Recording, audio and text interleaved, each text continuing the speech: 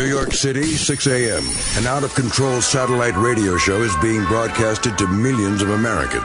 At the controls, Greg Hughes, a father. Oh, this is perfect. This is how it should be. Anthony Cumia, an alcoholic. Hey, hi. And Jim Norton, a comedian. It's me! I work here!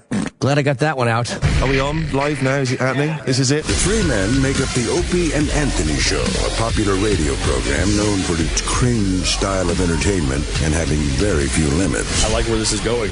I'm seeing a lot of options here. This is like different than any other radio. No telling what we're going to hear in here today. Tits, ass, tons of cuss words. It's not like radio. It's just like hanging out. In the past, they have been accused of multiple FCC violations and have even gotten their show suspended from satellite radio. This is why. This is American freedom of speech. It's good on every level. Insane. Every second is funny. Wildly funny. And philosophically spotless. Everything you are about to hear is real. Real people, real excitement. This is the Opie and Anthony Show.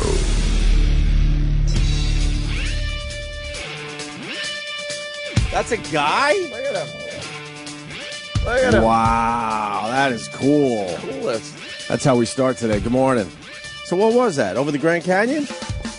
Yeah, some guy flying with jet wings. He's got like these carbon fiber wings just strapped to his back, and it's got little jets on him. And then he jumps out of a helicopter. Yep. And then flies like over the Grand Canyon and then lands with a parachute. That is really cool. It looked so cool. It was like... How far did he go? Fake. I don't know. How far did he go? Look at him. He's just and he has Buck Rogers. And he's got a tail on it. Yeah. It's got little like winglets on the side of the wings. So right. He's got like some control surfaces, and he's just fucking. He's flying. Jetman. Who allowed that to happen? Yeah, right. You throw rockets at the Grand Canyon, they'll arrest you. Yeah, but you're allowed to just jump out of a helicopter in this jet thing. You're allowed to potentially cause an explosion if you crash. That's awesome. Yeah, why was he doing cool. that? To be like the coolest guy ever. You think he's the coolest guy ever? Right now he is. Yeah. And Breitling Watches, I guess, paid for it. Wow. Look at him. He just falls out of a helicopter with these wings on, and then he starts up these jet engines. Right. It's all on video. It's all over the internet. And there he goes. He's flying like a motherfucker. And then it just looks like a fucking jet. How fast is he going? 190. 190 miles an hour. Wow. That's got to be some view. And the feeling that you are flying like that, because... I mean, it's just him in the air flying. Yes. It's different than a hang glider. It's different than parachuting. Look, he's climbing. He's just... And then he comes down... parachute. Then he comes down on a chute, lands right on the mark. You think we'll be commuting with this thing soon? That'd be great. How great would that be? Get into work real quick. Look at him. I want to see the right landing. on his mark. Right on his mark. Well, and kind of plants his face a little bit, but it's hard with that big wing on your back. Yeah, it's going to knock you forward, right? Look at those. He's got 4 jet engines, little jet engines on that thing. How did he figure that out? Just amazing. Swiss jet man. I am the Swiss jet man. CNN just showed some footage of that, so it'll be all over the TV today. Cool as hell. That is really cool. That's some Buck Rogers shit. Uh-huh. Yeah. What's going on, Anthony? Hanging. Hi, good morning, everybody. We people like getting their good mornings from us. I read it on Twitter all the time. They appreciate without a it, hint of sarcasm.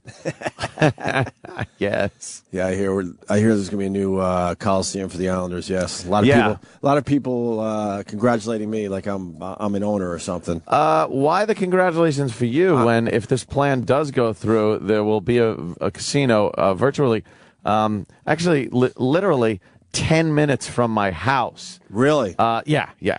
Would you go to those type of casinos? Well, it's not going to be just a slot machine casino like they have up at Yonkers. Uh-huh. I think they're talking table games. Oh, really? So to go there to maybe get a few hands of blackjack, maybe play some poker. If you have that itch. If I got the itch, since they took the online poker away from me, and it's 10 minutes away. So to do that, I don't know. I might drop in. Are you going to vote for it? This could be the complete end of any income that I have saved up over the past 17 years. Well, I guess Nassau County has to vote for this thing. Yeah. I guess I'm one of the voters. Don't congratulate me because I told my ticket guy to go fuck himself last week. So Ooh. Don't congratulate me. I'm still a hockey fan. I'm still an Islanders fan, but the guy wants me to re-up. And I think I told you my old ticket guy, after he got fired because he didn't get his bonus, even though he was supposed to get bonus, but it was something that the Islanders organization was finagling to save even more money. Yeah, save some cash. So they were trying to fuck over some people. And of course. So they fired people before they could give them their bonus. So then that guy called me and just gave me the fucking skinny. So then I used that skinny against the new guy, and he had nothing to say but ha ba ba ba ha ba ha ha ba. See, if you're a season ticket holder, you get, in my case, I got nice seats. Yeah. But you get kind of a discount. You know what I mean? You're not paying face value. I think my tickets, they say $150 a piece on them, right? But if you're buying a package, they're not $150 per ticket per game. No. You get a nice little discount. But then the team was doing so bad that they started giving away seats right around my area for like pennies on the dollar of what I was paying. And that's what I told the new guy, and he didn't deny it. I'm like, why would I be a season ticket holder next year when I could pick and choose a bunch of games to go to, knowing that I could get some nice discounts on the seats? Yeah. Right around where I sit. Why would you screw over the season ticket holders? Those are the guys that are spending a lot of money up front before you know if the team is going to be good or not. Yeah, that's your bread and butter. So then, in the case of the Islanders this past year, the team wasn't that good, although they had a really good second half, but whatever. That's getting a little too deep. So when you're not a playoff team anymore, then the organization goes, well, we just got to get fucking bodies in the seat. Yeah. So drop the price until you see people coming through the doors. And guess who fucking suffers at that point? The people that bought the season tickets. Exactly. So don't congratulate me because I told my ticket guy to go fuck himself. Go fuck yourself. And if he comes crawling back to me with something fair, then sure, I'll be sitting in my seats next year. Well, they're looking to take Belmont Park over there, a little property by Belmont Racetrack, and build a new Coliseum for the Islanders and a minor league ball field. Right. And casino, a big complex down there, and I gather still horse racing. It is important. Belmont Stakes, is run at Belmont. Well, you don't need a new track, do you? No, that's a pretty good track. Although it does need some upgrading, I'll tell you that much. So maybe they just knock the whole thing down, start fresh. Start fresh? Wow, that would be a lot of fucking money. Holy shit! Oh, it would? Yeah, I think all they need to do, because the shell of it is great, but when you go inside Belmont, like it feels like you were there in, the 80s. Oh, really? Yeah, it's still just... I haven't been there in years, so I don't even know. They ought to gussy it up a bit. The track is nice, like the outside and the midfield and everything like that is nice. Yeah, that's easy, though. Yeah, it's grass. It's fucking it's couple grass of Mexicans and some kind of muddy... some fertilizer. Some muddy...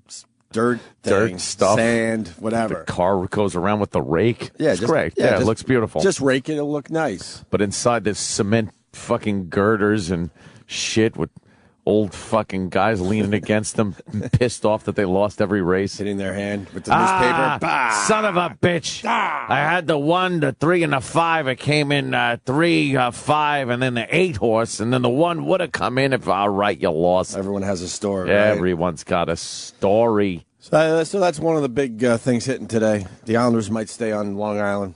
Yeah, but that stupid lighthouse thing gone. The Lighthouse Project. Why were they calling it that anyway? Just because it's a kind of a Long Island thing, known for lighthouses. Yeah, the light. Why do they even though the Nassau Coliseum is just in a horrendous, horrible area in the middle of nowhere. There's no water anywhere near the Coliseum. Yeah, I know. Is the new name for the project the Serial Killer Project? Because we're known for that now. There you go. That's like whatever Long Island's known for. That would be a for. great logo on a sports team jersey. The Serial Killer Project. Yeah, the Serial Killers. The Long Island Serial Killers. Maybe that could be the minor league ball team they're putting in. But you know what? Knowing this stupid world we live in, the serial killers will be pissed off and they'll fucking have to rally and say, Yes. What's his name? Rifkin. Right. Joel Rifkin is the spokesman for the Long Island Serial Killer Association, and he's very offended and Wong did apologize to him. They insist they change the name of the New York serial killers to something else. To something. Of course that would happen. That's exactly what happens in this dumb world. It wouldn't even be from the people all shocked. No. It would be from serial killers. You know, these people grew up with problems, and it drove them to kill many people, and it doesn't mean they're necessarily bad people. Right. And the stigma that you're perpetuating with the serial killer name, we like being called mass takers of life. Not even mass murderers? No. Mass takers of life is better. Actually, they're giving death to people. Mass givers of death. Fucking assholes we live with. It's ridiculous. Gerg. They've pretty much changed every sports team at this point, right? They did. God. They really did. And then no one thought twice about the dumb name. No one gave a shit. Why do you fucking cater to the minority in this country? Cared. Why do that? Fucking no. I got to acknowledge, speaking of hockey, we're going to a Game 7 here. Detroit? Fucking Detroit was down. I think they were down 3-0, and now they forced a Game fucking 7 against the Sharks. Yeah, huh? I didn't watch the game. It was I went to bed early. I don't watch any of that out-of-state shit. Huh? No? If the Rangers were in there or something. You had to say the Rangers? Well, it would happen. I don't know.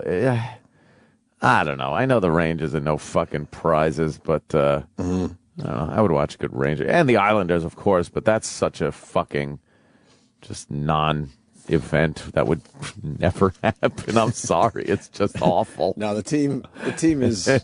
we got a good young team. It's just going to take a few years. I know you've heard this all before, Anthony and everybody else, but we had a really good second half of the season. Got a good young team. I'm not kidding. Got a good young team out there. So even though I told my ticket guy to go fuck himself, I'm like, oh, God, I hope I'm doing the right thing.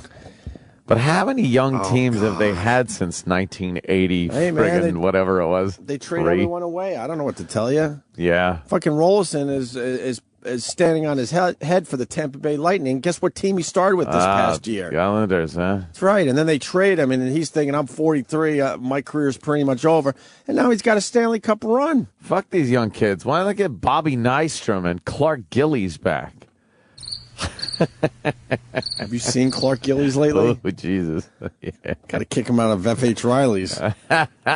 Clark, it's time to go home. No, you don't think you could fucking turn it? You don't think you can make some turns on them skates? I got to ask my brother how his friendship with Pat LaFontaine's going. Pat LaFontaine. He's eaten at F.H. a few times. And then he might be a little lonely because he's always asking Brett, hey, you want to go fishing? Oh, really? Want to go fishing? You want to go fishing? Pat LaFontaine. He's trying to make a little friendship with Brett because I don't think he, I don't know. I don't know if he has a lot of friends. It's amazing. Fucking 30 years later, those guys are still like known celebrities. Oh, yeah. They walk in any place. Everybody on Long Island knows them. Well, that's it for us, though. Yeah, I know. What else is Long Island known for? Serial killers. Serial killers, old school Islanders, and Billy Joel. I think that's it. That's pretty I wouldn't even put Dee Schneider in that category. You can't go too deep. Eddie Money, but you know. You can't do Eddie Money. You can't even do Eddie Money. No. Back in the day. Although I was leaving F.H. Riley's over the weekend, and I was laughing my ass off, and no offense to this band, but the bar next door had a band. And they next door to me was... And as I'm crossing the street to my car... 2 Tickets to Paradise was cranking out of the bar. Whoa. And I'm thinking, this band probably thinks they're the shit. They sounded good. They were covering a little Eddie Money. But I guarantee they think it's just a matter of time before they make it. They're going to make it. They're going to make it doing Eddie Money covers in Huntington there on Main Street or whatever. And I told my girl, I'm like, you know how many bands right now on Long Island are playing 2 Tickets to Paradise? Do you miss that world? Oh, no. It was fun. Right. But after a while, you start really thinking. You know, it's great in your 20s especially. But the second you start cracking 30, you start thinking, hey, what's going to happen? I would bet 40s for these guys. Oh, God. Yeah, I would bet 40s. Once you do that, you got to, you pretty much got to just tell yourself, it ain't going to happen. I can make a career out of music, but it's going to be a different road. I'm not going to be there on the big stage at giant arenas playing my own music to an adoring crowd. No. I'm going to be playing a lot of shit clubs for a long time, a lot of cover tunes, and eking out a living that way. I'm going to have a drinking problem because I'm out every night. So, it's a rough life. And then you're just loading your equipment in and out of the club thinking, would it be great to have like roadies and light techs and be in a big place like the Coliseum or the Garden or something like that? I think you just realize, I don't think this is happening. I hope somebody calls for have me on a radio gig. Oh, there you have it. And the rest is history. Yeah. TMZ reporting Maria Shriver, called Schwarzenegger unstable. He was the governor, wasn't he? Unstable. What do you mean he was unstable? Well, he did seem a little off. But I think it's just the divorce ploy. Right. They start posturing very early in the proceedings and trying to make the other person look a little silly. Right. So unstable. He could be, though. I mean, you've seen him on interviews and stuff where he's just groping women, and he's known as a notorious womanizer. Well, it just shows you that everything we know is just bullshit. Weren't they happy when he was the governor? So that was a fake thing they were doing, right? Of course, that was all phony just for the sake of his career. And they probably had a little talk behind closed doors like, okay, look, we both know this is pretty much over, but let's not do it until I leave office. Look, Hillary stayed with Bill. You stay with me. And she did, I guess. What is she hinting she's probably at? Looking for some kind of... And she's got, Kennedy need the money. So she don't need the money, but I think it's more of I think at that point it becomes like a spite thing. Right. Doesn't matter how much money you have. You just want to fuck the other person over. Right. And if he was womanizing, then she's... Oh, God, I almost said something stupid. I'll say it now. How would he get away with womanizing? And then you think Clinton, so... Yeah, of course. Got away with it for a long fucking time. And he... apparently they weren't even together for quite some time now. And they both ditched their wedding rings. Oh, really? Look at us with our little gossip segment. I like this. Ooh, gossip. From what I read, Opie, my reporting is telling me, my sources are saying that they haven't been wearing their wedding rings in quite some time. And Maria Shriver actually put out a very cryptic YouTube video about she wanted advice from her fans on how to move along into the next phase of her life. Really? And during this video, she was not wearing a wedding ring. So this raising a lot of questions there, Opie. A lot of questions. Da-da-da-da. Yeah! And when we come back, we're going to talk about Britney Spears and what she's up to lately. You should have said Justin Bieber. And Justin Bieber. And Lady Gaga. And Lady Gaga coming up later in the hour. Because we just plug things, and then we talk about them for 2 seconds and plug more things. We never actually do anything. Never do the story. It's one big tease, that show. Who's the bimbo that's going to come out and talk about something now? Where did you Maria get that Shriver. info? That scares me. I troll around all the news sites at night. No, I troll around all the news sites at night, but usually I get stuck on Drudge, and I get stuck on a couple of stories of, well, let's just say one type of category. But they were all blown out last night by a crazy six-train guy. Six-train guy rules. Six-train guy. I really didn't see many of the other stories that I usually look at. What I don't understand is every once in a while, one of my YouTube videos gets yanked. Yeah. I have about 5 or 6 that have been yanked over the last couple of years, and my videos that get yanked don't even come close to what you're seeing in this video. It had everything. Fucking guy. It had language. It had nudity. Right. It had this violence. It had everything. I laughed. I cried. I felt good about myself. It had all the features, and it's still on YouTube. Because when I tweeted, we all tweeted yesterday. Yeah. When I tweeted, I'm like, watch this immediately, because YouTube's gonna, they're gonna take it down. But they didn't take it down. And the guy that did this on his camera phone or whatever, what's he thinking? Turning the fucking thing the wrong way? I don't know. Why are we getting sideways I don't know. video? And I've seen this on a lot of videos. It's either completely sideways or it's up and down, but like too thin. It's in portrait mode, right, instead of landscape mode, right. How the fuck do you do that? I don't know. I'm betting this guy wanted to discreetly record him, so he was just kind of discreetly. The guy's fucking in his I know underwear. he's insane, but I'm saying that's it's probably like, why. You get the camera right there these See, days. No one cares. That's an inexperienced guy. Because when I was filming the black guy with the chain, everyone's like, I can't believe how close you got. Get right up there. And you just nailed it. They don't notice you're filming. They don't notice. This guy's not going to notice you're filming. He's pulling his pants down. They don't notice. They'd never notice. If I was thinking also, this is something else that hit me watching this video yesterday. The fact that if you took this video and went into the past with it, into like the 70s, let's say, sure, and said, this is a video from 2011, they'd be, the future. Wow. Whoa. And then try to let them interpret what's happening.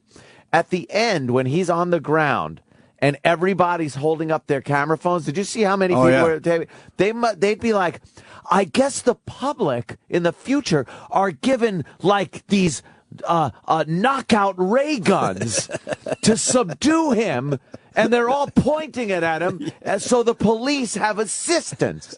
Like then no one would think that we all carry around recording devices to record every image that happens. Everything. They would never think that. They would think they're hitting him with a subdue ray that takes him down.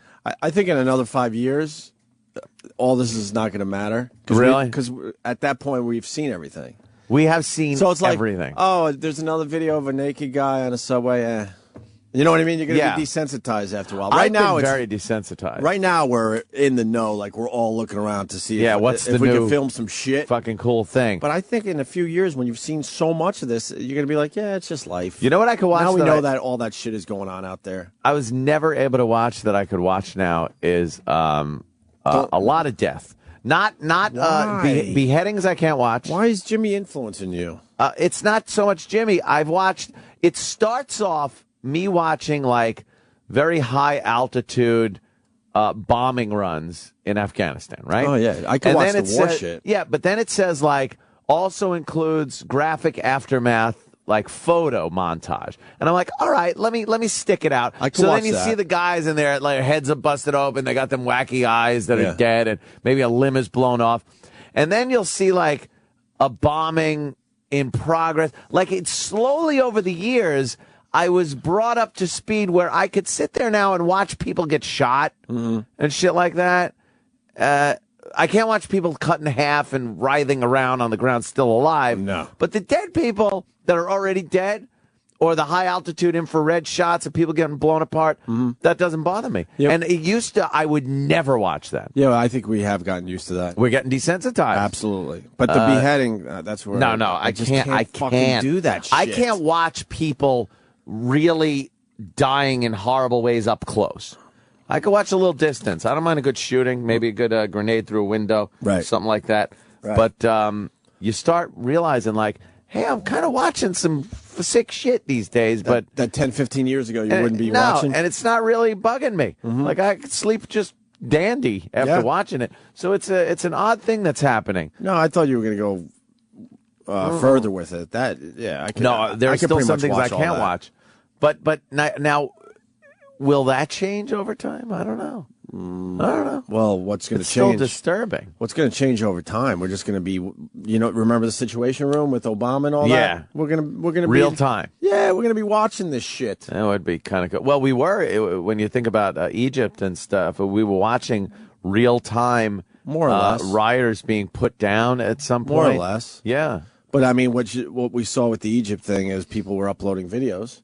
Yeah. So you were watching stuff maybe a couple hours after it happened. And even on the news, you were watching live shots. But I think it moves forward to the point where they're not going to be able to, stop it, and you'll just be watching this stuff in real time. When CNN has a camera on the square in Egypt, you're kind of watching it. Yeah. But I'm talking like everyone right in there, real time, pretty much podcasting it, like Skyping or fucking FaceTiming, like real time shit. Because still, I mean, the FaceTime and podcasting on the phone, it needs another year. Yeah. Right. Another year or two. A little more. But FaceTime is great. Yeah, it is good. And but I mean, as far as like broadcasting yourself in a car or something as you're driving to work or whatever. It's another year or two. We're pretty getting close though. We're pretty close. Naked crazy guy on the 6 train. I tweeted it. The screams of both horror and laughter and stuff sounded like when the towers came down. Like all the people in the street when they went, ah! Yeah. That happened when the guy just pulled his boxers down and got naked. That's how fucked up as a country we are. Like everyone. Would you be laughing, guy? I'd be laughing my balls off, guy. So the guy reminded me of Tippy Tom a little bit. Right. Because he was just crazy and naked. Someone said Eastside Dave. Eastside Dave, another one. Who's putting out some ridiculously funny videos, by the way. Who would be screaming guy? Not screaming girl. No offense to the women out there, but I think they would scream before a male in this situation. I think guys are screaming like, oh, shit, oh, my God. Like out of shock, but not out of, like, terror. No. Some girls are screaming out of terror. Why? They thought they might get a penis helmet on their forehead or something? Yeah. Well, the guy did run up to some woman and knock that shit out of her hands when she's trying to walk up the stairs. I don't understand what the cop was doing. He really let that shit get a little out of hand. I think he was waiting for backup. Can we watch this shit? Yeah. The sounds are great. When he just starts yelling nigger and Jew, this guy was all over the place. Naked, racist guy. It's a viral video, but you have to turn your head completely to the left. Sideways. Some people have fixed it. Can we tilt the monitor? They corrected it. Yeah. Some people corrected the video. Well, that's smart. So there's like Live Leak, I think, has So this is what, the 6 train? Yeah. 6 train, subway. Yeah, Live Leak has it in the corrected format. Oh, really? Yeah. Okay. Somebody took it and tilted it the right way. Crazy subway maniac. Love that guy. Let's see. It's got to be like somewhere very, very think they would close. just keep it up on their front you would page. Think, like, What's wrong with these people? What's bigger than that What's right more now? important than that? Give it its own spot. Naked subway. It's like you got to put. Where is he? Come on, I just want. Come on. Yeah, maybe it was a copyright thing, though. Maybe. You think? Maybe I don't know. A copyright thing. Because it would have been right there. And what happens to everybody else's video that you see? Because they're all videoing this. So what happens to everyone else's? Where is it? I don't know. They haven't uploaded it? Some people are just, they film shit and then go, hey, they just show their friends. There were at least 20 people I saw in there with their phones out. There should be 20 angles of this thing. Yeah. It's a biggie. All right, we can go sideways. It's fine. Yeah. I just want to...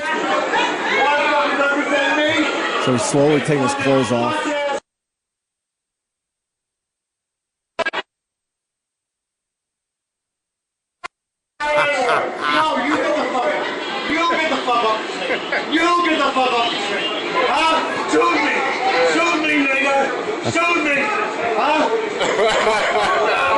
Guys laughing.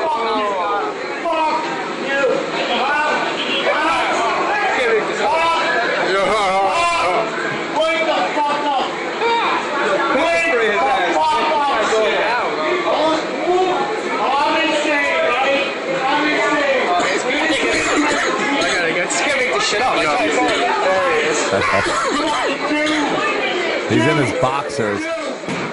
Now he's yelling at the Jews. You can tell when he takes the boxers off just from the sound of the crowd. That's the towers coming down. You're right. He's screaming. Now he's completely naked. Yeah. Where's the cop? Cop's like right there. Now he's just running around the platform. This big hairy fucking bush. Yeah, with a tiny schmeckle. Running up the stairs.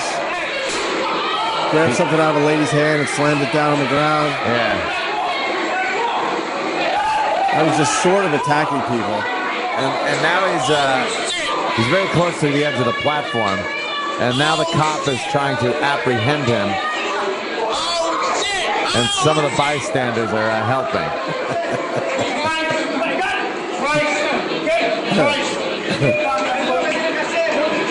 He's wily. Oh, yeah. Very hard to subdue a getting naked down. man. He's fighting some citizens getting involved, helping the officer subdue. And look at all the phones are out. Shit, this nigga bugging. Everyone just taking pictures with their This guy's phones. bugging.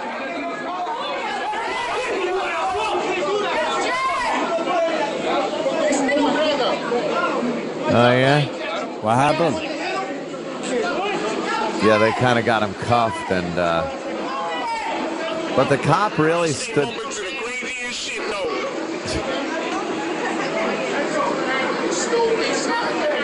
I've noticed black guys and Hispanic guys, whenever they video something from their phone, at some point they have to turn the phone to their face and say something like, "This shit be crazy," and then go back to the action. They like getting their own credit. It's kind of entertaining. Man, this happened at the Chuck E. Cheese, and then back to action.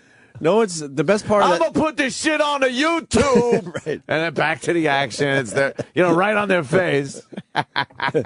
He be bugging. He be bugging. Is that That nigga be cray cray. Wham! Right back. he be bugging? Is that old school? He be bugging his old school. I don't yeah. think they do that. I don't know if that guy was bugging. What I want to know. So he's yelling the N-word like crazy, Yeah. and that's a Cop was a black guy.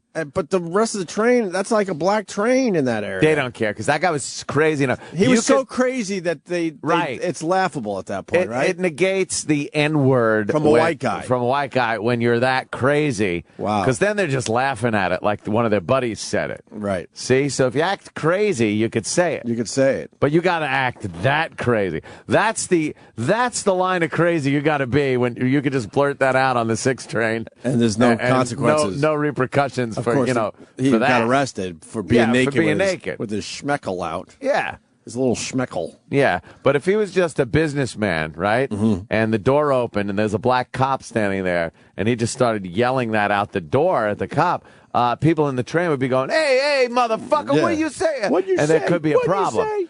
But when he's taking his underwear off and showing his big hairy cock, he could yell whatever he wants. Gotta trim that shit down a little. Racial epithets mean nothing with your dick hanging out on a subway. Is the bird nest still in? The bird nest. Is that still in? With the 2 eggs and the mama bird or the baby. Oh, that's a baby bird. Waiting to be fed. Yeah, hard to get a rod while you're yelling nigger and Jew Right. At the very, while you're naked on a train. I think at the very least you gotta trim your fucking bird's nest. Yeah. I don't know if he left his house in the morning thinking that was going to be his day, though. True. So, to shave. It's like, I'm just going to lose my shit. I'm going batshit on the 6 train. Let me trim down just in case I take my boxes off and run naked yelling racial epithets at police officers. What I'm learning, because I do some street videos, whatever. Nothing like this, obviously. But people from the rest of the country are shocked, like that this shit happens in New York City. Yeah, New York. They really are shocked. I just assume that this kind of crap happens in every city, certainly in every town. You got this weird shit going on, but I'm learning more and more that no, man, this is just a very unique place. You know what it is? And everybody that was watching this, after that guy was cuffed, all got on their trains, went to work, did whatever they had to do. Anywhere else in the country, maybe L.A. or something like that, but anywhere else like the Midwest and stuff, right. Those people would have had to have gone home, right, shaken, right, and been like, oh my God! I can't go to work today. I can't believe what I saw today. Yeah. Here, would you? Yeah, like freak out. But we just back to work. I'm only learning that recently. I really am. It's crazy. I thought that this is just what? It's our melting pot. Yeah. I mean, that video I made with the black guy with the chain, really thick chain, and he's yelling the N-word. And some have been laden. Some have been laden.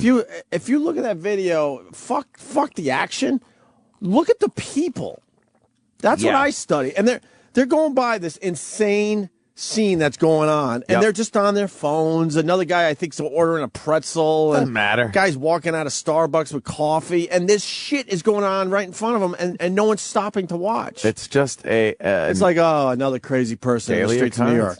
There's so many people. It's such an urban environment. It's, a lot of people working, a lot of homeless people all mixed together, We don't have it separated where there's a, this nice area, and then you got to go way the fuck away to get to a bad area and stuff. Right. It's all like intermingled. So we kind of learned to just live with each other and look and go, oh, well, that's happening. Yeah. Great. There's a guy with his pants off and his hairy dick, and he's yelling nigger out the fucking subway door. All right.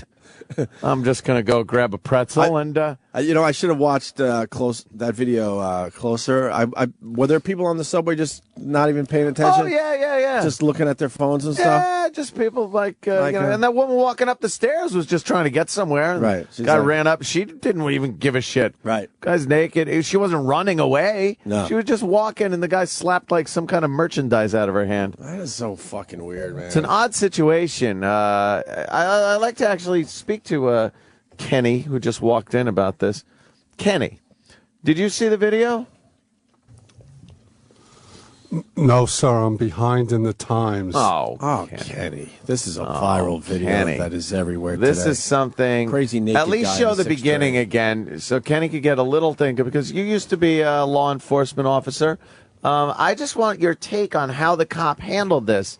I think he was a little overcautious, because some civilians seem to have been in some danger from this guy. He was able to get close enough.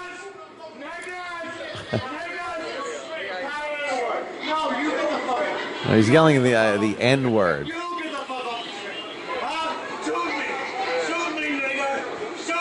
That's the officer was an African-American gentleman.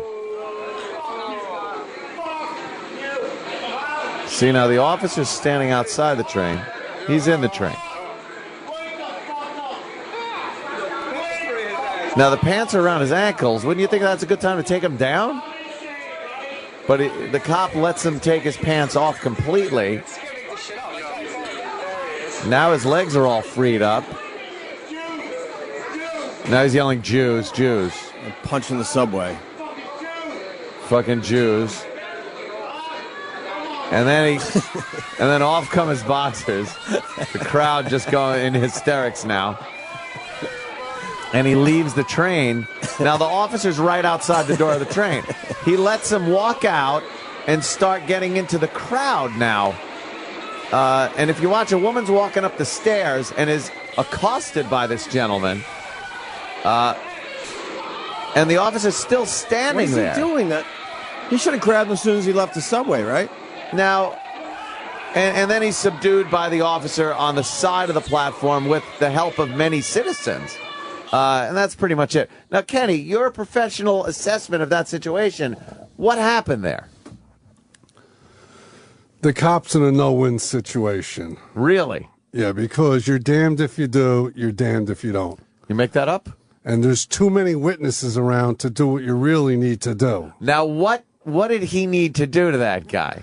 Well, when you first see the clip, he's calling for backup. Right, obviously. All right? And the guy's, what they call an EDP, emotionally disturbed person. Apparently so. Right? Yes. Plus, he's probably a dirty, filthy, stinking homeless guy. Right, and he's naked. Yeah. So the guy doesn't want to wrestle around with him alone. Yeah. So he's waiting because, if this was like the movies, like you just walk up to him, you hit him with your Coca-Cola, one shot over the head, and that's it.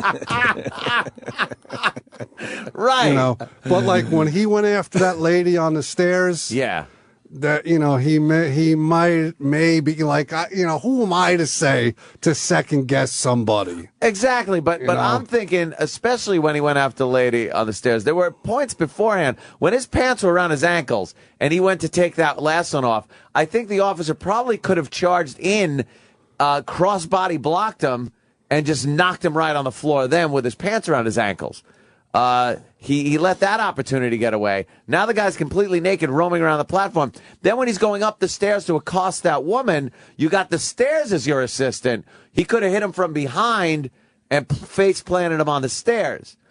Now, again, I'm not second-guessing either. This guy's in the situation. I'm just saying I saw a couple of opportunities where this guy didn't have to be wandering around the platform with his dick hanging out. There's more than one way to skin a cat. Is that what you're saying? I mean, you're absolutely right. When his pants were down there, you could have maybe tackled him good. But then now what? Now you got to roll around with this guy because, believe me, when people don't want to get locked up and people don't want to get handcuffed and the adrenaline's going, yeah, it ain't easy sometimes. And you don't want his dick rubbing on you. Yeah. So like, all's well that ended well. So you now, let's say an officer like you. Not you yourself. Oh, not like me. I was professional. Right, I'm saying like a Dirty Harry. A Dirty Harry kind of guy, let's say. Let's say he worked in Jersey or something. I'm just picking a state. What would have happened to this guy? Before cameras were all over the place. Before the cameras ruined police work. Right, I know. Before the pesky cell phone. Yes, the pesky citizen and his cell phone. Right. What would have happened to this guy, Kenny? Well, I saw on TV once. Right. It was in a fast food joint. Yeah. And a couple of walking cops went in to take their meal break. Right? And there was a security guard in there, and he, just told the cops how he threw a kid out for, spitting in the salad bar. Oh, Christ. All right? So the cops sit down with their meal, all right? And here comes this kid back in because nobody's going to tell him what to do. And now he's showing off in front of a few females. Oh, boy. All right? So the certain cop gets up from his meal. Do we have a description of this perp? Yeah, you know. Jesus. All right. Yeah, you know. Kenny. What the hell, man? So the cop, he gets one bite out of his burger, and he goes over and they go look, they asked you to go. Why don't you just go? Sounds and reasonable. Like, nobody's telling me what to do. So the cop's trying to do the right thing and be nice. And look, the cop goes, look, I asked you nicely to leave. You don't want to leave. Now I'm telling you, you got to go. Oh, boy. I'm quoting this movie cop. Right. The cop from the movie. So the guy's like, nobody's telling me what to do. He's showing off in front of the females. So the cop grabs him out of the chair, throws him on the table, and when the cop reaches back for his handcuff, the guy spins around off the table and punches him in the face. Oh, shit. So the next thing you know, this cop and this perp are rolling around all over the floor of this fast food joint. Is this a Bruckheimer movie? Yeah, it was some kind of action Sounds like a Bruckheimer action movie, yeah.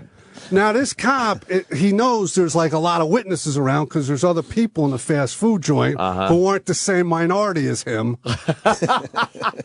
Yes. And now he's wondering, there's 3 other cops. What are they doing when this cop's rolling all over the floor with this guy? Crazy. So then, I guess the cop got tired of just wrestling around with that guy, and he pulled out his slapper and just hit the guy till the guy just didn't want to get hit no more and gave up. Right? And then he looks up, and the other cop, because the cop that was wrestling around, you lose your handcuffs, your flashlight, your radio, everything, you lose everything. Right. When you're rolling around. And the cop looks up, and the one cop is standing there with his handcuffs hanging on his finger, he was nice enough to hand the other cop the handcuffs he dropped. That doesn't sound like very good, partnering. Yeah. So the guy gets cuffed up. The cop calls from backup, and all his friends come from the other side of town to help him now and clear the joint out, right? And that mutt gets charged with aggravated assault, resisting arrest, and the whole thing. But the game they play is they countercharge the cop. Oh shit. Yeah. So now the cop gets countercharged with the aggravated assault, possession of weapon because he hit him with a slapper, and it's going to go to grand jury, and you got a PBA attorney, whose nickname is 5 to 10 if you're lucky. This sounds great. I gotta see this. Sounds like a great movie. Yeah. And this, can you get it on Netflix? Is it streaming? Yeah. And the kid, he was a high school senior, but he happened to be 19 years old. Jesus. You really know the details of this flick. Oh, no, I saw it a few times. Oh, yeah. Well, I would watch it a lot, too. It sounds very so then, action-packed. You got to end up, dropping the charges, and then it's a wash. Oh, so it's a wash. So the kid walks away with nothing. And Well, a the few cop bruises, walks though. away with nothing. And they give that look to each other in the courtroom like, you son of a bitch. Especially when you got to worry about, like, in some opinion, maybe a racist cop that said he would have testified against the other cop because he instigated the whole thing. How that could have happened, Jesus is beyond me. But, there was a lot of racial tension back in the day. And that's when this movie took place. Oh, yeah. Another part of this movie, I mean, back in the day, fights in the locker rooms. Wow, really? Oh, it got Between so bad. officers? Yeah, it got so bad. Like, 2 radio cars would pull up in an intersection at a red light, and guys would get out and just start beating each other at the fucking red light. You got to see this. The good old days. Oh, this is good. This movie has a lot of twists and turns. Yeah, it really does. Cops used to keep their cocaine rolled up in their gun barrel.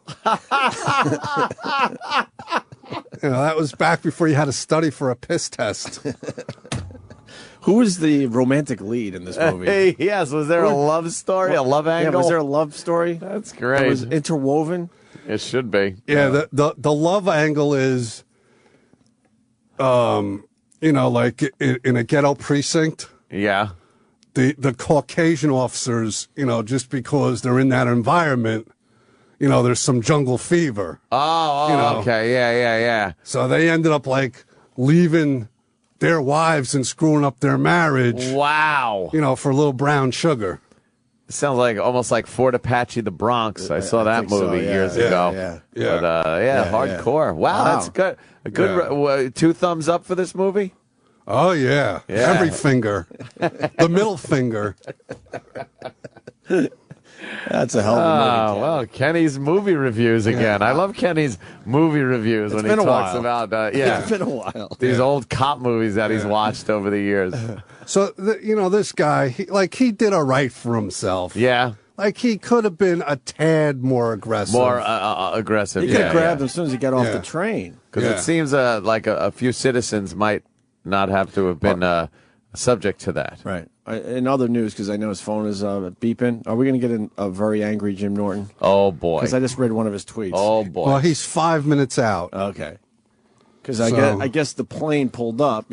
He's coming back from L.A. like he does. And, and it landed, and he was just waiting for the Newark people to, Or get him to the gate or something? He was at the gate.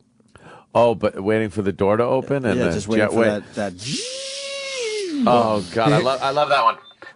Wow, that's so loud. He had a bad customer experience last night, too. Really? He's going to be angry when he gets in here. Ladies and gentlemen, we are at the gate, but we need somebody to come and work the jetway over to the door. This will take some time, so sit tight, and we'll let you know when that jetway is on its way over. Thank you. Half hour later. Wait. You mean the guy that fucking hits that little joystick and rolls the fucking hallway to the door? I think that's it. That motherfucker isn't... Don't they know that there's a plane sitting there? Where is that guy? They should be there the second the fucking plane pulls up. All right. It says, Jim Norton tweeted, waiting to get off the plane, but none of the asshole Newark employees have moved the jetway yet. Oh. Hate the fucking airline industry. And then he writes, Joe Torre is right behind me. I'm panicking. Oh, does he get a picture? What do you think? Does he get a picture? Let's keep going here. If Joe Torre is behind him, he's got to get a picture. And then he wrote, Omar bin Laden has doubts his father is dead. Omar bin Laden should kill himself, then see if they bump into each other at Virgin Fest. So I guess he's off the plane if he's tweeting that. Okay. So Jimmy should be here very soon. Yeah, he's 5 minutes out, I guess he said. Yeah. All right. Well, good for Jimmy. It's a hell of a start. My God. I love those Kenny stories from movies. I can't get enough. From movies. Old school movies. Yeah, he should write a book about movies. Like Leonard Maltin. Leonard Maltin writes those movie books. Kenny should write a movie book about all the movies he's seen over the years. You should hear some of the movie stories. Maybe change the names so you should hear the ones he doesn't talk about on the air. Oh, I've heard a few. I've heard a few movies that he's seen. Wow. Yeah. Yeah. It's just that old school shit that is amazing. That's long gone. Yeah. Anthony, when we get back, I think we're going to do the annoying 30 seconds contest, finally. We didn't do that yesterday. And we were supposed to do it the Friday. The day before, and then Friday. We were supposed to do it Friday, but we took Friday off. Yeah. And then we were supposed to do it, what day is today? Wednesday. We were supposed to do it yesterday, but we had so many guests that we had to kind of throw that to the side. Yeah. And Monday, the same shit happened. So we're finally going to announce the winner of the most annoying 30 seconds contest after the break. Oh. We got third, second, and first place. Oh. So we got to do that immediately, right after the break, okay? Yes. And is the Patrice thing worth replaying today, you think? Yeah, that was pretty cool. Yeah? Patrice getting his blues on, as they say. And we made a video. It's in all the familiar places if you want to check out Patrice O'Neal singing the blues with Warren Haynes. Off the cuff, by the way. Oh, yeah. Completely off the cuff. We found the words online, and Patrice went with it. They both knew the song, obviously, and found the words, and Patrice a Howling Wolf along. song, right? Yeah. You got it in there, Travis? Thumbs up? Okay, so we'll go to break with this. So we had Warren Haynes in yesterday. He's becoming a pretty good friend of the show. He's a good egg, as they say. Guy's great. I was telling him off the air, like right after we finished up, I was like, fucking 9:30 in the morning, and he's singing like that. Yeah. Like I can't even grasp. You can't comprehend that? No, you got to be like all gravelly morning voice and shit. Right. And he just sounds, he's got a great voice. Well, man. that's probably why he stopped partying. He probably just had to kind of keep his voice together. Maybe that's why I sound like this in the morning. I don't know. Maybe I'm just it's saying. fucking. Yeah, but you I have vocal cords by Budweiser. You don't have to sing though in the morning, so no, who cares? I sing through comedy and entertainment. There you go. That is my song. I give to you, the people. And my shitty voice because of the allergies. Fucking worst allergy season ever. Some people are saying. At least they admitted it on the news today. Yeah. Worst allergy season ever for the New York area. I've been getting killed with this thing since last week. It's almost a whole week of allergies. The top of my pool looks like it's been slimed. Really? It's all just green it's like shit? this green mist on it and a lot of these little flowery things. I posted it, of course, on Twitter under white people problems. Yeah, I like that. That my pool is full of things, and I have to empty the skimmer probably 2-3 times a day by myself. It's an outrage. That's a white guy's problem. It is white people problems. I like your new Twitter bed. It's nice. Yeah, it's like just some white people problems that I notice pop up every so often that I have. Pool heater was running out of propane, and I called the propane people, and they said, we can get it to you tomorrow. I'm like, I need it now. Yes. Tomorrow's tomorrow. Today's today. Today's today. I want to crank that bitch.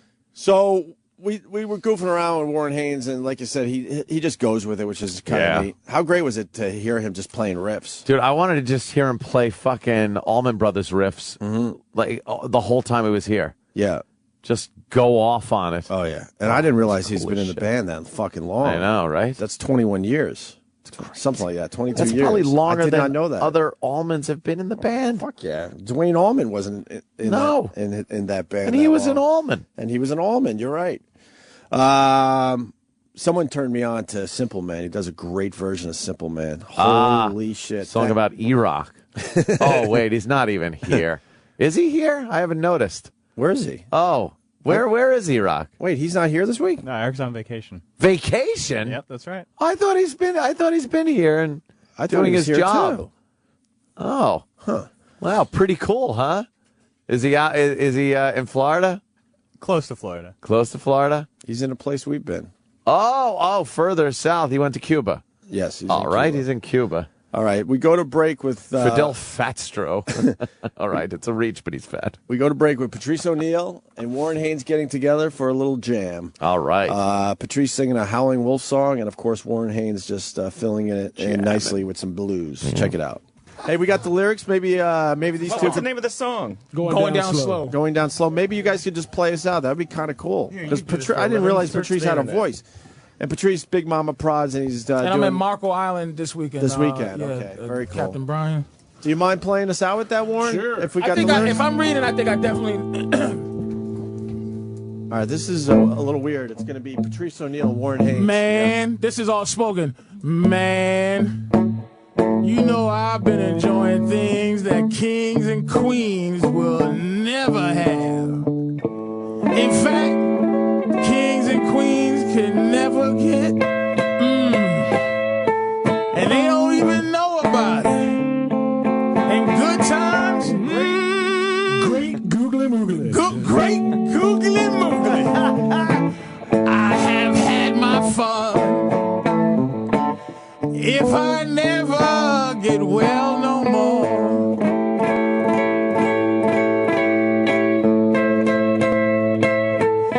I have had my fun. If I never get well no more.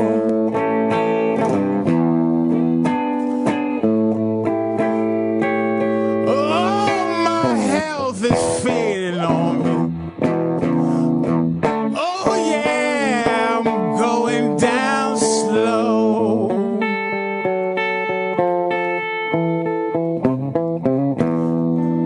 Now, look at here.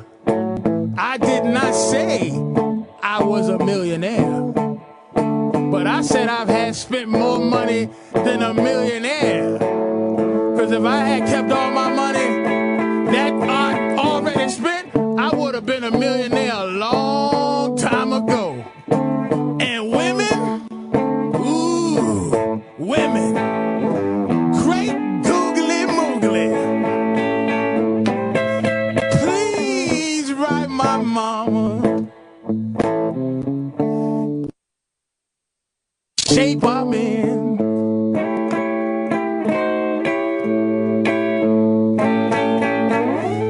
Please write my mama. Tell her the shape I'm in.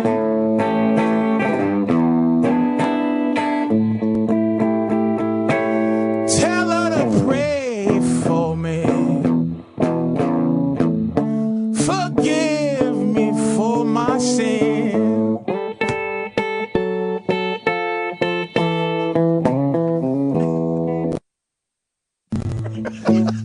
Hey, man, that's all right, man. Patrice, that's all right. Yeah. That's Harlem Wolf. You gotta listen to Harlem Wolf, though, man. That's It's all a right, love though. song. You got a voice on I'm you, going Patrice. down slow. He just said, Right tell my the mama I fuck love on. him.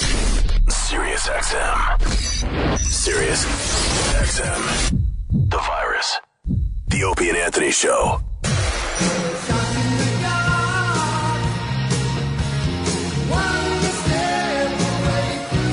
Jimmy's back. Yes. Yes, I am.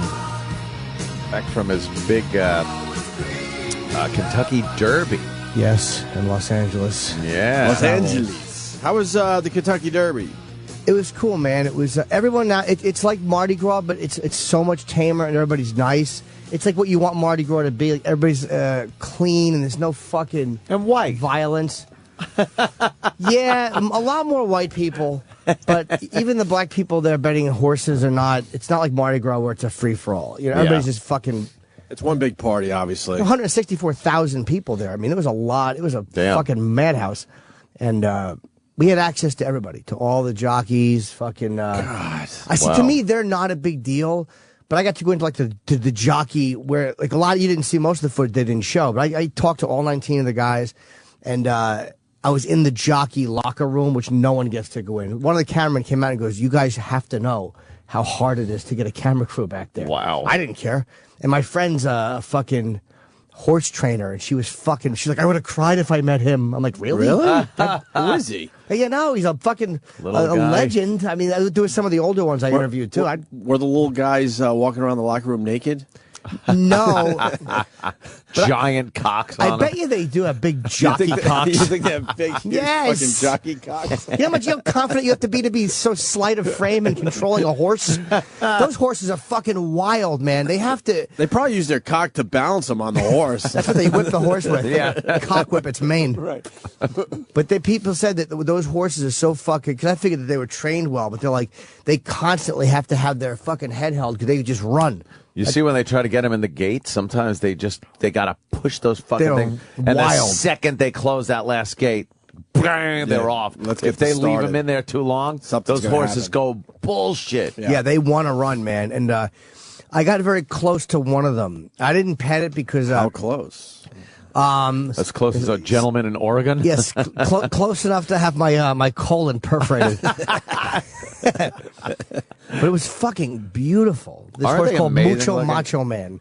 Yeah, Mucho Macho Man. We know Mucho Macho Man. Yeah, it was a beautiful, beautiful Mucho horse. Macho Man was in the money, right? Or at least placed top 3, yeah. Top 3. Animal Kingdom 1, and I don't remember what the other 2. Right. Mucho Macho Man. One of the favorites Nero, was I in there. think. Nero. Yeah. Because I interviewed that guy, too, and he fucking tickled my neck. Every one of them. I wish we could have a montage, because I kept asking what would it take for me to be a jockey. Probably 12 of them said, you got to lose a lot of weight. Oh, shit. Everyone was telling me I was too fucking heavy. It was humiliating. I saw a show on jockeys once, and they go through, because it's so competitive to get a good horse, that they actually have eating disorders, and they vomit. And shit Hot like that. box. You got to get in the hot box, they say, which is the steam room. They're like fighters. They have to be a certain weight with their gear. How much do they weigh? Yeah. 110 to 117. With the gear? No, I think 126 with the gear, but they're like 110. They're Sometimes they'll legs. handicap a horse. They'll like add weight to the saddle if the jockey is too light, and they want to handicap the horse because the horse is like rated at. But I've seen that where they actually do vomit, they puke, the hot box. Yeah, it's like any other thing where you got to make weight. They get up on the scale, holding to like the saddle and shit and everything. Get up on the scales and make sure they're at the proper weight. They're all little fellas. Do they blow off their underwear and stuff if they have to like drop a few ounces? Take a big midget dump.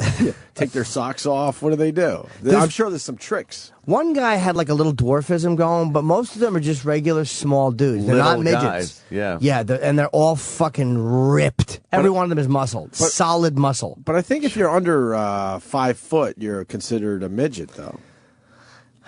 Some of them were 5 feet, 5'1". They were just tiny guys. Yeah. But we all know what midgets and dwarves look like. They didn't have that. They looked like people, only small. They just looked like when they shrunk the kid in fucking Willy Wonka. That's like it's just an adult. Mike TV. Yeah, Mike TV. Right, exactly. Yeah. What birth defect is that makes you a jockey? I honestly don't know if it is one or if you're just small. You don't I see think it's little, some kind of see little people walking around like issue that. with the pituitary gland. Yeah, I believe it's a pituitary problem. You think with the growth hormone? You think there are jockey families that just cut that piece out so it's like they can raise a make jockey? him a jockey. Just fucking cut out his pituitary gland when he's 4, so he never grows any bigger. That's weird. Yeah, they were all such little guys. And what about the hats? Everyone had the. Do you know who Pat Day is? Who? Pat Day. Oh yeah, he's isn't he Chris McKellen or McCarron? Do you know who those guys? They're like guys I talk to. I have no idea who they are, but apparently they're like 2 of the 5 best ever. They're jockeys, right? Yeah, definitely. I don't know that world, man. Day is big, and they're huge. Thank you, Kenny. He's won like 8,000 races. That fucking Day. He's an older guy. He's retired, but it's like it's almost like someone who didn't know who Jeter and fucking David Cohn were. In that talking to them and going, "What? Oh, really? They're big. I didn't even." Yeah, that's what it's who are like. you? Because I talk to people who know racing, and they're like, "Those guys are fucking." They're legends, right? No idea. I used to bet like in the late 80s and stuff. It was an OTB right next to where I worked, and I remember hearing those names back then. That and Angel Cordero. Cordero's racing. And they would parade the horses around like right before they went out to post time. They'd go around this arena area, so you'd be able to actually stand around it and look and see how your horse looks before you make that last bet. Yeah, but what are you looking for as Joe Schmo? I know. Joe Schmo. You're actually looking... What would you look for, Ant? Be honest. I'd look to see if the horse was stepping real high, like nice, and didn't look sluggish. His nostrils were wide the fuck open because they give him that goddamn drug and make their nostrils open real fucking What's that, like wide. Afrin for horses? Makes them breathe? Yeah. It makes them breathe They're all like crazy. addicted to Afrin. And their eyes look like they're fucking petrified. They're just, rah! You want a horse that looks like he's just going to go batshit. Did you know that they tape their tongues? I didn't know that. They have fucking tongues when they walk. Their tongues. Because we were in the paddock, and I'm like, why are they? They all look like blithering retards. And I'm like, why are their tongues hanging out? And they're like, they tape them. They have to tape them down to the bottom part of their mouth so they don't choke on them or so they don't bite them off while they're running. Wow. I never knew that. Well, they treat the horse or the jockey. The horse and the jockey. The jockey's penis gets taped to his leg because it doesn't giant. sit on it. Yeah, so the girthier jockeys. They would have the paddock area. You'd be able to look at them parading around and shit and look. And there was this Angel Cordero who is this little, tiny Mexican gentleman, very successful jockey. Oh, sure. I know the name. Yeah. And the things people would yell out at him, though. I got money on you, you little fucking monkey. You little fucking monkey. Really? I got money on you, you bitch. You fucked me last race, you monkey. They would call him a monkey. It sounds like our fucked up. Sounds like our listeners. And he does look a little like a monkey. But yeah, he was like huge, man. Yeah, Angel Cordero. I remember him. I remember Willie Shoemaker. Going way back. The shoe. Yeah. Willie the shoe. I bet on the shoe. He was on Wild World of Sports. That's why I know him. Yeah, that's right. Willie the shoe. And who was the jockey that Stevie Coffin? Thank you. Oh, yes, right, that's what I was going for. The young jockey. He was supposed to be like a huge success, but then he went to England, I think, right? Yeah, yeah. And did a lot of his racing over there. So did he win the Triple Crown, or did he win like a couple of legs of the Triple Crown? The last horse to do it was, I think, Secretariat, right? In like 73? No, Secretariat, after that, they've had Triple Crown winners. But as horses or just jockeys? Oh, you mean like the jockey riding the same horse for all three races? I don't know. I'm not sure either. I don't know if there was one guy, the guy that won, Velasquez, who won. He was supposed to ride fucking Uncle Mo, but Uncle Mo got scratched because of his stomach or intestinal problems, and they literally just threw him on that fucking horse. So I guess there was a problem with the jockey on that horse where they didn't like him. Affirmed, yeah, affirmed. You know, one of the jockeys died, right? 1978. No, yeah, one of the guys you interviewed. No, TJ in Albany. I swear to God, I'm not fucking with you. I think it happened overnight. It's one of the news stories today. TJ in Albany, you got something on this? What? Yeah, I just heard that. He's right. Yeah, go ahead, sir. The jockey that finished second, they found him dead in his car at 4 o'clock in the afternoon after the race. Next morning. Was he riding fucking? Don't tell me he wasn't riding fucking Nero, was he? Yeah. Yeah. Yep. That guy was fucking. He never did interviews. He was the hard one to get. And he was a fucking fun dude. He was the cockiest one out of all of them. 24 years old. 24 years old, yep. What was his name? They're saying no foul play, or they're not suspecting that. Michael Bays. Yeah. Fucking out, boys. Have a good one. Well, one of the guys you interviewed is now dead there, Michael Jimmy. Bays. Is it? Wait. That guy? You look familiar? No. Let me see. I'll look it up because I have a photo with a screen cap with all of them. I just, again, it's rare you get a chance to do that. Little hummingbird heart give out? He sneezed. That's not the guy I'm thinking of, though. No? Okay. No. I will say, hold on. No, that's not the guy who rode Nero. It is. Yeah, Bill, hold on. I got more info coming in for you, Jimmy. Bill in Jersey. Go ahead, Bill. Hello, Bill. Good morning, guys. Hey, man. Yeah, so, I don't know, the guy stole the thunder, but yeah, it was Michael Bays. He's apparently famous, generations of jockeys. He was found dead in the parking lot of Churchill Downs overnight, so pretty much the same thing you already heard. But the parking lot. But we're learning he definitely rode Nero. No, did he ride Nero in the race, or did Coria Nakatani? From what I read, he rode Nero, and he finished second. He won like $1.2 million over the past year, $32 million in winnings over his career. The guy who died did not ride in the Derby. He didn't. Nero was written by this. He rode Nero in February. The guy Cory Nakatani rode fucking Nero. That was the guy who was cocky and who tickled my chin, implying I had a fat neck. Oh, there's actually a little. This is the guy who rode Nero in the fucking in the race. That little fucking muscular guy. Oh, Jesus. Look at his arm. Dude, they're fucking... He's ripped. These guys are all... He's got bigger arms than you, Jimmy. All of them are solid muscle. I get... Of all the jockeys I talked to, I would say probably 17 of them could kick the shit out of me, and the other 2 could beat me up with slightly more difficulty. I'd be 0 for 19 against the jockeys. Fucking animals, these guys. And the chick was sexy. Rosie was... the one woman she was fucking... Well, she was short, too, right? Yeah. Dressed in her little pink gear. Yeah, she was very fucking hot. Yeah, the horse was had pink shit on it. Yeah, so adorable. A pink mask, right?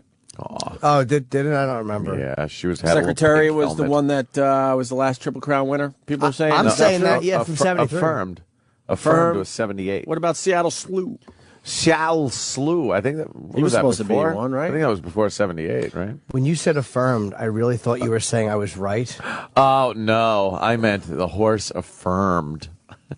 So stupid. I was so happy I thought I was right. I was so pleased. Yes, with myself. affirmed. Anthony, when I said that the horses were treated right, that was very sarcastic, Justin, in North Carolina. Because they treat the horses good, Ope. The horses are on parade with men who should have been aborted riding them while being whipped like they just refused to pick any more cotton. Yeah, treated real nice. I was being sarcastic, idiot. I'll say these Kentucky Derby horses. They make it sound like they're treated nice, but they are. I don't think so. Kentucky Derby horses.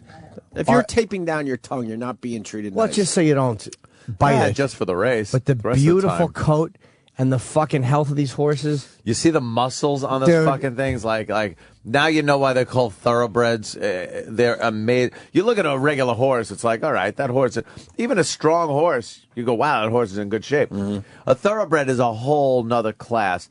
You could see the definition in every fucking muscle. And when they're running on the track, it really is amazing to watch. Shackelford was winning like the entire race, and then fucking just and we interviewed the owner, and his two like sons are like handicappers, are like 15 and 12. Sons. Your sons are attempting to bring Black Beauty, and to see those guys after, I didn't talk to them after, but we saw them fucking depressed. Yeah, so I felt like they had it. It's a long ass race. A fucking when you're mile and a leading quarter, like that. right? And then on the outside, fucking Animal Kingdom. Animal was it? Kingdom. He came Just from a came weird running fucking- up, turned it on at the end. It was amazing. You got to make up a lot of ground. That's coming from ama- the outside. You like know that? what? There's such. It just looks like, oh, they just open the gate and let him run, and whoever runs the fastest. No, that jockey held him back, and then on the top of the stretch on the outside. Bam! The thing had like so much fucking energy left. It blew past all those other horses. We watched it in the media room. I didn't, because right after the final shot had to be me talking to Vlad, the winner, whoever won. Right. So I had to go into the paddock. It wasn't easy to get into that area because everybody was trying to talk to the guy. And I just fucking bogarted. All those years of annoying celebrities really came into fucking play. Man. Bogarted my way right in. There was a guy, like security walking with him going, no. It's almost like when Laura Bush's Secret Service tried to stop the kid. No. Well, I guess it helps saying that you're with fucking Jay Leno. They don't Yeah, it helped to get us in. That's what got us back there. NBC. But that didn't matter in that moment. That security guy. But I had talked to him that day. that day, so he remembered me. So we spoke very, very briefly. It was fun, though, man. They were all really fucking nice, and people that ran Churchill Downs were fucking nice. I got to blow the fucking bugle. No, did you? Oh, wow, they didn't even show. They cut that out. Yeah, I didn't see that. Oh wow, I forgot that. Yeah. Yeah. Why would they cut that out? No, I didn't actually get to blow it. It was so stupid. They had me blowing it, and they were playing fucking like Kenny G over it. It was really dumb. But, I guess it just didn't work. It just didn't work? Yeah, Okay. We shot for 2 solid days. You met a lot of celebrities? I did, yeah. We interviewed a tremendous amount of them, and the only ones that made it were fucking Aaron Andrews and who else? Who else? There was Aaron Andrews and one other one made it, and fucking Joey Fatone from NSYNC. But I had talked to Kate Gosselin. I had talked to fucking Wayne Brady. How's Kate Gosselin? She was actually really cool, and her fucking tits looked amazing. Really? She was sexy in person. Really? Yeah. Really? Winona Judd I talked to for about 10 minutes. She was great. Which one? Is she the fat big girl? daughter? Yeah. But but this fucking Aaron Andrews was super sexy. This other model, there was a few people I talked to. The ones who turned us down were, of course, the athletes. Of course, Aaron Rodgers said no for an interview. Was he nice at least? Of the 2 quarterbacks that were there, I heard Eli was there too. I did not see Eli, but he was less of a dick. But like he took a picture with me, and I had a football because I knew that like he was supposed to be there. Tom Brady was supposed to be there, and you were Bradshaw. hauling around a football while you're trying to do this piece for Jay Leno? Fuck yeah! I love Dude, it was in that black bag and there. I bet you he cared more about that football than the fucking video. Yeah. You have no idea. I have an Dude, idea at this point, I'll Jimmy. tell you why I did. Because I'm like, if it's going to be fucking Brady, Bradshaw, and fucking Aaron Rodgers, the same thing, They're 3 Super Bowl MVP quarterbacks. Why not get them to sign a ball? I'm not going to sell it. No, I get it. I get it. So Aaron Rodgers, he was so like putting us off. He didn't want to take the picture, but he did. And Jim Wise, who's a writer for Jay, is fucking hilarious, and he's always on these things with me. I didn't have I pushed out on asking him to sign the football. Oh. And Jim's like, could you? He actually did it for me, and I opened up the bag real sheepish, and he signed it for me. I was fucking Shelby sheepish. I was so sheepish. But that's how I play it around guys like that, so I'm more pathetic. Right. And then Tom Brady was the big one, and I finally saw him there. And was he with Giselle? No, he was with a bunch of guys who were fucking dicks. Oh, the shit. fucking. I want to say Brady was a dick. He wasn't nice. Like, everyone I know who spoke to him said the guy was an absolute jerk. But I'll say this. I did kind of interrupt him while he was talking. Again, I was fucking... Oh, boy. I was fucking sheepish. Like... And he did. He didn't want to. You could tell by the picture he wants nothing to do with this moment. Really? Can we see the picture? Yeah. I gotta see it now. But then I was like, and Tom, can I? But someone in his entourage, and I'm like, could you sign me? Because I thought he was going to say no, because his friends are going, no more pictures. And who are those guys? One of them was his jerk off manager or agent, and then a couple of his fucking jerk off. We're friends with Tom Brady friends. Oh God! And you were in a VIP area, right? Yes, more or less. Yes, but I will say that the guy. I didn't like Tom Brady. I didn't think he's a nice guy. But again, he did sign the football. He did take. It's like he could have been a lot worse. And it's got to be. I kept trying to say, don't Twitter and bash the guy, because he fucking did it. And maybe he was annoyed. He's talking to people. He's trying to have a moment, and you interrupt. All right, fine. I'm annoying. But his fucking friends, were. They think they have the ability to motherfuck you because they're friends with this It's like, guy? hey, cocksucker. Yeah. You're with the talented guy. You're not the talented guy. Yeah. You're not. Don't try to fucking protect him like you're some fucking. Here's what you are. You're fucking leech entourage. Thinking they may have been players. I don't even know. They could have been a fucking wide receiver to tight Were end. they big guys? Yeah, a couple of them were huge. They might have known him from college or whatever. And the one guy who was his manager agent was a fucking little twerpy douchebag. Still a lot bigger than me and probably could have kicked the shit out of me. But I hated those fucking guys. Hated them. Yeah. And I saw them on the elevator the next night, and they were just fucking twats. Tom was not. I can't say he was a twat. He just wasn't a particularly nice guy. He's like, but again, he's quarterback. That fucking shitty lead singer mentality. Right. But I can't kill him and say he sucked, because he did take the picture. Well, Brad T. in Kentucky, I ran into Tom Brady at the Derby 4 years ago, and he was the biggest dickhead ever. Fuck him. I've heard over the years that he's not a nice guy. Everyone I've met thought that the guy, that he was a twat. And these are people who fucking, and the people, I'm not going to say, the people I was with meet everybody. Everybody they meet. And they were all saying that the guy, he was just not.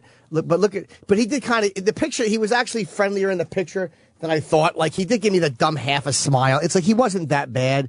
Yeah. He didn't frown. He tried to make a half a smile, and he was annoyed. So I'm like, he's kind of like, but it wasn't a picture. Yeah, it wasn't the worst thing. So I'm like, I can't fucking just throw him under the bus now. Yeah. That's a hurry up and take the picture. Yeah. But again, I did interrupt them, so I was kind of annoyed. You still got a picture with Tom Brady. And I got him to sign the ball. I had to ask. Why is the ball here? Because I traveled with it to L.A. This ball's been all over the place. Yeah. Who had to watch your ball as you were doing the Jay Leno piece? Fucking Izzy, this dude who works for Jay. He's like one of our coordinators. He's fucking. The guy would literally walk through Bin Laden's cave asking if we could fucking take shots. He has no fucking. He doesn't care where we are. He just looks like he belongs, and he barrels through. Yeah, he's one of those guys that can get you anywhere with a camera. Nice. That's how amazing. He barrels through. But anyway, Izzy was in charge of guarding my football, and all the celebrities were fucking. Wayne Brady was fucking. The comedians are always fucking nice. Yeah. You know what I mean? And I'm not saying that because I'm a comic, but those guys, he was great and friendly, and they were all okay. But the athletes, I just don't like athletes, man. Except the MMA guys. Fucking bullshit. They're just, all of them are fuck. But then again, I talked to some guy from the Broncos, a black dude who's a fucking really nice guy. Like, so it's like, now I'm kind of shooting my own dumb theory. Well, you could always say, for the most part. For the most part. Are Douchebags. You've had bad experiences. Yeah, and even Jenny from the block was nice to me when I saw her. Oh, she didn't remember me, of course. Oh, she didn't remember you? No, but you were on Leno together. Well, we were when she was with American Idol. Yeah. But then we got introduced again, and she was very nice. And on the way out, I asked for a photo, and she was like, "Sure, baby." She was so sweet. But this is why I will eventually take my own life. Because literally, if you see us standing there, look at what a fucking... just look at what a fucking... This is in the hallway. How fucking beautiful she is, and what a fucking mope I am. That was me. I was standing there waiting for her. She was walking by. I grabbed her. That's her turning around in mid-stride. I had fucking 10 minutes to get ready. She just she's glowing. Yeah, she's like fucking floating down the aisle. Stop. Yeah. Lovely. And I'm standing there, and I just... Whatever can go wrong with my fucking disgusting body goes wrong. I'm not a big fan, but she looks really good in Dude, that picture. she is fucking... Oh, she's beautiful. The most beautiful she looks woman. Good in that picture, she's really beautiful. And you can see my fucking friend Ross with his awful fucking perm walking by us. So it was fun, man. I had a fun. God damn, she's fucking pretty, man. Sounds like you had a great little time. I did. It was a very fun jet setter. Very fun trip. Hanging with the rich and famous and elite. No, bothering them, not hanging with any of them. Oh. The only one that was genuinely, I think, happy to talk to me, because he was Wayne Brady. Because again, he's fucking. Does he know you? I think he did. I could kind of tell he did. Again, with those guys, I always assume they're going to. Yeah. So you can usually... I felt like Wayne did. I could be wrong. But just comics tend to be aware of each other, I guess. There's a vibe. Erin Andrews, I didn't realize who she was until after. I'm like, oh my God, that's the one. Yeah, man. We did a lot of fucking radio on her. She was very attractive. Fucking hot. Oh, yeah. Fuck, who had a body on her, man. Holy shit. Lindsey Vonn, do you know who she is? The skier, Olympic skier? Oh, yeah, of course. But doesn't she have big legs? Dude, she is fucking... Juicy? Patrice would kill his firstborn for her, and I loved her. She was like fucking juicy. Lindsey Vonn was fucking... One of them bikini pics. Oh, was she... Oh, wow. She's probably like fucking... I want to say 5'10" or 5'11", like... Her body... Oh, you know something? I can't tell you pretty good how right good there. that body is. She probably had the nicest body there. How Wow. thick her ass and legs were. She is amazingly sexy. Yeah, look at that. Pulling down some meat on her. But that's a fucking juicy fucking body, man. You get a picture with her? Yeah. Of course. I didn't know who she was. Really? Well, look at that one. Yeah, you could kind of tell. Wow, look at that. Yeah, she's, dude, her fucking ass and legs, all that skiing. Oh, Jesus. Love to just smooch her. Give her a little smoocheroonie. You want to smooch? Yes, I met a lot of very fun people. Kate was lovely. Good for you, Jimmy. Yeah, it was a fun... Kentucky Derby. God, I would have loved to go to that. And some of these big sporting events I want to go to so bad. Should go down. That's one. Augusta's another for the golf. Dude, why not go down? It was fun. It was crazy, but it was worth going. Why not do it next year? I would go back. I mean, we should. I don't have any real desire to watch the race, but once again, Ant, we did not do the annoying 30 seconds. Oh my goodness! Well, Jimmy just got back, and we had to talk about. Can we take a break and get this done? All right, right when we come back, Jimmy, ladies we and still gentlemen. haven't announced the winner of the most annoying 30 seconds. Okay, cool. Because when we got really busy. And when we come back, I'll discuss how annoyed I am at Continental. And Joe Torre was on my flight. Oh. Yeah. You had a picture with Joe Torre before, no? That's why I didn't get one today, but I could hear him talking baseball 2 seats behind me. He's like, hey, he struck out twice. He was with like his, I want to say his grandson or his nephew. That guy just shut up about baseball, though. But I'm listening to Joe Torre. Just talk baseball. Yeah. And I'll just tell you briefly. I wanted to just, I had my camera ready, but I'm like, nah, you already got a shot with him. You don't need another one. So we're all walking off the plane, and we're walking down the fucking thing towards baggage claim. And I'm like, I know what I'm just going to go, Joe, thanks for all the great years in New York. I said, oh, no. I said, what else could I say to him? He really did, as a Yankee fan, he fucking gave me a tremendous amount of joy. Oh, yes. He really did. Joe Torre, gave me a lot of fucking One of the happiness. greatest Yankee skippers ever. Hey, honestly was. Yes. You want to guess how this ends? Not great. Not the way Jimmy wanted it. Not the way Jimmy had it in his head. No. Not as badly as it could have. Here's what I thought would happen. I would go, Joe, thanks for all the great years. And he would go, oh, you're welcome, or thank you. And then we'd shake hands and I'd keep going. Right. Yeah. And perhaps the guy he was with, the young guy, might recognize me. Because he looked at me a couple times and it was his nephew, might have recognized me. Yeah. So we're walking, and there's a fucking fat pig woman, and I don't know where she is now, but I hope that her fucking legs are caught in some type of equipment. to the fat lady that was in front of me as I was trying to get up to Joe Torre. Yeah. You don't know who you are, but you might be listening right now, and I hope you're in an escalator. I hope an escalator has caved in and chewed your fucking fat legs and shins off, pig lady. Despise you. Because I'm about to walk up to Joe, but this fucking slow, fucking molestation, fucking repressing compulsive eater is in my way. And she finally fucking speeds her fucking pig legs up fast enough. And I get up next to Joe, and I'm like, you know, as I said, Joe, he just stopped and turned to the right and walked into the men's room. He didn't. Perfect. But he didn't. I know he didn't hear me. He wasn't being rude. He literally. Of course, that's the way it should have happened. But you're just standing there, kind of like, dude. I had my fucking hand was out. I made sure my right hand was free so I could fucking shake his. I switched fucking bag pulling hands to shake his hand. How embarrassed were you, even though no one was around to see this? It was perfect. I'm like, that's what should have. I was trumped by the urinal. Of course. But I'm surprised you didn't go in there. Dude, he stopped and made a sharp right. You've never seen anybody reverse themselves. Why didn't you wait outside the bathroom? That's too one of your creepy, moves. and I've already met him. And I also knew it would be obvious because the guy he was with, I think might have recognized me, and so I was like, it would have been too weird. Oh, that's great. So that's how my Joe Torre encounter ended. With a hard turn into the bathroom. But he seemed nice. He was chatting with people, and he seemed like a hell. Joe Torre is the one of all the guys I've met was one of the nicest. Kenny looks like he wants to talk. It's very obvious when he wants to talk. Yes, Kenny. Can I just say something real quick before you go to break? Yes. Remember Jack the cop who used to do the walk with us all the time? Yes. Well, he's been busting his ass for the last 4 years, and he's graduating law school this Friday. Wow. And he would love if we could give him a shout out of congratulations. Well, congratulations, sir. This Friday, the 13th, he's graduating. You know, the same day as the Anti-Social Network show in Washington, D.C. Kenny, I didn't know that. Yeah. Tickets on sale now. Kenny's very good. Tickets. All right. But congratulations to Jack, and get your fucking tickets. Thank you. Congratulations, Wow. Jack. Right on to Jack. As Nick Nolte said, you went from our side to their side. And fucking Q&A. We are going to break here. Jimmy's back for a day or two. I'm back. And then when we get back, we're doing the most annoying 30 seconds. We're going to wrap up this damn First contest thing. finally. A lot of people bitching about that on Twitter. We couldn't help it. We got busy with this show.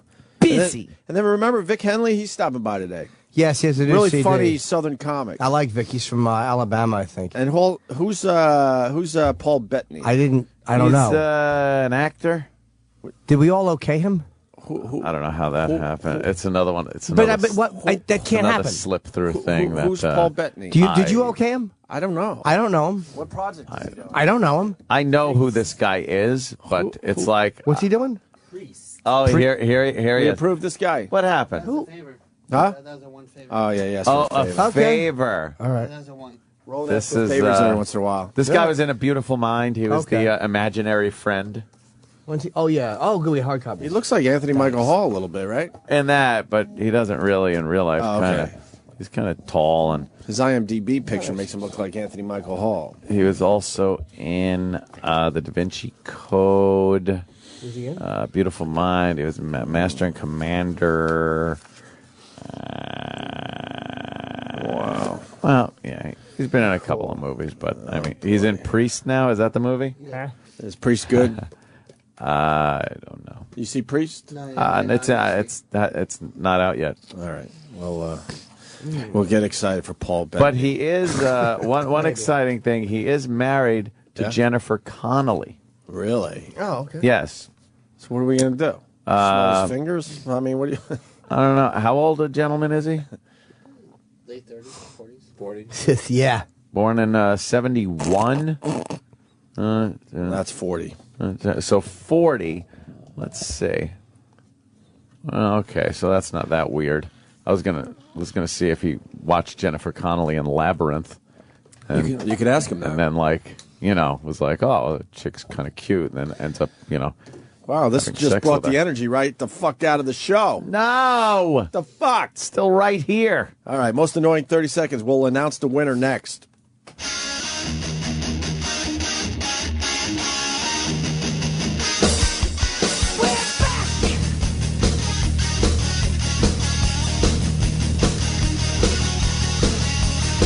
We've been away for a long, long, long, long time. We've been through changes, we've played some games. The more things change, the more things stay the same. We're a little bit older, but we ain't much wiser. We're back. We're better than ever. We're back. We're back. Together forever. We're back. We're back. We're better than ever. We're back. We're back. Together forever. We're back. We're back. We're back. We're back.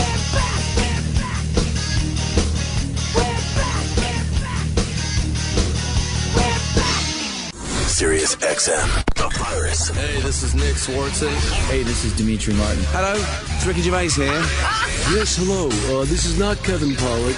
Hi, this is Stephen Merchant. Thank you for listening to the Anthony, Opie. Who is it? Opie and Anthony? Is there a discussion on who goes first? Is it always Opie? Anyway, Opie and Anthony, you know him by now. If you're fans, that's why you're listening.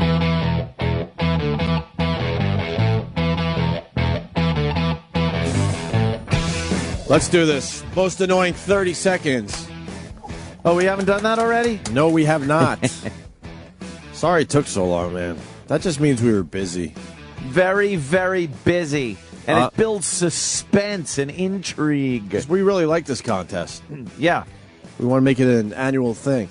And IHateStevenSinger.com, thank you to you, sir, for donating the big prize money. $2,000 cash for the winner.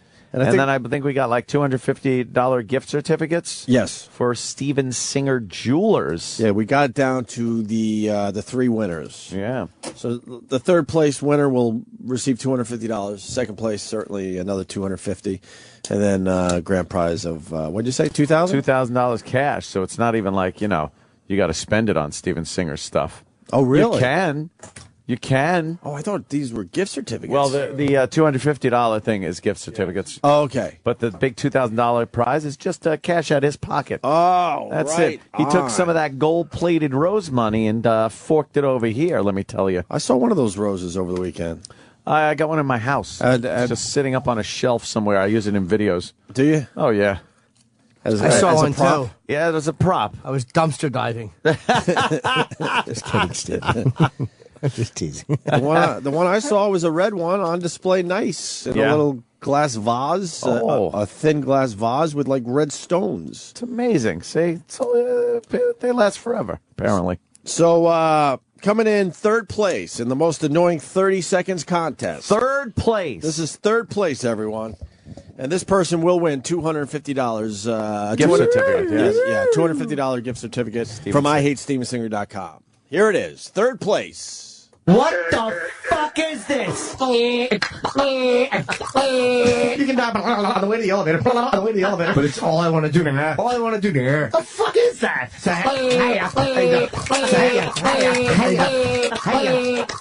At the front, get onto it.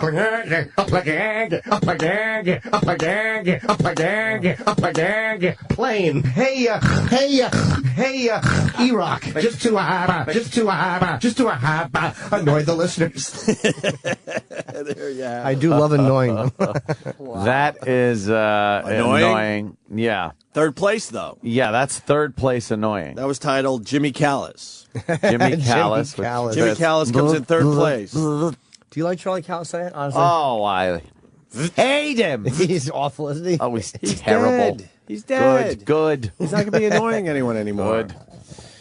The runner-up in the most annoying 30-second contest. I bet he'll be annoying them at the Pearly Gates. Pearly? Pearly Gates. Would you hate me if I couldn't say Pearly? I had a speech impediment. Pearly. Just say that every time now. At the Pearly Gates. The runner-up in the contest. Yes. And he will receive a $250 gift certificate from IHateStevensinger.com. Yes. This is the runner-up right here. The truth of the matter is, he did not ignore the us, truth of the first of matter all. is, they're so screened over there, and then they dump, and then that are against his show, pest, and you never hear it on the air. Doesn't mean it's true that the pest. He doesn't talk about us because. Fucking bunch of no-talent wannabes sitting behind desks. Oh, my God. Of course this happened. Of course this happened. Oh, my God. Look, well, we just played the winner of the most annoying 30-second contest. Yes. Hands down, we all decided that was the most annoying 30 seconds. But, look, you can't blame me. Oh, no, it says it right there. You can't blame me on this. That's my fault. Travis fucked up. Travis fucked up. What happened, Travis?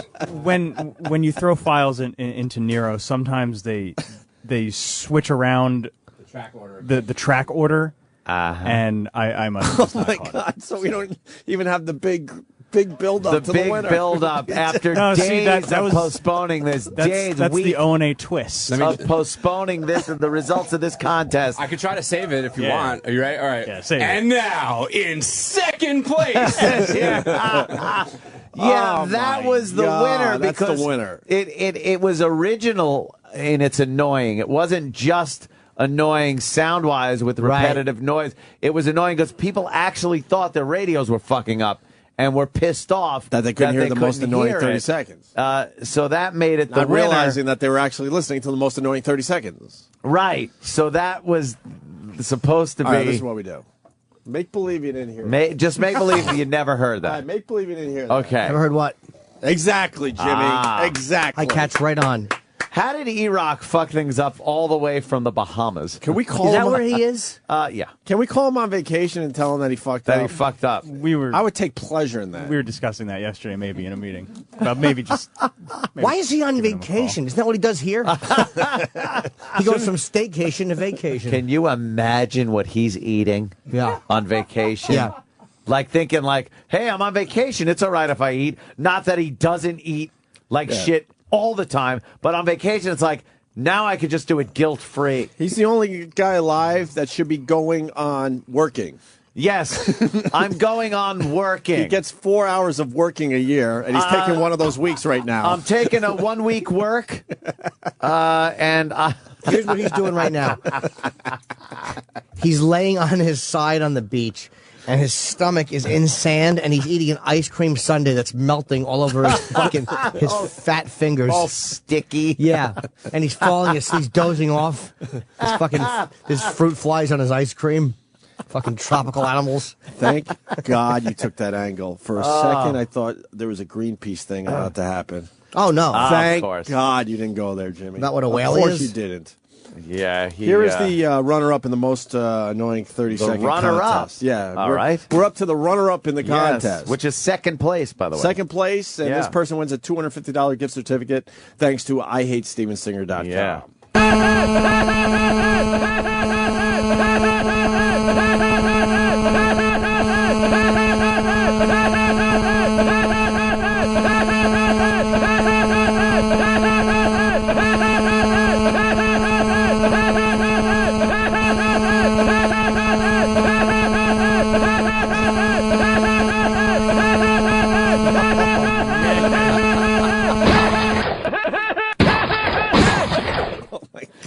Pure annoying. See, that's horrendous. Fucking annoying. And in a way, we've got a lot of noises, sounds, repetition and shit. But people try too much to mix it up, right? And either make it funny, which disqualifies it pretty much. If it's too funny, then it's not as annoying. or there's too many different things going on, so it doesn't annoy you as much because you're listening to too many different things and you're concentrating on it. That Anthony. was so Word monotonous and so repetitive and so annoying, right? That it had to come in at least second. Yes. And why don't we tease the winner now, and we'll play You it want to tease the later. winner? We'll play it later. Fuck. Actually, we'll be announcing the winner Friday. On Fuck. Should we play the winner again? We might as well. By the way, if, that fuck up never happened. Second place, that was William Desmond. He gets $250 gift certificate. A $250 gift certificate. Yes. What does the winner get? $2,000 cash. not gift certificate. You can buy $2,000. drugs with it, whatever you want. That's right. Once again, the winner of the most annoying 30 seconds. Here it is from Peter Thomas. Congratulations to Peter Thomas. Yeah. Truth of the matter is, Tom, he wait, did not wait. ignore us, Truth of the first of matter all. is, they're so screened over there, and then they dump, and then that are against his show, and you never hear it on the air. Doesn't mean it's true that the pest. He doesn't talk about us because fucking bunch of no talent wannabes sitting behind desks. That is so annoying. I want to know what that was about. It's very fucking annoying. Dude, that bothers me knowing what it is even. I don't know what it is. I don't know who we were talking about. So that has to be the winner. Yeah. It is the winner. And officially, it is the winner. It is. Congratulations once again to Peter Thomas. Speaking of that clip, listen to this. Jason in Virginia Beach. Jason? Hey, what's up, boys? Welcome aboard. What's up, Jay? Jay, the first time you guys played that clip, I got so pissed off I turned down my radio called XM. I was on the interstate. I go, why the fuck is my radio going out? So I was on hold for 2 hours with customer service bitching about my radio going out. And then they gave me 6 months of free XM, and I was on an 8-hour road trip. So later on that evening, I was listening to the replay that played again. And Making this up. Oh. yeah, I'm not making it up. It's a pack of lies. It's a pack of lies. A pack of lies. What else happened? Then I got on a plane and the pilot died. They asked me to fly it, and I had to have XM. And I Skeptical. stop with your filthy lies. 2 hours on hold. Why didn't you just listen to the radio and realize it worked? Fucking 10-second audio, and all of a sudden 3 hours of your life are gone. Yeah, I almost crashed. I ran over and there was a fire. And I pulled Johnny out. Why don't you believe this guy? He's full of shit. And I had to drop Ponyboy Curtis off. Fucking liar. We called Dylan. Oh. I love you, Jimmy. All right, buddy. I love you. All right, Jason. Thank you. Maybe he got free XM. Who the Hey, fuck he knows? certainly didn't. He didn't know. Fucking no. He's just told that story to people. Here's what really happened. Yeah. He fucking heard that static. He tried to call XM, but he had peanut butter on his big trucker fingers, and he kept dialing it wrong, and he finally got them, and they're like, hello, and then he heard his radio was okay. He goes, oh, no, it's working. His story was horrible. I hate the stench of your lies. Fake. I can't believe we fucked that up, but there you I go. know. Contest over. I wouldn't believe if we didn't. Thank God. Yeah. Most annoying 30 seconds. Thanks for Thank God. participating. How about most annoying fucking 2 months? Yeah. Thank you, Steven Singer, by the way. Go to IHateStevenSinger.com. Oh. What do we get? Wait. Okay, hold on. Oh, we're calling E-Rock on vacation? Oh, nice. Hold on. Who's got this? I'm not sure if I got anything. Well, I'll just talk to him. Go. Hello? Hello? Hello? No. Did he? He hung up. He hung up as soon as he heard us, right? Fucking call that goddamn cock back. Did he really hang up as soon as he heard us? Why did he hang up? Don't make us give out some info. Oh, don't make us. Don't make us give out some info. Go? No, there's no go. Why would he hang up Let's on see. us? Troy's coming in to explain. Troy's going to come in and explain. Okay. Troy Kwan. Troy Kwan. Do you have questions today or answers? Is this a Just conspiracy? answers. You got Yeah. answers. Nice. Did you What like happened? the Patrice O'Neal stuff yesterday? Oh, he's fucking brilliant. He is. But first of all, it's not under his name. It's under his wife's name. All right. Are they really the worst decision maker in history? He put me through to 520. He regrets it. My last name is What Was I Thinking? Yeah, I'd like to talk to Made a Mistake in 1137, please. Hey, listen, can you put me through to 607? He's getting fatter.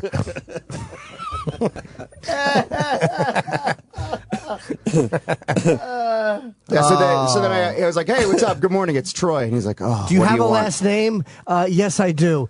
I married a pig. Could you put me through to I married a pig? Sorry, Troy. I want to make a reservation for 2 under. I should have listened to my mom. A little long. Poor Erod. So he answered the phone. Then what happened? Yeah, I said, hey, good morning. It's Troy. He's like, oh, what do you want? Yeah. I said, the guys want to talk to you. He's like, about what? I'm like, oh, they just want to check in. All right, let's call him back. Yeah. So that's he's why not going to answer the phone. I can guarantee it. What are you when you're part of the radio show? What are you doing? How is he not answering? I get everybody like playing along but it's like, how do you not? It's like guys that won't come in the studio. It's like, do you know what we fucking do here? Yes. This is what we do. Should I try again? Yes. Get him back. Tell them we're demanding. It's not a request. Yeah. This isn't a fucking request. Yeah. You're on vacation from this show, motherfucker. Right. Get on the phone and take your beating while you're on vacation. I don't get it. Unless you want that vacation to be permanent. Well, it is anyway, even when he's working. Yeah, it is true. On vacation. Just put a lounge chair out by his office. A little umbrella, some sand on the floor. Exactly, a treat. Giant fucking 6-foot heroes. Hey, Homeless Jim was one of the winners of the most annoying 30-second contest. Oh, yeah? Very nice. He's very familiar to the Twitter world. Yeah. We're trying E-Rock again. Yeah. All right. Otherwise, we just give out the room number. Yeah. Don't give out her name. Just give out the room number. Well, what is her last name again? I won't say it on the air, but I don't know. What's her last name again? It's Oh, I'm so stupid. I'm answering. Could you put me through to 1127 Crushed Every Night? Can we please talk to Crushed Every Night party? Poor woman. She's all hot. Yeah, I'd like to talk to, could you put me through to Way Hotter Than Him's room? Thanks. Soon to be leaving in the building. Out of his league?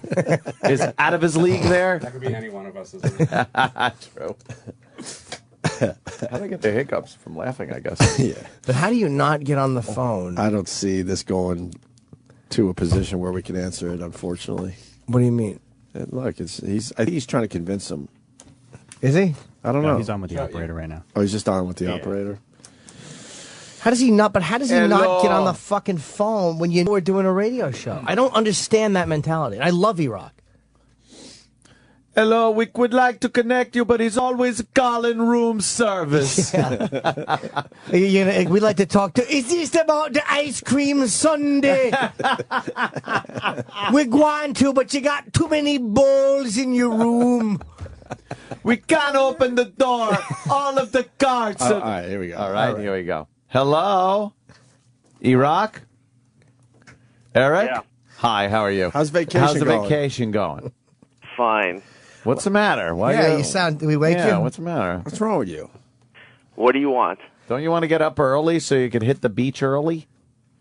No, I'm good. I would do that. Are you half asleep? You've been going out by the pool or the beach? Isn't that adult pool really cool? It is great, man. Isn't it nice? The fucking place is fantastic. Got hot broads. The music's nice. You got the tables right there. How much a night? A little gambling? How much a night is the room? A lot. Well, how much? Tell me, but it's not a secret. It's not real estate you're buying. It's a room. Yeah. Why are people so weird with money? How much is that gum? Nah, it's handled. Why? What's wrong, Eric? Yeah, it's a legit question, dude. 'Cause I was talking. That's how we sparked this conversation. I'm saying I would like to go down there. How much is a room? And Gregorio said that's where E-Rock is. Yeah, for once we want to know how you're doing. I'm doing fine. How much is the room a Sounds night? cranky. You're on cranky. We haven't You're even on done anything vacation. yet. We will do something, but we haven't done it yet. You're on vacation. Why are you cranky before we do what we're going to do? This is what you called me for? I want to know how much the room is a night. Yeah, and we want to know how your vacation is, and we want to know what you did yesterday, if you did anything fun. Did you pet the dolphins or go on the water Or slides? frighten them? It's about $1,000, and no, I didn't. How do you afford that? Tax on it! Tax on it! All right, that sounds right for a place Do you like that. the adult pool? You didn't answer that question. Exactly. No. Yes. With the yellow towels, right? Did you get the room in trade for when they let people swim with you?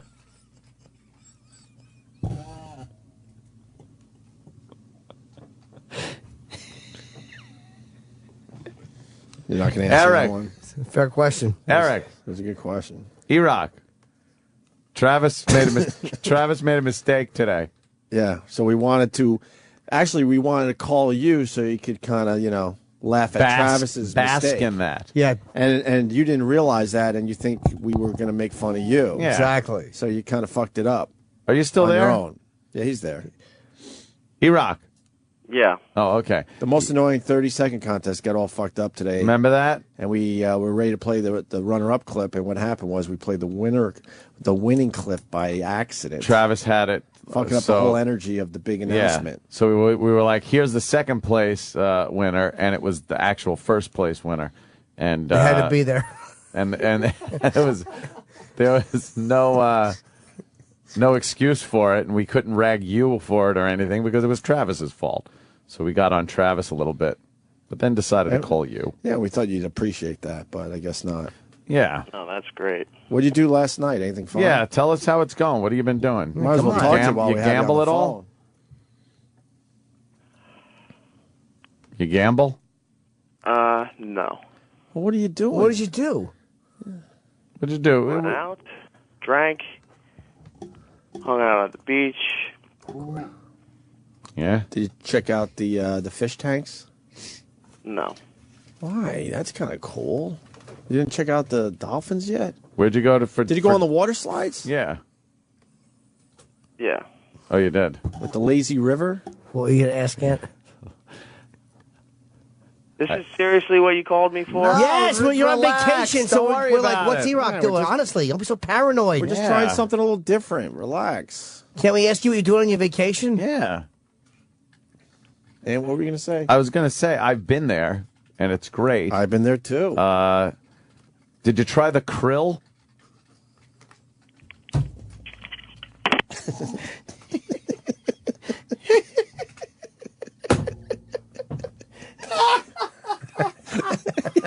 Did you hear how you knew the hang-up was going to happen? That's whale food. It just took They forever. strain it through their baleen.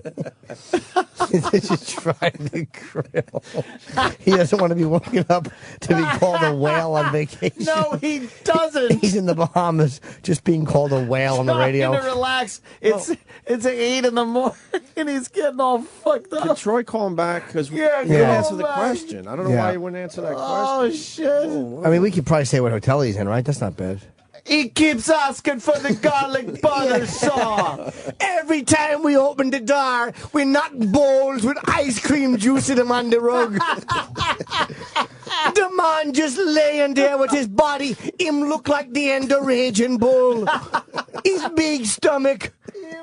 Yeah. His wife always running out the room.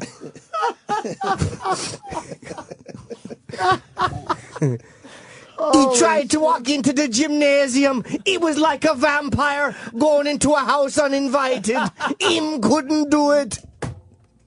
BJ the trucker. I'm laughing like a little chick. Shouldn't E-Rock get up early and hit the ocean so that people could take their pictures? Yes. Oh. Oh, my God. Fuck. Yeah, isn't whale watching early? You got to get up early for whale watching. Oh, yeah. Oh, fuck, dude. Poor E-Rock. We woke him up. All right, I think we're guess getting the him back on the phone's ringing. phone. Yeah. That's good. His room. He just picked up the phone and just hung it up. Oh, did he? Yes. Oh, come on. What's wrong with him? I like how I like his attitude too. Like we're calling the fucking boss. Right. Is this why you called me? Like it's like if Elo at the time was our boss and we called him during vacation, which we probably would, and he would have given us more given than us that. radio, but he would say things like, "Guys, is that it? Is this why you called me?" Not E-Rock. He should be like, "Oh, thanks for calling, guys. Gee, I still have a job. I went on vacation. You know." actually realized I was away? We ought to ask him to leave the pool area. Him was snorting chicken fingers off a mirror. None of the other customers want to go in the pool with him. Him have to butter his sides to get in the pool. When he jump in the pool, the children play tsunami.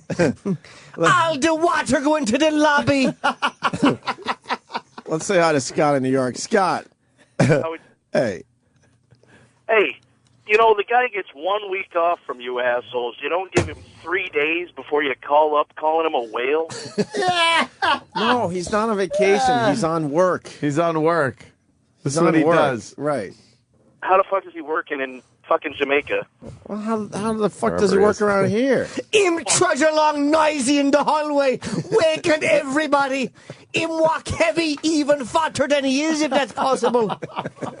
Poor fat bastard gets 1 week off from being called a bastard all day. Yeah. And you pricks call him at 8:15 to remind him. Yeah, that's what we did. Yes. And we're going to call him all morning now. Yep. Him wear puka shells around his fat neck. He have to sew 2 necklaces together to make one. Him puka shells look silly. Opie, I don't agree with it, man. All right, well, what can I tell you? Thank you. Fucking Jack in South Carolina. Jack. Hey, look, Ewok has to get up every 12 hours. Once to make the tide go out, and then another time to make the tide come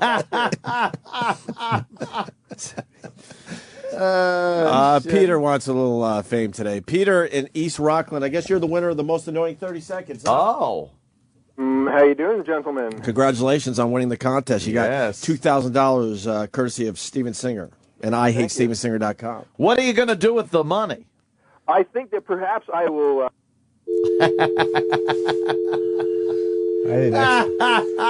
Jeremy in Baltimore. Jeremy. Never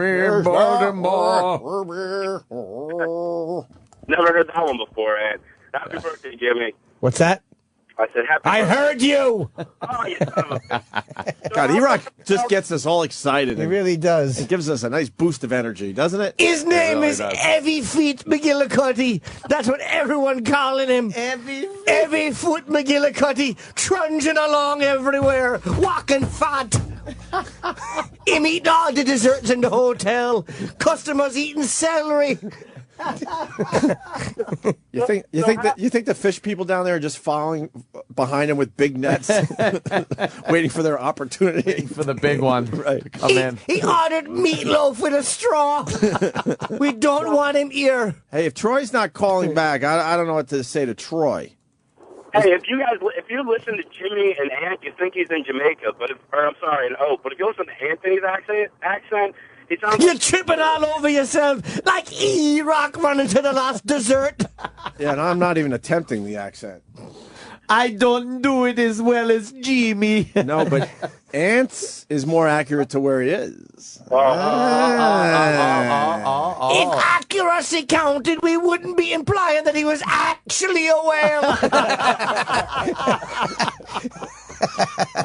All right, thank you. Let's go to Nick in Atlanta. Nick there. What do you got, Nicky? buddy? Hey, boys, I just want to counteract what that last jackass said. Yeah. E-Rock's got the best job in the world, and if he can't play a little on a fucking phone while he's on vacation in Jamaica, he should try to do one of our shitty jobs out here in the real world. I know you guys appreciate what you got, but that fucker, that's almost to me like somebody that won't come in on a weekend for an emergency for a little company's business. I mean, like, he's not a team player. You're completely Bye. All right, man. Turn on Fox News. Jamaica just capsized.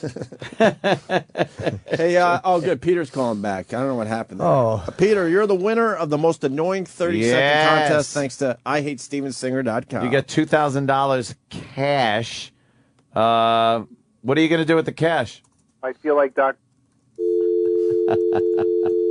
He's going to say Doc Brown. Of course he was. That's true. Something else. God, why wouldn't he fucking play along? Because he's a blithering idiot. What is he doing? Maybe he's mad because he's got to wait for the jet boat so we can go parasailing. Yes. He wanted to go parasailing. They had to bring a barge in. The boat went up in the air and did a wheelie when it tried to pull him, and the people fell off backwards and drowned. He gets on his jet ski. All you see is his head through the water. He got water in the engine. Ah, shit. Fuck, man, come on. Oh, good. Another 90 minutes of this. It ain't gonna stop. No. 90 more minutes of fat jokes. He's on hold. Let's see what happens here. Some were just kidding. For let's Pete's see sake. what Oh, God damn, that's funny, man.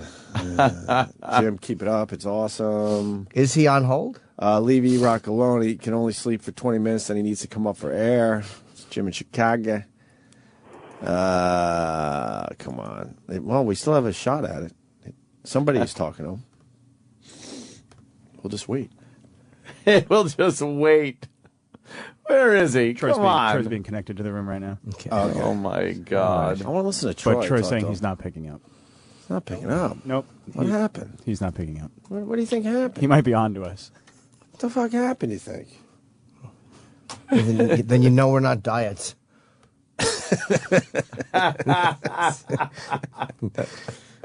I like the ice cream bowl thing. Oh boy, the phone went dead again. All right. Well. Oh, come on. Why is he doing this? Do you know how many treats he must be enjoying? We should ask him if he's enjoying treats. How many treats are you having? Mm-hmm. Does he ever look up and catch his wife looking at him like with hate? As he fucking has his face buried in a dessert bowl? And he's eating another chocolate lava cake? Eat more lava. It's like I couldn't think of a volcano reference, so I'll just go fat.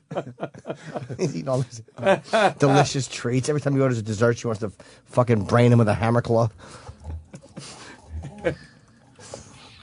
If anyone's seen Alex Kidner, please let us know.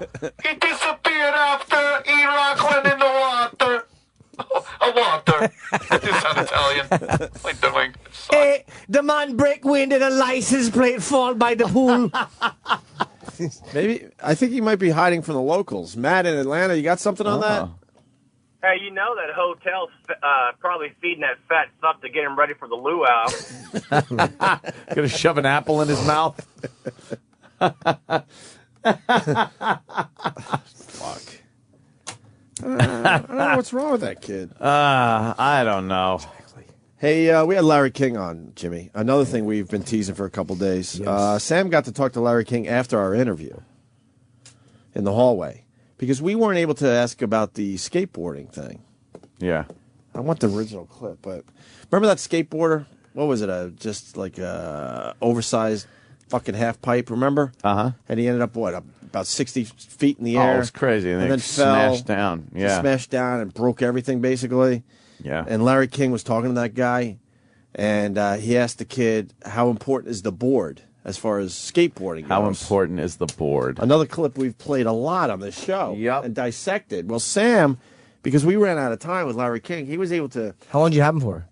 45 minutes. Oh, that's cool. Yeah, we had him for a while. Sam was able to ask him about that question. And this is what Larry King had to say. We're here with Larry King. Larry, you just wrapped up on, oh yeah, you got to get a picture with Danny. I'll take a picture with Danny. That's right, I just wrapped up with Opie and Anthony. And what you was want your to comment? Well, yeah, what was your experience? Great moments of my career. You think so? 54 years in broadcasting, and I'd have to say, you can tell how low I'm getting at Opie and Anthony is a highlight. Well, you said that you were, after the interview, you mentioned hearing "fuck off" on a radio commercial was something. Yeah, that's not that's so new to me. It's kind of weird. I have never heard those words come out of a radio. There's one more clip that those guys play that you did. You were talking to a skateboarder once on your show, and you asked him how important is the board. They've played you asking how important is the board more than almost any clip they've played. You don't understand that? I mean, I do, but for them. Yes, the jockey. Who wins the race, you or the horse? Okay. Okay? Right? How important in a baseball player's life is the bat. How does he choose his bats? Does he have his bats specially made for him, or does he buy stock bats, right? Yeah. Gloves. My kid is 12 years old. He's ordering a handmade glove for him as a baseball infielder. How important is the glove? To the skateboarder, how important is I meant by that, idiot, you can buy a $12 board or a $100 board. Is it the person or the board that makes you good? Great question. You make fun of that question? I don't. They do. There, see, that Opie and Anthony. They don't know what they're doing. They made fun of the groceries. That was a great question. They make fun of the board. It's a great question. They should have asked me about it. I could explain it to them. It requires, however, intelligence. Yeah. Well, thanks a lot, Larry. You're welcome, guys. Thanks so much. In other words, of course, I mean, two things participating. Yeah. Right? All right, let's take. I'll give you an example. If you want to help yourself. Yeah. Let's take a great skateboarder, the best in the world, and go into a store and buy him a $20 skateboard. And take an average skateboarder, good but average, and give him the best board in the world. Who would you bet on? I would. It depends on how good the board is. Aha! Thanks a lot. See, we got Larry thinking about it, though. But the way he asked the question, how important is the board, leads you to believe that Larry's adult. Can you skate better with a board or with no board? Yeah. That's what it sounds like. Yeah, of how course. important is the board? Of course. Well, it's very important. It's like asking a ball player, how important is the bat? Do you go to the plate with one or without one? Right. He should have said, how important is the quality of the board? Right. How important is the quality of the bat? Okay. What are the differences in boards in between a $20 board and a $300 board? And how does it affect your skateboarding? Not how important is the board, because asked like that, you would say very important. You would think the guy's losing his mind. As opposed to no board. Yeah, you got to explain your Right. question, Larry. Sure. I think Larry's had it with us, huh? I think we shan't see him again. Hey, we're going to play Guess the Sound, really out of nowhere? This is strange. Yeah, just a quick guess the sound. Why? Well, it's fun to play games. It's interesting. But you ran in here with this. Guess the sound. It's very topical. Out of nowhere, we're playing Guess the Sound? It's very topical, guess the sound. So we have to guess what this is? Yeah. All right.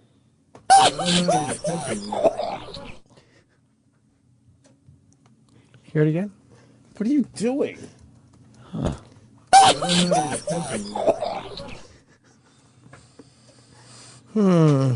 do you guys think it is? I think it's Roland on the phone with E-Rock. E-Rock coming up for a fish? Using that sonar in his head. Want to know what the answer is? Yes. Yes. You ready? You didn't make it guess, Opie. I don't know. Obviously, it has something to do with E-Rock. E-Rock giggling because he went to the spa to have his barnacles scraped. No? What the fuck? That would be Roland losing his shit in the office when you were making fun of E-Rock. Oh, wow, really? Yeah, he's just losing it. Loving this, right? Can we get Roland in here before break? Yeah. He is loving this. Fucking Roland is losing his mind. He loves when E-Rock gets blasted. Does he? Oh, yeah. Why does he hate E-Rock? Well, they hang out together. I just think it's a...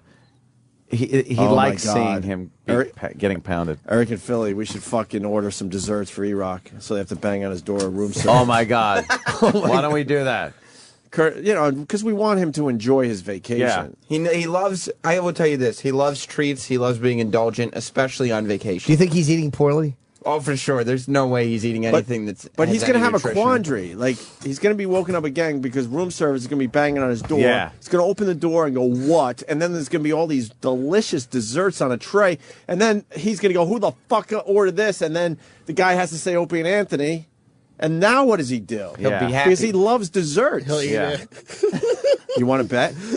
We should have a bet. Yeah, send him all kinds of cakes. Does he say, I don't want the desserts and slams the door? What? Or now he's got to take the desserts in knowing it was from us? I'll tell you this, too. Not only do you send him a bunch of cakes, make sure there's one sandwich in there, too. Yes. Because maybe he'll say, And the send chocolate all milk. that away, but leave the sandwich. Leave the sandwich. And the chocolate milk. Mm-hmm. Roland he was. likes chocolate. Bro, why are you losing your mind? Because of the E-Rock abuse. When Jimmy does the Jamaican guy, I just lost it. The ice cream. Yeah, his ice cream balls. I just the balls. saying it there. They open the door, and what Jimmy's implying is that the bowls are stacked so high and all over the room that when they open the door, they didn't even leave enough room to open the door before the ice cream bowls fall over and the ice cream juice stains the carpet. And the kitchen has to send someone up to the room to get the ice cream bowls back so other people can enjoy some ice cream. They ran out of all the bowls. Yes. Nobody wants to go to his room. It's like opening a closet full of marbles. We said we had no bowls, man. That was a great. The room service people are putting ice cream in their hands and he's lapping it out like some sort of fat animal. Jesus, Roland. Yeah. I was just sitting in my office. His tongue is like an aardvark, just flopping out and lapping up every bit of treat in the entire hotel. No one else can have treats. People are eating lizard feet and leaves.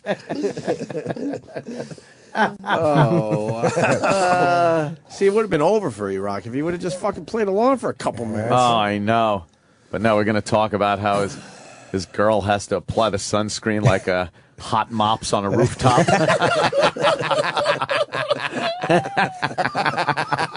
Yeah, like you ever see when they paint a car in the fucking Detroit?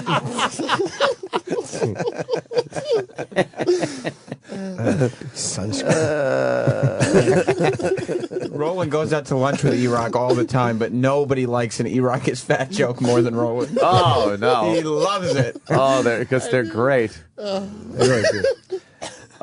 and Young. Nah, you know what? That's a great line, but I can't do that. Well, we should just hear what he has to say. When E-Rock was swimming, did somebody go up to him and go, "Easy, big fella"? The guy's great line gives away where he is. That's why. I'm a big fan of saying where he is. I don't care either. No one's gonna find him. He's not under his name, so he's huge, though. They'll see him. Well, he is huge. He's giant. Of course, they'll find him. He is huge. Let's just say he's at a place that could probably be called Fatlantis. Okay. Well, that's really a giveaway. Yeah. Well, what are you going to do? Let's go to Rich on Long Island. Rich. Parasite Island. Hey, what's up, Jimmy? Paradise. You're killing me. I just shit my fucking pants. He shit his pants. Fucking pod. Oh, thanks, boys, for everything. Wake that fat fucker up. Everyone wants us to talk to E-Rock. I know. He's popular. God damn it. How do we get a hold of him? Can we text him and say answer the fucking phone? Come on, answer the phone, Roland, bitch. would he talk to you? Probably, because the phone number will pop up the same as here. Oh, right. He So might. I probably won't pick up. Why wouldn't he? Well, the phone number doesn't go to him because it goes through his room. It goes through. But, I think he'll assume it's us. So. Isn't there a way to call direct? We'd have to know his room number and the extension. and all that. we tried to get his room number, but they wouldn't give it to us. Why not? I don't know. Security. Probably. You can't just call up and say, "Hey, can I have this?" Yeah, but you could. Just we want to call him and tell him how fat he is. Yeah. Roland wants to laugh. There's ways of getting around that. You gotta be clever. He should just tell us. You give like. When does he come back?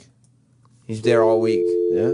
Right. What is? Oh my God! We'll have to He's off all week. We'll have to regroup. Oh, yeah, We're gonna have to regroup for tomorrow, guys. Yeah. Let's get some info. We're Let's gonna do get some some intel recon. today. We'll do some recon. We're gonna regroup. Get a little intel, and then tomorrow Because is just. If this fucker doesn't play, man, he's gonna get room service at 6 in the morning tomorrow. Oh yeah. And that sucks when you're on vacation. No, we should Paul Bettany call in as Jarvis. No. Oh, that would be dude. Great. Room service and nothing but salads. Dude. Or a bowl of lima beans, just horrible, fucking awful treats. Stuff you would never eat. No, just throwing it against he's the wall. diabetic. He can't send any sugar up, or he's gonna die. You know, I like this idea, and I'm more than willing to fly fucking Bobo down there to do that bit. Well, we were gonna have Bobo down there outside his fucking room. That's the one-man band. We figured just to annoy E-Rock, we just have Bobo on one line and E-Rock on the other line. Yeah, but he's gonna hang up. He doesn't want to play, man. What the fuck's wrong with this kid? No.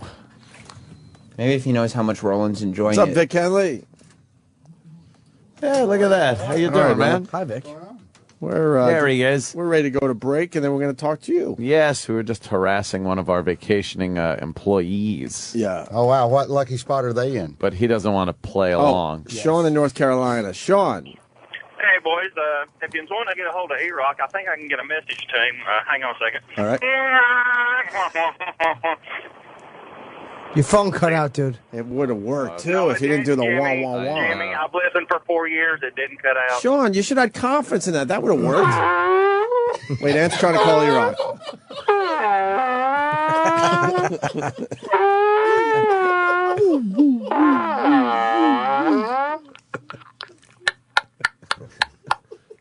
Do you have whale noises, Travis?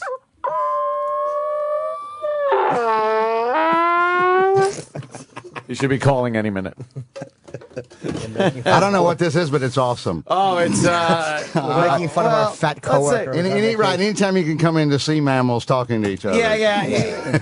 our employee there, E-Rock, is on vacation, and he won't answer the phone. And he is kind of a rotund lad. Yeah. So we're just kind of making jokes about a fan of the raw mackerel. A fan of the raw mackerel. Smoked fish is in his diet. Exactly. Plankton. We don't understand why he won't answer the phone. Krill's always good. Yeah, we did the krill joke. But we don't understand why he won't answer the phone on vacation just so we could call him fat. Like, what the fuck? He's eating because he's at Cracker Barrel stuffing his fucking face right now. That's exactly what he's doing. What the fuck? Why won't he let us do that? Bullshit. Bullshit, man. You got well noises as we go to break? No, nothing? All right, that's fine. We kind of did it anyway. Vic Henley's up next. Song. We'll take a break, see what Vic's been up to. And Paul Bettany, right? Yeah. A little later on today. Priest in 3D. You know him. I just was in the subway as a poster. He's Priest in 3D. Priest. He's played like 70 Catholic priests in 4 movies. Very cool. Oh, wait a minute. Well, I do have whale noises. You do? We'll end with some whale noises. I don't know. I'm not good. I don't know. I'm not good. I'm not good. I don't know. I'm not good. There you go. Whale noises. The mysteries of the deep right there. I see that. This is what the whales are saying. We have that bit. Little Brian Regan going into break. I love that one. Sorry, I'm making... Brian Regan.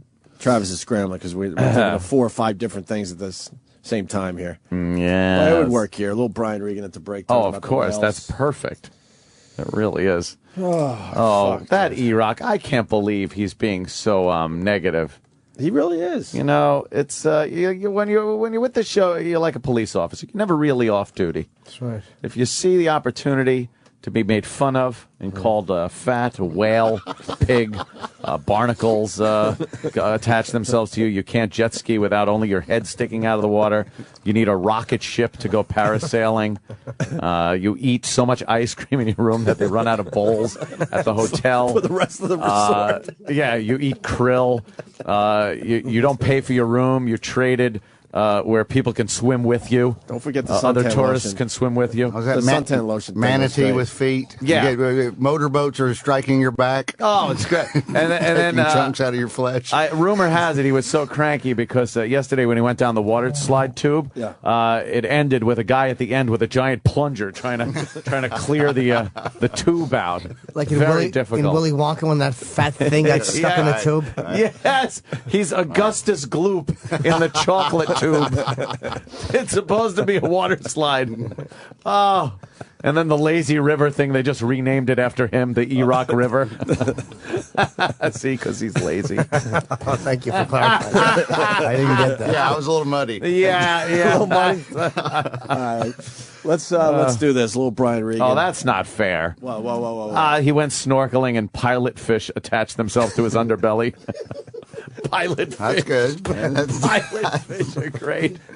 I love that. The airline's not going to be happy about that when he comes back my God. to New York. You know, when he's underwater swimming, look at this. Cranked is saying it's Hunt for Red E-Rocktober. Implying he's as big as a submarine. What are the birds that pick stuff off hippos? That would be awesome. Yeah, one of those two. They just land on his back along for the ride. He doesn't even notice. Symbiotic. That's it. Yeah. Oh my God. All right. Yeah. Let's try to get E-Rock after the break. Maybe he's Please. calmed down. That would be nice. We definitely have Vic Henley next as well. Brian Regan first. Here we go. I saw this documentary recently on whales. This guy has dedicated his life to telling you what the whales are saying. Wow. I don't know how you'd argue with him when he turns in his report. And he just throws it down there. Well, here's what the whales are saying. Okay, thanks, Charlie. He's looking back. Here's what the whales are saying. Yeah, Charlie figured it out.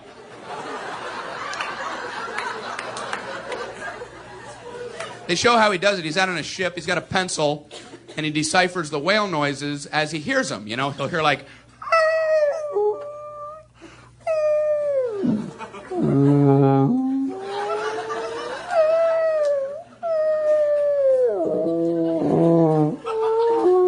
know, he's like, oh, okay. Oh, he's lonely. No, you're lonely. I'd like to do that for like 2 weeks and then turn around and find out that the door's squeaking behind you. Sirius XM, the virus. You're listening to Opie and Anthony. Got Vic Henley in studio. Brand new CD coming out, what, today, Vic? Last week, actually. Last week, yes. all right. And you can get it at VicHenley.com. You spell Vic, V-I-C.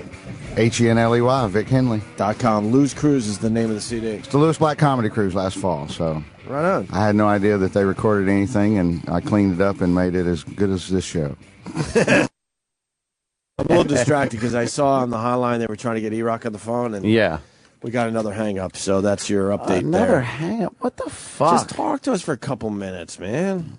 Can't work the phone with flippers. What a snot. What's he doing? Are you hanging in New York?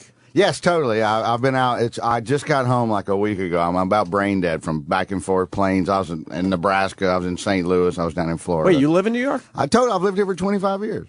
Wow. And you didn't get rid of that No, I'm not taking all. lessons. No. My older brother took lessons when I was a teenager. My older brother came up here and was going to model, and he's 12 years older than I am. And like for a weekend once, I was hanging out with him, and I watched him walking around the apartment going, A, E, I, doing these things. I'm like, I used to look up to you. Yeah. Exactly. That was the moment you stopped being my hero. So you just said, fuck it. That's it. I'm going with the hillbilly. That's it. Yeah, exactly. Wow, no that elocution. long. Yeah. I've been here, 25 years. 25. I didn't know it was that long. Did you see the video of the guy naked on the train? Oh, absolutely. Yeah. Being a New Yorker now? We were talking about it earlier, that people just, in general, see crazy shit all the time in New York, and it doesn't bother them. They just go about their business. I've said it in my show. I think some of the people masturbating on the streets are not perverse. They're just happy that their trains hit all the stops on time. They just got from point A to point B in 15 minutes like they planned. I've seen the homeless guy shitting right on the corner. Oh, God, yeah. My mom. Not even behind a building or an alleyway, right on the fucking corner, and people will not even stop to check that shit out. Right. I saw one doing it was a lady doing it, and she had a straight razor and was shaving half her head like 8 years ago, crouching somewhere down around 48th and 10th. Yeah. I saw a guy yesterday, and I'm not that crazy. I videotape a lot of stuff, but this guy looked like he was going to fucking rip my face off if I pulled out a camera. He was scraping the bottom of his feet and getting a lot of dead skin off, some homeless dude. My mom in the TKTS line, the guy stood up off his cardboard box and started pissing. We were in the TKTS line. And my mom from Alabama, like 6 years ago, turns around and goes, "Look, we're trying to get tickets to Phantom. Can you not really? Can you not do that?" And I'm like, "Mother, you're 70. I still think he'll punch you. Be careful." Yeah. Did he respond or no? No, he didn't even. He just looked at her like, "You're crazy for talking to me," and just kept pissing like a stream. Why isn't Troy calling back? That's his whole job. Fuck everybody else. He's got to keep calling E-Rock's room over and over again. We got to get him on one more time before the show ends today. Earlier when we were talking about this shit too, a guy said when he was in New York, he saw another guy with a knife sticking out of his neck, and that didn't bother anybody either. No, never. He obviously is walking to try to get this taken care of. And people aren't even offering to help or nothing. They're not even offering to help. No, of course not. They're like kind of bothered that he's in their way. To work. Right. They've got shit to do. We bring it up a lot, but fuck it. It came up, I think, yesterday on Ronnie's show, whatever show he's doing now. He does one with Sam. He does one with Fez. Amazing how many shows he's doing, yes. We did have a naked crime crying drunk woman on the sidewalk on 57th Street, 57th and 6th, I guess, right? Mm.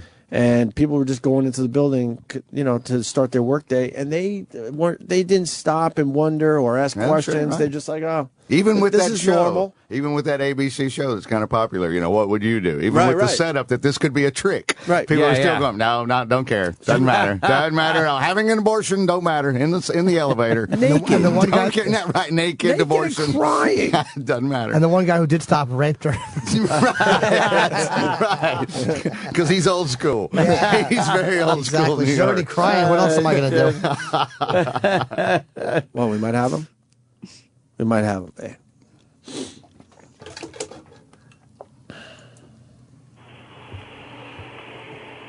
E-Rock. Yeah.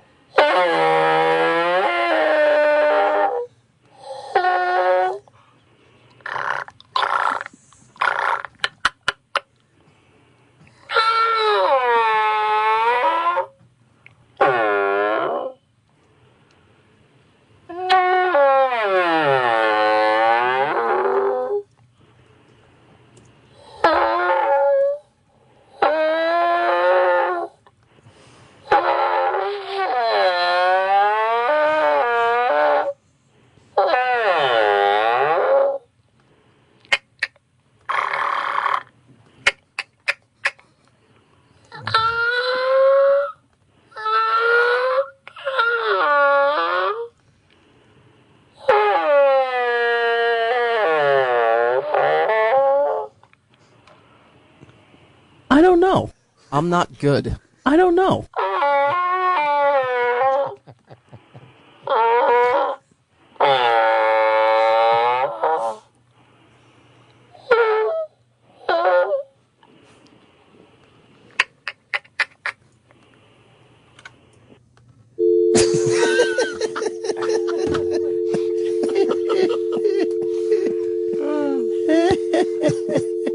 Fucking minutes.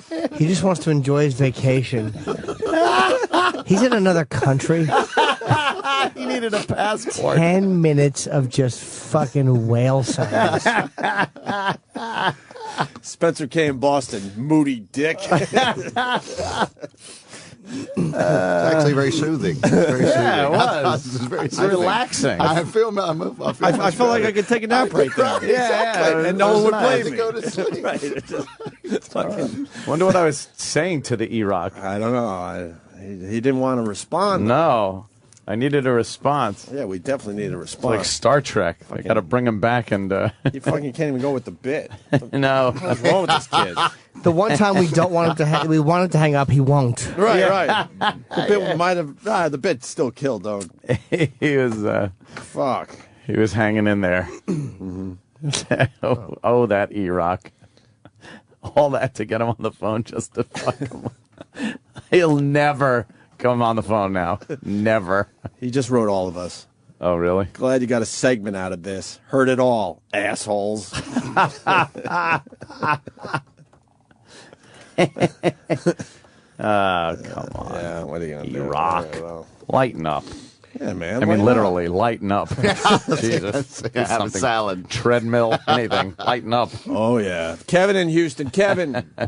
Hey, good morning, boys. Oh, man, congratulations, Aaron says. You just won the most annoying 30-second contest. Yes. Yeah. $2,000. Yeah, what do you got, brother? Hey, just FYI, but there was a new two-headed monster born in China this morning, so I thought we could. Was it this morning? That's an older story, man. I saw that thing. No. Did you see the two-faced? Oh, no. I think really? it's just two faces on one head. Two faces? Yeah, man. There's some fucked up shit going on over there. Have a good day, boys. Punching out. All right. I'm really pissed at the Chinese anyway. Why? What's wrong with the And the Chinkies? dumb Pakistanis trying to fucking get our copter pieces from Pakistan. that stealth helicopter. Pakistan. And they're like, oh, yeah, let's just fucking give it to China so they could take a look at it. Mm-hmm. No. No, they're teasing. And how about, then they're how about, teasing that they're going to do that. well, then how about Basically they let meaning- China give them $3 billion a year, those fucking bastards. But they're teasing, so then we give them another billion not to do that, probably. Well, and why can't we just go over there, Pakistan. because they're our ally, and say, excuse me, could we have our copter parts back? Absolutely. Like, you know. Fuck it's that whole our- country, man. Now stupid John Kerry is going over there to try to smooth things. The Oh, fact that we great. have to smooth things over with these shit people Who are obviously hiding this guy. because we fucking killed a guy who killed, 3,000 of our citizens? Yeah.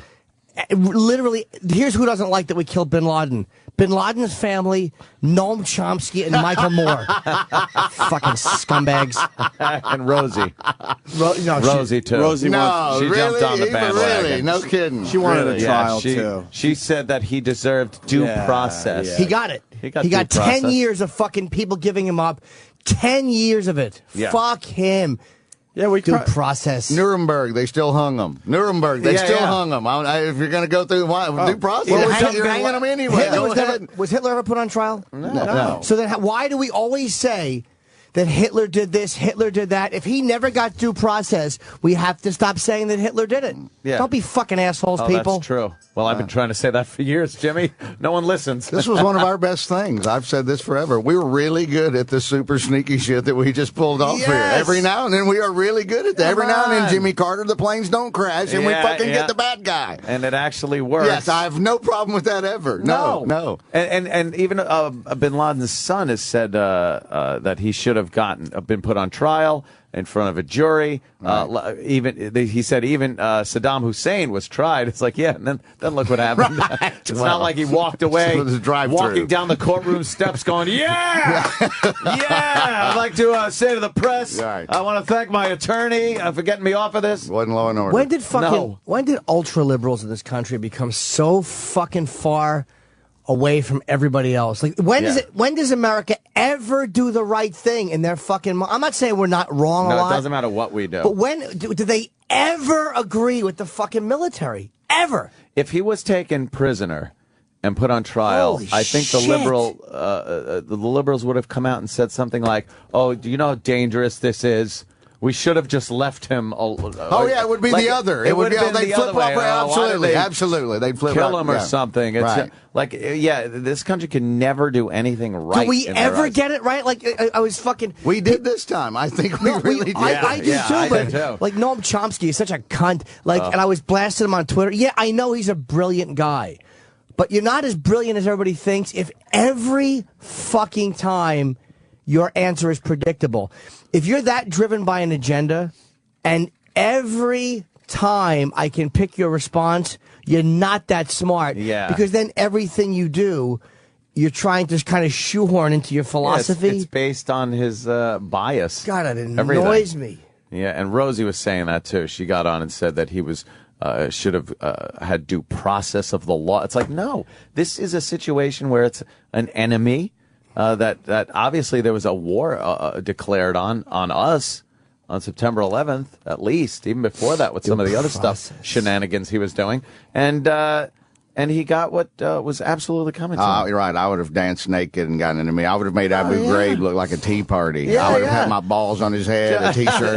I'm with the dead guy. I'd have been pointing an arrow. I would have done the YouTube. I would have done everything possible. I'm totally into the gloat on this one. I would be gloating like the idiot that I am. Fucking the hole in his head. Right. Would Why have not? just been great. Or at least a dick on the lip. Okay. At least a dick on the lip. Dick on the one lip. dick lip. Just one dick lip. That's all I'm saying. But you know what? They're fucking they're still putting this scumbag son of his on the news. I know. Some Yemeni fucking yelled Allah Akbar and he ran into a cockpit. I'm fucking so fucking tired of this mentality. God almighty, he wasn't an innocent bystander. He was the head of Al Qaeda, and they should have fucking they should have executed him Years ago. Finally, that's exactly what the military should do when they get an animal like that. Kill him. Although Patrice said that never happened. Yeah, Patrice is all in with conspiracy shit. Patrice says he's not dead. He was intelligent about it yesterday. He's like, just think about it. One question. He goes, just start with one question. Why'd they dump him in the ocean? Because why'd they flush him? We answered that. Flush him down the ocean. We answered that goes, already. Really? And then Patrice is going, really? Like everybody else that we capture, kill, and have the body. Don't we do things like, even Jeffrey Dahmer, you take his brain, you look at it to see what type of, the physical part of the brain that makes a person like that. Look at why didn't they do an autopsy and see if his kidneys were bad? Let's see if he had any kind of diseases. None of that was done. He was just wrapped up in the Muslim tradition and thrown overboard. Jeffrey Dahmer was not the fucking spiritual head of an organization where people will strap bombs to themselves and fucking fly planes. Osama bin Laden was a different guy because he's a spiritual, he's like the Ayatollah Khomeini. He's any of these fucking guys that are spiritual leaders for these fucking jihadist scumbags. You got to get rid of them. There's no place for them to go and celebrate where his body is. There's no place. Again, and if he was kept alive, you fucking dummies, not you guys, but out there, do you have any idea how many hostages would be taken? Oh, yeah. How many fucking people would be murdered because they wanted him freed? People do not understand that? Right. But I don't understand not taking his body back to the U.S.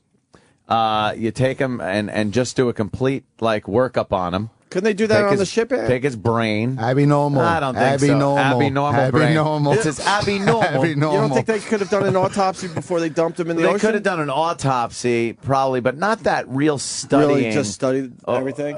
Maybe they took samples. Maybe they took brain tissue samples and they kept them so they could study some of that stuff. Maybe they did that. I think they thought it was going to be like Abu Ghraib in the Old West. They thought they were going to fill him with lead and prop him up in front of the general store and take his picture. Take his picture with the guys. Hey. And the wussies don't like that. The wussy people in America, we can't do that. We can't do that. We all want to see the pictures. Absolutely. We all want to see the pictures. Good God, I want it on a T-shirt. And when the president says, we're not that kind of people. No, we are. Yes, we are. We are exactly who that is. Look how many downloads that crazy naked guy on the subway got. We love shit like that. Absolutely. They got rid of the body. It was a smart move. They're not looking to fucking make America's please. They're not looking to please the public, the fucking military. Nice. Their job is, this is the best move. It's going to, there's no place to go celebrate. He's gone. He's in the wind. And they don't care if we like it. And that's that. Right. There's nothing we can do about it. No, it's the old secret ninja American thing. I said it. I like it. I have no problem with something on the ninja death photos. We're going to see the death photos eventually. Yeah, now the CIA is going to show the photos. Eventually. But they're showing the photos to some select U.S. lawmakers. So slowly but surely they're spreading this out. We will see the death photos eventually. I have no doubt in my mind. They're showing them to the congresswoman to see if it'll snap her out of her head. Well, they're showing it to the one idiot that bought the fake photo online. Oh, really? You heard about that guy, right? No, someone fell for that? It took Danny maybe 2 minutes to figure it all out that this thing was a fake photo. Because when it first comes in, you're not sure. Obviously, you're like, what the fuck is this? Danny did just a little research, and we were the first to say, stop sending this shit to us. It's fake. It's not him, right? But an actual, was it a senator or a congressman? Brown from fucking... Brown, thank you. It was Brown. fucking said he saw the death photo. Oh, God. And it was the one we've all been looking at. That one. You've probably seen that one, right, Vic? Oh, I've totally seen. Yeah. Yeah, that's a fake photo made out of. I could get that right. Two guys. No, that guy sold me a kebab yesterday on 7th Avenue. Yeah. And I did also see a piano-playing kitten, which was very convincing. A squirrel on water skis. I saw a squirrel, yes, water skiing, fascinating. I actually saw 2 girls with 1 cup, apparently. It was amazing. I saw a very dramatic chipmunk who was stunned at something. What? And I actually did see meat spinning for many, many times. There's actually 2 others besides Brown. When they told Brown, look, that's a fake photo, he said, oh, the photo that I saw, he released a statement, and that a lot of other people saw is not authentic. But then you had Kelly Ayotte, it looks like, and Saxby Chambliss, also claiming to have seen the photos. While I was shown a photo by another senator of what appeared to be a deceased Osama bin Laden, I do not know if it was authentic.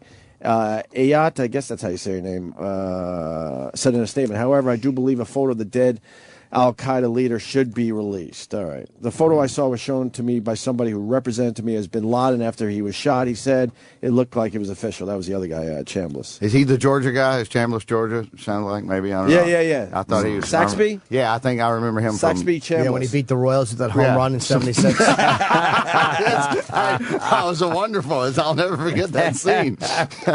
Well, with them slowly showing other people these death photos, we're going to see them. We're going to see them. Yeah. No doubt in my mind. Oh, yeah. Norton with the sports reference. Very good. Excellent. Excellente. Mm-hmm. Oh, this guy wants to comment on the Rosie situation. Rich, Oklahoma. Rich, what's up, buddy? Hey, Rich. Rich, let's go. Come on. buddy. I was actually Chris. Hey, I'm sorry. more liberal thinking in most things, but you guys hit it right on the head. Rosie O'Donnell. I mean, what could we possibly get out of due process? It's not like the guy fucking shoplifted a Playboy from a 7-Eleven on the corner, killed 3,000 Americans, and all you got to do is put this guy on trial and let all these crazy fucking Al-Qaeda guys all over the world start killing Westerners, and all so we can what? Give this guy probation or community service? Or give him lethal injection, or whatever you think is due process. Oh, first of all, he wouldn't get the death penalty. They never give the death penalty, so he would end up in a prison. That he'd be a hero to the Muslims in prison, and he would be living much better than he is now. And they like the guys in Goodfellas when they go to prison. Exactly. It'd be like that. He'd be in the Muslim Goodfellas community. Oh yeah, that's where it is. Getting that. And now we can eat. Slicing the garlic with a razor blade. And they would be murdering people, demanding the sheikh be released. Yeah, you can never have him captive, because they would literally be suicide bombing, demanding his release. There's nobody as high up on the ladder as him in jail. No. Khalid Muhammad is not as fucking revered. And they showed pictures of Saddam's sons because they weren't religious leaders. Saddam was not a religious leader. Fucking Azar Kawi was not a religiously inspired guy. Like, I mean, he didn't inspire people. You know, he was just a fucking more murderer. The nuts and bolts Look kind at of that! guy. Look at that headline: Rosie O'Donnell, without due process for Bin Laden, we may be monsters. Right, really, Rosie? Look in the mirror. Yeah, you want to see a monster? But it's just, oh my God! Put down the bowl of M&Ms and look in the mirror. They're saying things just to be disagreeable. Taliban would have to resharpen their knife halfway through her fat neck. But like Saddam's, we didn't. Why does it matter if it's Poussey and Coussey or whoever the hell? We strapped their asses right up there and showed them. This is the same. He's even more revered. But psycho, dead psycho. But wait a minute, Al-Azhar Kawi was never put on trial. He was killed in a bombing raid. So maybe I guess we were monsters there because we killed him in a bombing raid. Bombs, for Why some didn't reason, anybody are come more out and say acceptable that? than shooting someone right in the same room. Sure. For some reason, that's an assassination. But a bombing is like, well, we were going after some. He was a there. hill. It was a hill. You know, we had some intel that this house was housing some operatives. We dropped some bombs, and we happened to get one of the big guys. No one ever complains about that. When it's that way, you're absolutely right. When it's that's never any big deal. If they would have gotten him with one of those bombs in Tora Bora when they said he was in those caves, there never would have been any of this. He was assassinated. It's no trial. They would have been, oh, wow, we got him. Good. Monster. Omar bin Laden is saying that the burial at sea demeaned his... How about the fact that your father fucking orchestrated these murders, you fucking scumbag? Yeah. How about that demeaned your family? Oh, how many families were demeaned? God almighty, I hate these people. Do you think bin Laden ever threw a falafel against the wall and upset his son like my dad did with the spaghetti? Yes. When I was a kid, my dad just threw spaghetti against the wall, and while he was having an argument with my mom, and I remember that vividly. Maybe that's what happened. Some fucking hummus. He threw the hummus against the wall. My dad swung at my mom once, and she ducked, and he smashed his hand on the wall. And it was one of the funniest goddamn things. He must have been pissed. We all burst out in laughing and then ran for fucking cover immediately. Yeah. Did he laugh? No. He took a swing at her. He took a swing at her, and she ducked, and he smashed his hand on the wall. Dinner cold? Yeah. Something important. Absolutely, yes. We got a question coming in. Does Troy have new questions? I would love to know what his new questions are. If he wants to come I'm in. just saying. I like he wants to come in. I like to ask. That's all. David in North Carolina. David. I just got a question for you guys with all this conspiracy theory stuff. Attaboy, Dave. Did the Navy SEALs just dump them off a dinghy in a white sheet, or did all the guys on the ship that they landed on and buried them from, what they have to say? Well, we talked to a lot of Navy guys, and they don't make a big deal of that whole fucking thing, and they wouldn't make an announcement like, hey, if you want to see us throw, bin Laden in the ocean, come on down and check it out. Right. They said the ship's so big that something like that can happen without not many people knowing about it. Well, from what I read yesterday, also, there is a rules that they have to adhere to for different religions, and the Muslim religion has this ceremonial washing of the body, and it's got to be done by another Muslim. Who had to have that job? I know. And then there's got to be, and believe me, they have to wash the genitals and everything. It's some weird fucking homo Islamic thing that they have to do to the body. I don't even know what the fuck it is. But there's washing. Then there's certain prayers that have to be said that is it wouldn't be comfortable for an American to be saying. Like about how they want this person to be taken to a much better place, forgive him his sins. Like this whole thing that a Muslim cleric has to do aboard the ship. That absolves him religiously anyway. Where do they get that of any guy of his from? crimes? I'm sure there's a Muslim fucking there's a lot of Muslims in the Navy. Sure. I'm sure they have to have clergy from every denomination. So for him to get a funeral that would have given him, and the Navy, so it says, has to adhere to these rules, give him this dignified Muslim burial is fucked. Yeah, it's awful. Fucked. That's he should have been thrown out like fucking Chief Brody with the chum. Well, no, like garbage. Like Patrice said. I was going to say, a used aluminum can. Don't even recycle him. Right, yeah. Yeah, no, it's awful. It's terrible. Like Patrice said yesterday, like cocaine. Being flushed down the toilet. Charles Barkley's terrible. That was funny yesterday. We needed that terrorist, Karen. They flushed, because Patrice kept saying they flushed him down the ocean. They flushed him down the ocean. They were gonna wash his genitals. No, they never would have done that. What did you do? Harry in D.C. What's up, Harry? So the people that compare this to like Nuremberg and those people got due process, there's one major difference. At Nuremberg, the war was over. You know, the last time I checked, the war on terror is correct. not over. Nice. Good point. Absolutely. And also, Nuremberg's a different place. Yes, totally. It's not the ocean. I got it's a not the ocean. I got a Nuremberg's from McDonald's. Oh, Chip. Oh, Chip.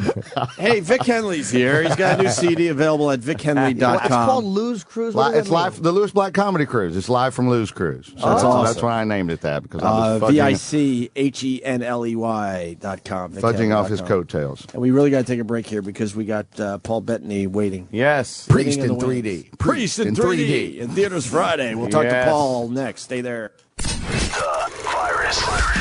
Sirius XM. This is the Opie and Anthony Show. Got a big star outside the studio, Paul Bettany. Let's bring him in here. I guess he's in Priest in 3D? Priest in 3D. Vic Henley saw the poster. Priest in 3D. Priest in 3D. Hello, Paul. What's up, Paul? Nice to have you, man. Take a Very seat. nice to have you. How are Always you? looking very gentlemanly. Yeah, this is This really is. do. I thought I should make an effort for you fuckers. Thank you. Thank you, sir. He's lying. He's doing TV. Who's he kidding? Yeah. He's doing TV. Yeah, you're right. Yeah. I've got Fallon. I've been seeing the trailer out there. It looks pretty scary. Yeah, it's pretty Looks good. pretty goddamn scary. We're really pleased Priest. with it. Are you typecast now? Is it all just flying angels and priests and religious films? I swear to God, this is the last movie with any religious connotation. Really? Just so I can avoid the questions. Well, you've been in a few, sir. I'm the hack. That's why I ask it. I'm sorry. I got asked the other day. A journalist asked me, "Is there something subconscious at work in your choices?" And I went, "Well, I don't know. It's subconscious." Yeah, if it's subconscious, how am I going to explain it to you, you dummy? Who was you were in Da Vinci Code? Which character was Silas? 'Cause I saw that, but it's been a while. He's the guy that beat himself. You He are was right. the- Okay, wow, that's great, man. Yeah, That's a that secret. was It's a hobby. You know, it keeps me off the streets. That was a sick role, man. But of course, Beautiful Mind was. I still watch that one whenever it's on, and think it's just a great movie. The twist in that, the surprise. I hope I'm not ruining it for anybody. How old is that movie? But, 10 years. But there are little things you notice, like the little girl running through the birds and they don't move and things like that. So making that though, movies like that and Sixth Sense. Are you ever worried that people are going to be like, because it's probably so obvious to you. Are you ever worried that people are going to be like, oh, God, yeah, totally. Because when I saw Sixth Sense, I went, okay, so he's dead. What's his big, what's the his big deal? twist? Immediately, right. Totally. So, You knew it? Wait, you knew immediately? I didn't. Yeah. I was the dummy that didn't know. I didn't either. I was blown away by that. I do this stuff for a living. Yeah, you know he what I kind of mean? does okay, for a good living. point. That's I lie for a living. That's my thing. that's it. Just a bullshit artist that gets paid for it. Exactly. That's not very bad. I was looking up like some of your background and age and who you're married to and everything. I was wondering, did you ever see Labyrinth? And think like, oh God, one yeah, day. one day. I'm gonna play that Bowie song and make out with her. I'm gonna play the Bowie song and make out with her. It is a twisted little thing. No, Jennifer Connelly is your wife. Yes, She's she very is. beautiful, great actress, and I was thinking, like, if you watched Labyrinth, that's a little twisted. It's a little sick. I was 12 at the time. See, that's just it. okay. Because I was looking to see if maybe you were, No, in it's your legit. 20s going like, Hunched double over the VCR. It's skeevy if he's in his mid-20s. Yes, it's very skeevy. No, I was 12. It was You were all 12. above board. And, Same age. Did you have a pretty little much. crush? Did you think she was cute then and everything? yeah, of course. Who Who didn't didn't? accept You're right. 20-year-old men? I know. That's true. Did you meet on the set of Beautiful Mind? Or? Yeah, we met on the set of A Beautiful Mind, and I had never seen anybody that attractive up close. Yeah. Nice. There you go. So I thought, you know what, I bet every man she's ever met in the world's tried to sort of pull her, So I didn't do anything. How do you make that move? I just didn't. I didn't make a move. I just talked politics with her, and wow, that worked. And it worked. Wow, yeah. First time ever. You bored her into love. That's amazing. Who is this fucking idiot? I'm gonna sit on his knee. I don't know. Well, that is fantastic. Did you argue politics, or did you both completely agree? We both completely agreed, yeah. Because I know I would have blown it like the hot chick. I would have fucking argued with her and just ruined it. Like, Shut up, you liberal. You're an idiot. I just wrecked my I would have chance just wrecked with it the like an Labyrinth idiot. girl. Yeah. And Russell Crowe, you did Master and Commander also. My other leading lady. Your other, yes, again, of course. Russell Crowe, your other leading lady. Was there something there? Was it the same casting guy, or do you two have some kind of rapport with each other? I don't know. He didn't say no. He didn't say I think you're not going to turn down a Russell Crowe. I think he could have said no. Co-starring thing. For it was a Peter Weir movie. Who I think he's one of the greatest directors there has ever been. And did Witness? I was my first thing. He made a lot of great films, but that was his first Oscar nomination. I think was for Witness. And he's extraordinary. And this opportunity came along, and I was just hoping that I hadn't pissed Russell off enough in the first movie that he was going to say no to me. So because he could have, but he an easy guy to work with. Yeah, I mean, yeah, it's so funny. I would spend evenings with him, and we'd be you lucky fella. Yeah, Would you talk politics? Sweet talking him with my liberal views. Yeah, no, and then you read in the press the next day that he was in some bar having a fight, and it just wasn't. It didn't seem, or it wasn't his character or anything. Never saw it. Did you ever sit in with the band? He has the band. Did you ever? I didn't see him. Were you invited? 20-odd foot of grunts. No, I didn't. Right. That's the name of his band. I love the two accents, by the way. I love when Paul and Vic are talking. Right. The complete the hillbilly and George Jones. It really is an George odd. Jones talks to Prince Charles. It really is odd that it's even the same language. Well, what's more strange is we actually studied together at the Royal Shakespeare Company over in London. So a lot of people don't realize I have a classical trained acting background. Yes, see, who knew that? Yeah. They have to keep stopping you, say, look, no, there's nowhere in Shakespeare they say holy sheep shit. You're adding that. Shitload is nowhere in. You mentioned Prince Charles. What was your take on the whole wedding thing? It was stupid. Oh, yeah, exactly. Just That's a big stage to just make the that idea mistake. of getting married. It's this weird tradition in England where every 20 years the poor people of the country scrape together $36 million to pay for two rich kids' weddings. Exactly. That's why I say stupid. Odd. And then, and then what we get to do is line the streets and watch this strange medieval procession. It's so peculiar. Archaic, You think they're in love? They didn't give the feeling that they didn't like each other. You just don't care. Are you like from the school of thought of most Brits that you really just don't care about this? I really don't care, and I was really surprised that it was such a huge thing over here. I thought, what was the point? You had a revolution. Here. 200 years ago, you got rid of them. You had a constitution. We haven't even got a constitution. And now it's like, we love anything that goes on with the royal family, yet we were trying to just get the hell away from there for so long. I think it's because it's not your tax dollars, and you can just point fun at us.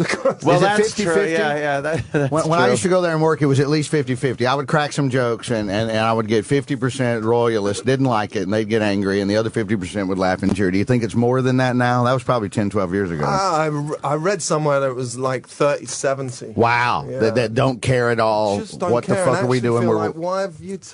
You just I haven't even seen the dress because I just couldn't watch it. But then I was thinking maybe I should see the dress, bearing in mind I fucking paid for it. That's the best part, right? I love this guy. Really and truly, what's going on? It is an odd thing, and here it's most of these like housewifey type of women that watch soap operas and stuff, and they love that shit. They love the royal family. Ooh, what's William doing? Right. Who gives a shit? Who gives a shit? I'm gonna put him on royal wedding snuggie. He's stealing from you.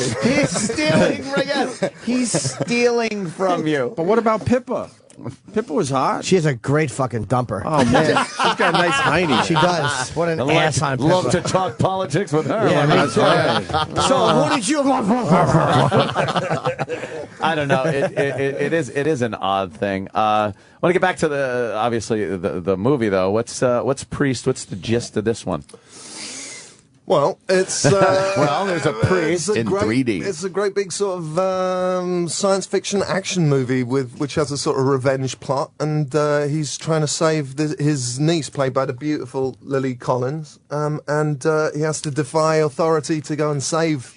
So he's vengeful priest. He's a vengeful priest. Yeah, that's sort of there you go. That is good. If it was just a guy that gave a sermon, it would be a boring movie. Exactly. Vengeful priest, very good. It's hard to have. There's not many kung fu fights. In churches. No, he's like a special forces guy, and the war's over, and he's had to go back been asked to go back into society, but been rendered useless for society by the things that he's done, and now comes this one last mission is basically what the film is, and it's a really good excuse for a lot of kick-ass action. A lot of good violence. A lot of violence. A lot of evil in this. Some evil. Yeah, if you like me stabbing vampires, you're gonna like the movie. Nice. Hey, is the church going after the film? The Catholic Church? Are you guys dealing with that crap? All of these it's funny. All of these movies that I've subconsciously done, they're huge in Catholic countries. I think they can take a joke. You know, I mean, really and truly. They went after Da Vinci Code, didn't they? Not really. Well, here they get a little here they get a little fucking nervous. I've never been stopped on the street by any Christian saying, I really hated that movie. Right. And if they did, I'd say, forgive me. Now I'm good. It's your job to forgive me. It's the main tenet of your religion. And I was reading, you used to be a Catholic, right? Yeah. Brought up Catholic now. Well, I got slapped by a few nuns. Yeah. And now at an S&M club. That's just my Sunday. And now where you at with that? Atheist? Me, yeah. I mean, clearly there's a creative force in the universe, but is that creative force conscious of us or cares? I think it probably feels the same way I do about the royal family. You know what I mean? It wants to fuck Pippa. It wants to motorboat the butt cheeks of Pippa. Yeah, we all got questions about that shit, so... Yeah. Organized religious. When does the film open? Friday? Friday the 13th. I'd go, there you go. Yeah. Nice. That's nice. That's good. Good slot. Rarely that happens. They love that. They love that. Let's Friday go the 13th. Friday the 13th. Go see a scary movie. Exactly. It's going to be good. Good date movie, scary movies, by the way. Absolutely. Because girls will always latch on to you a little bit. Yeah, a little bit closer, lean a little bit closer. Make that journey with your arm a little bit shorter. Oh, yeah. Years ago, the original Friday the 13th came out, and I am of the age where I did go see that in the movie theater, and it was released on Friday the 13th. And I went with a girl, and we sat in the back. That's good. And the whole time had each other's hands down each other's pants. Nice. It was fantastic. Right. It's called Looking for Jason. Yes. It was great. Your hands smell like the inside of his hockey mask. Exactly. She was giving me the old Voorhees, I like to call it. Do you have a strange erectile response to horror movies then? Maybe you shouldn't go and see Priest. No, maybe I shouldn't. It was a different time. That's all I can say for that excuse. It was a different time. I'm sure they're still doing it in the theaters. You think they are? The youngsters. I don't think The youngsters. The youngsters are fucking in each other's pants. Oh, they hope so. 80 then. Didn't he? Youngsters. Didn't he? Are you a new dad? Did I hear that right? How old are your kids I got now? a 13-year-old. I got a 7-year-old, and I'm about to have another one. That's what I mean. Okay, you're about to have another one. I'm about to have another one. Wow. And by that point, no nerves anymore, right? No, loads, yeah. Cause really? I'm really This is my family. My brother's 12 years older than I am, and my middle brother's 7 years older than I am. You do not really want to do this. I don't think. It really works out for us. It really works out for us. You're going to get punched. I'm just saying. It's got to be the work. Can't wait for you to get punched, man. Schedule, Make right? my day. He's English. He's not going to hit me. I think it's when an actor and an actress are together. This is something you shouldn't do. I kind of did it about 9 months ago. Yeah, I know. It's a little too late, Thanks for the fucking advice. Maybe I was projecting.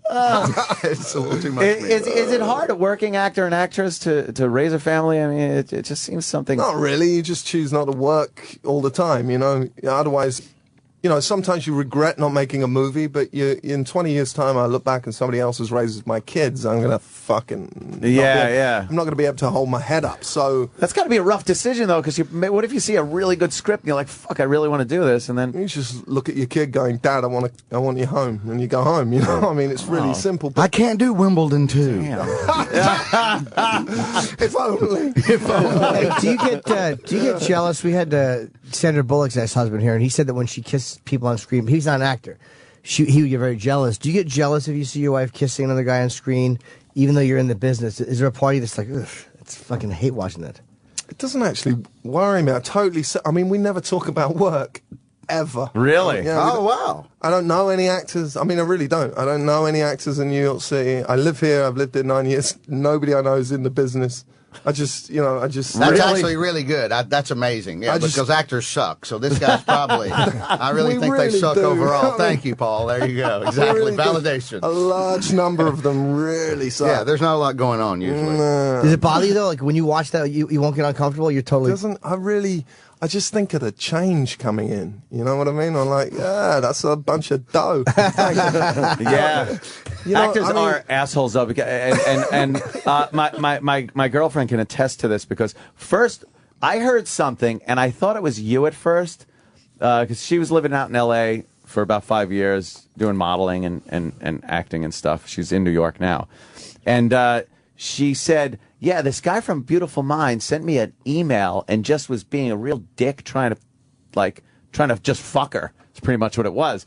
And I was like, if it's this motherfucker that's coming in, I swear to God. No. And then I realized you were married. You were married too long for that. And then I'm thinking, wow, I could really blow up his spot if it is this guy. But it turned out to be a guy from Beautiful Mind, but it was one of the other friends that were in the bar with him and kind of his college. I bet I know which buddies. one. And I'm not going to say. Well, I'll say it's the same guy that was also in the Christian Bale movie. American Psycho. Ed Harris. No. Christopher Plummer. No. He sent a picture of his cock in the Glengarry fucking leads. Christopher Plummer was trying to bang your girlfriend. I know, what a fucking cocksucker. No, I wish I could remember his name, but no, it was. Maybe you shouldn't say his name, though. Yeah. Fuck him, no. I got the emails with the names on it. It happened. Oh, you got Fuck emails? this guy. All right. I read the emails. He's a real prick. They're going to come to L.A. and hang out with me and this, that. And, you know. Oh, I didn't know you had the email. Oh, yeah. But is that bad? Was he mean to her, or just ask her to come to L.A.? No, he's being a smarmy fucking actor. Recently or no? And you know what? It's very hard as a low rung of the totem pole fucking radio guy for me to hang on to a model. When did this leave me the fuck alone. When did guy. this happen? Oh, this is recently. This is recent shit. Recent shit. I thought this was when she lived out Let there. me, I swear, Can you read one of the emails? Let me. Please do. Please read one. By the way, Priest in 3D. Priest in 3D. I would in a second. In theaters Friday. Are you worried some fucking hot actor is The gonna 13th. take your chick? Look at me. Right. Yeah, but you're funny, I dude. struggle. Yeah, funny goes so far. I'll tell you, but your big cock goes the rest of the distance. There you go. Anthony's all cock. I'm telling you, that's why she likes you. You're funny, you have a mansion, and you drink like a fish, and you're a big dick. You're fun. I am a fun guy. Yeah. But that's not good enough. Did you two go to a horror movie together? Yeah, I really know how to treat a. I really know how to treat a lady, diddling her to Friday the 13th. I jerked him off during the ring. It's wonderful. I jerked him off during the ring. But just so you know, we've all seen Jimmy's cock. If you need to know, Paul. But There he is. and he has a legendary one that no one has seen. He played. There you go. He played. Wow, you're gonna blow up this guy's spot. Craig McDermott in American Psycho. He's Josh Lucas.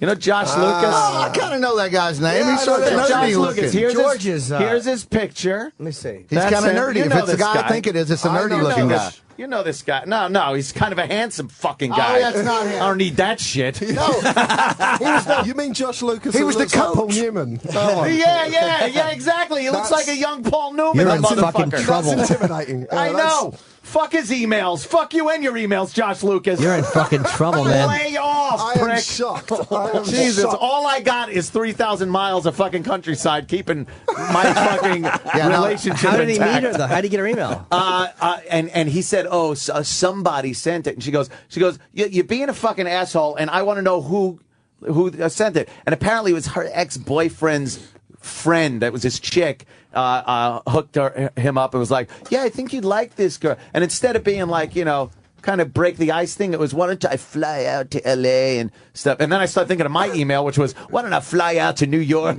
So I'm just as big a prick, and she's susceptible to this kind of crap. So can we hear the email? Huh? Well, she has it. I don't have it. She has it on her phone. Oh. So, but I'll bring it tomorrow. Like I see her now. She's fucking laughing her ass See off if she'll at me. fucking text you the email. I would love to hear that. All right. Hey, copy paste the email. Yeah, we want to read that, man. Why are you screaming? In the microphone? Fraulein Stettin. Copy paste the email into the chat. He was wasn't he the head? He was the head coach in the El Paso movie, Hoosiers. the basketball movie. Oh, the yeah. Gene Hackman. No, He's been in a few. Gene Hackman is trying to fuck my girl. Yeah. that's allowed. A horror movie? That's allowed. A horror movie or That's something. allowed. How funny would that be if she left you for Gene Hackman? Wouldn't that be fucking... You could almost just love her for that. Totally. What's she going for? Someone? She's going for someone younger. Nice. And if you said self-deprecation, I love it. I love it. You know how it is. I like this show. Oh my God! I'm taking you to see Priest this weekend, sweetie, and I'm gonna finger you in the back row. Jesus, it's Friday the 13th. It's a tradition. You old smoothie. He's going to finger in 3D. Oh my God! Too goddamn much. Wow, you called him out everything. Now you obviously you're an actor. You're a good-looking guy. Now, but Jennifer Connelly, very attractive girl, very attractive woman. Have you ever? I see where this is going. Have you ever worried? Yeah, you want her email address? Have you ever worried? I'm gonna check for Josh Lucas's emails. Yeah, watch his fucking emails. This Josh Lucas is a wily one. Watch your back, Bettany. I got an update on Josh Lucas. Do you? He lives in New York, according to his Wikipedia. Well, he lives in New York and L.A. Oh, he's one of okay. Yes, Maybe he doesn't know she has a boyfriend. I am shocked. He does now. Come on. I bet he desists. He does now. Cease and desist. Twitter Josh. that motherfucker. You never worried about that though, the attractive girl, but you see, you're a good-looking guy though. See, no. different. It's got you just gotta, every guy in the world is trying to pick her up. So exactly. Just live with it. Right? You just deal with it. Yeah, you just. Yeah, you guys have been together for a while though, so it's like I was going to say years, right? You make fun of that. Hey, listen, when we're walking down the street, I see people looking at us, and I know they're thinking, how did she snare him? Right. See, that's exactly it. Lucky girl. That's how I deal with it. A total pig-headed decision not to look facts in the face. That's called confidence. That's called confidence. Faking it. I have to deal with one-way locks on my doors. I'll let you out when I get home. Yeah. You treat her the way that fucking German guy treated his daughter. I was going to say, incest dungeon girl. Yes. Incest dungeon girl. 12 years in the basement. It's a great relationship. It's wonderful. I figure any woman who's attractive who's sleeping with me is like under no illusions that I'm fucking really that handsome. Like they're fucking me for a weird reason. They're not going to leave me for a better looking guy because they wouldn't build me to begin with. Oh, hey, that's a good. There's no chick that wakes up and just realizes I'm fucking mediocre. I love how Paul's looking at you like, is that how it works? Well, for a guy like me, yeah. I was thinking that maybe you weren't held enough as a child. or too much, unfortunately. By two wrong people. By strangers. Yes. Mailman, whatever. Uncle Ernie. However it works. Yes, man cuddled me, my face in a fucking pillow that smelled like motor oil. Oh, my God. Oh, wow. But no, Paul, you're a good-looking guy, so a good-looking guy has to be this is careful. the best room I've I know, we ever really been in. are. I'm never leaving. We're pawing over you. No, but here. a handsome guy has to look at another handsome guy and go, well, is that a possible... For me, it's other stuff that would get a girl to leave me. But so you have to look at a scallop and go, perhaps exactly. I'm threatened. Wait, that guy has man tits and erection difficulties. He's a threat. Holy shit. Yes. That guy has an appendix scar. Look out for him. Are you dragged sometimes to some of these Hollywood events and awards, movie premieres that you're just like, ugh? Oh, yeah. Yeah, because you really don't come off like the kind of guy that would appreciate the Hollywood lifestyle thing. Seriously, we're in Vermont and I'm outside grilling. That's Is that what you enjoy? I swear to God, if I'm at premiere, it's because I was in the movie. You have to be there. Or my wife was in the movie, and that's it. And then.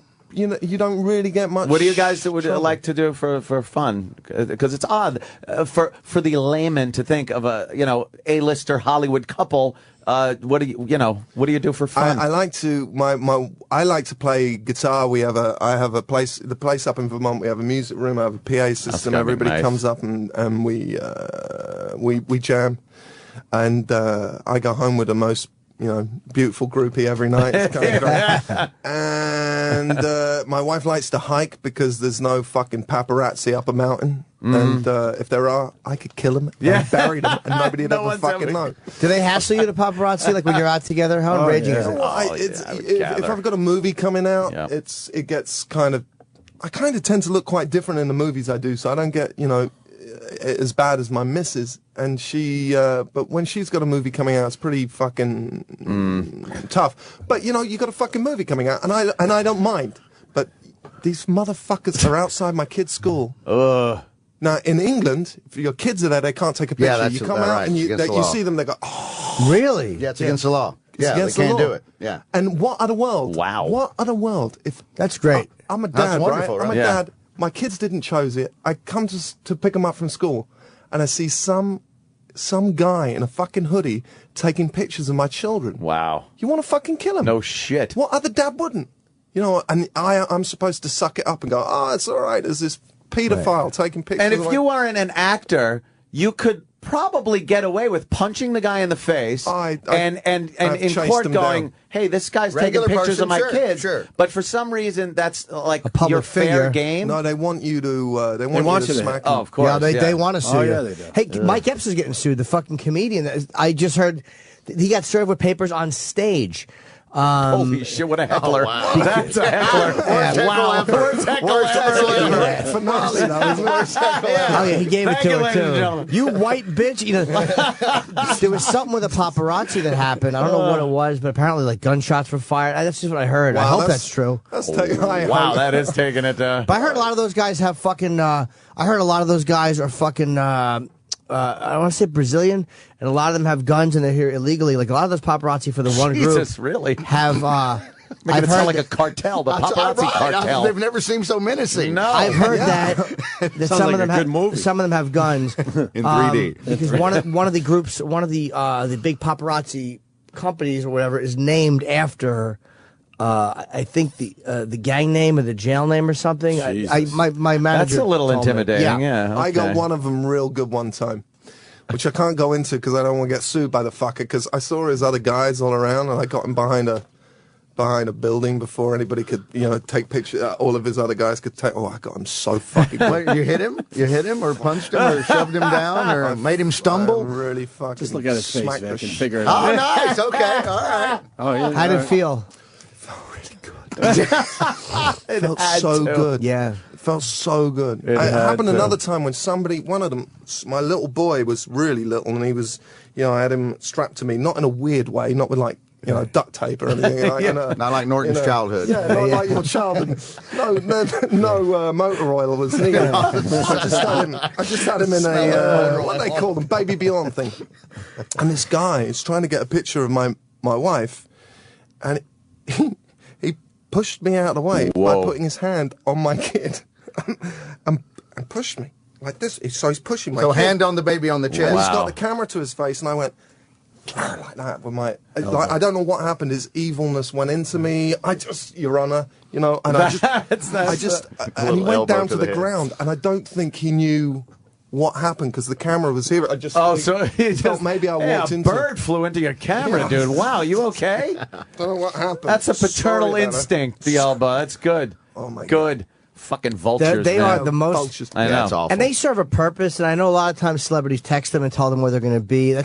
They really do. They have a weird relationship. They further your absolutely career. happens. What is going through your head? I mean, what is wrong in your life that you're calling up people to come and take pictures of you? Right. You sad, twisted fucking child. Narcissistic. Throw that in there. Idiot. Right, there you go. That has to be something where your popularity is way in the shitter. No, but I mean, if you have a movie coming out or something, or an album, like Britney, or they all know how to use the paparazzi. Actually, fuck it. I'm going to text them now. Go text them now. I'll be leaving the asshole.com. Asshole idiot with camera. Make sure your camera's well up to your eye so you can't see my elbow. I know I'd send the wrong fucking text to the wrong paparazzi. Like I'd think it was somebody else. Like, hey, your ad said you were fully functional. Oh no, that's the paparazzi guy.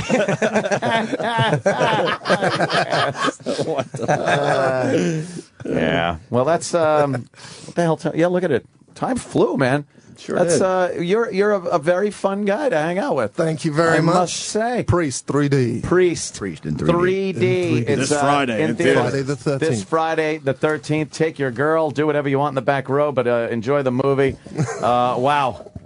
Unbelievable. Paul Bettany. Good luck with the baby, just buy too. a ticket and go home. I don't mind. It doesn't matter as long as the purchase is made. Just buy the ticket. Buy the ticket. Don't take his picture. You can do a lot. I know, I'm scared to take a picture. Friday the 13th is a fucking... I want to tweet a picture. I don't know if I should do this. You can tweet. You can see the movie. You see Priest 3D if you're in Washington, D.C. Oh, Jimmy? You can see the fucking antisocial comedy tour at Constitution Hall. Nice plug. Yes, with myself and Dave and Brewer and Bill You can Burr. do both. Of course you could do both. But yeah. not during this weekend. Don't go and see that. You can see you got to get it all at once. You could see the movie on a Saturday, too. You can see, as long as it's on the opening weekend. You can Huge opening. Yeah. We I want haven't a seen huge 3D opening. I want to go to a 3D movie because I only saw Avatar. I want to see another one. Really? Yeah, I just felt like stopping the room with a boring fact about myself. Well, thanks for that. Yes, it works. I said, how can I bore everybody and include me? Shit. Wow. You're funny. You lot are funny. He is funny. This was nice. Vic, where are you going to be, man? I'll be at the Cellar this weekend, the Comedy Cellar here in New York City. So, yes. The wonderful, legendary Comedy Louis Cellar. CK. Right. And you got that Comedy CD Cellar. out, too. Yeah, it's live from Lou's Cruise. Buy the CD, VicHenley.com. That must have been, how is that being cooked up with Louis Black on a cruise? Well, it was more fun watching Panette almost go over the rail several times. Really? To see a 900-pound man actually lose his tipping point is a physics-defying moment that I'll never center forget. of gravity got a little... Absolutely. Got away with He's it. a funny fucker, man. He's hilarious. No, he's absolutely amazing. But 78 tequilas, and he almost... Well, I was holding him, and it was a weird moment. Oh, yeah, I hear he likes to tip a few back. I always love when I hear comedians fucking, like, miss their wake-up calls. I always love when comics have fucking problems. That's right. Comes easy from somebody that doesn't drink. Yeah, of course. It's, sometimes... Yeah. You like a little drinker...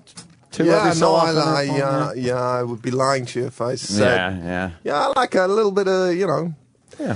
My problem really is I've never found a drink I don't actually like. I mean, I found drinks I like more than other drinks. Right. Uh-oh. Yeah, this is like us. You're as bad as us now. I know. I'm the same way. I'm the same way as this guy, too. Good. I got a Guinness tap in my bar in my basement. Sweet Jesus. Which is really... just... And I got to make a call because it's like, I need another.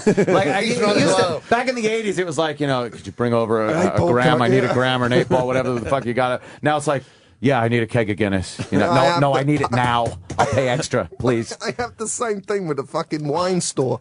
I become one of these wine snobs just because I have to put my addiction some way. I like a good Shiraz just at night, sitting there sipping it down. Not like I'm a classy guy. I'm watching some shit show on television. Yeah. But he balances. Yeah, but the thing about me is I do balance. I like a nice Shiraz, but I don't mind a bad Shiraz either. You know what? You're absolutely right. I don't care what it is. Any kind of red shit you got. I'll unscrew a cap. I'll whatever it takes. I'll open the box. Thunderbird. You remember that? I don't care. What's the word? Good stuff. What's the word? Thunderbird. Thunderbird. 2 days old. Fantastic.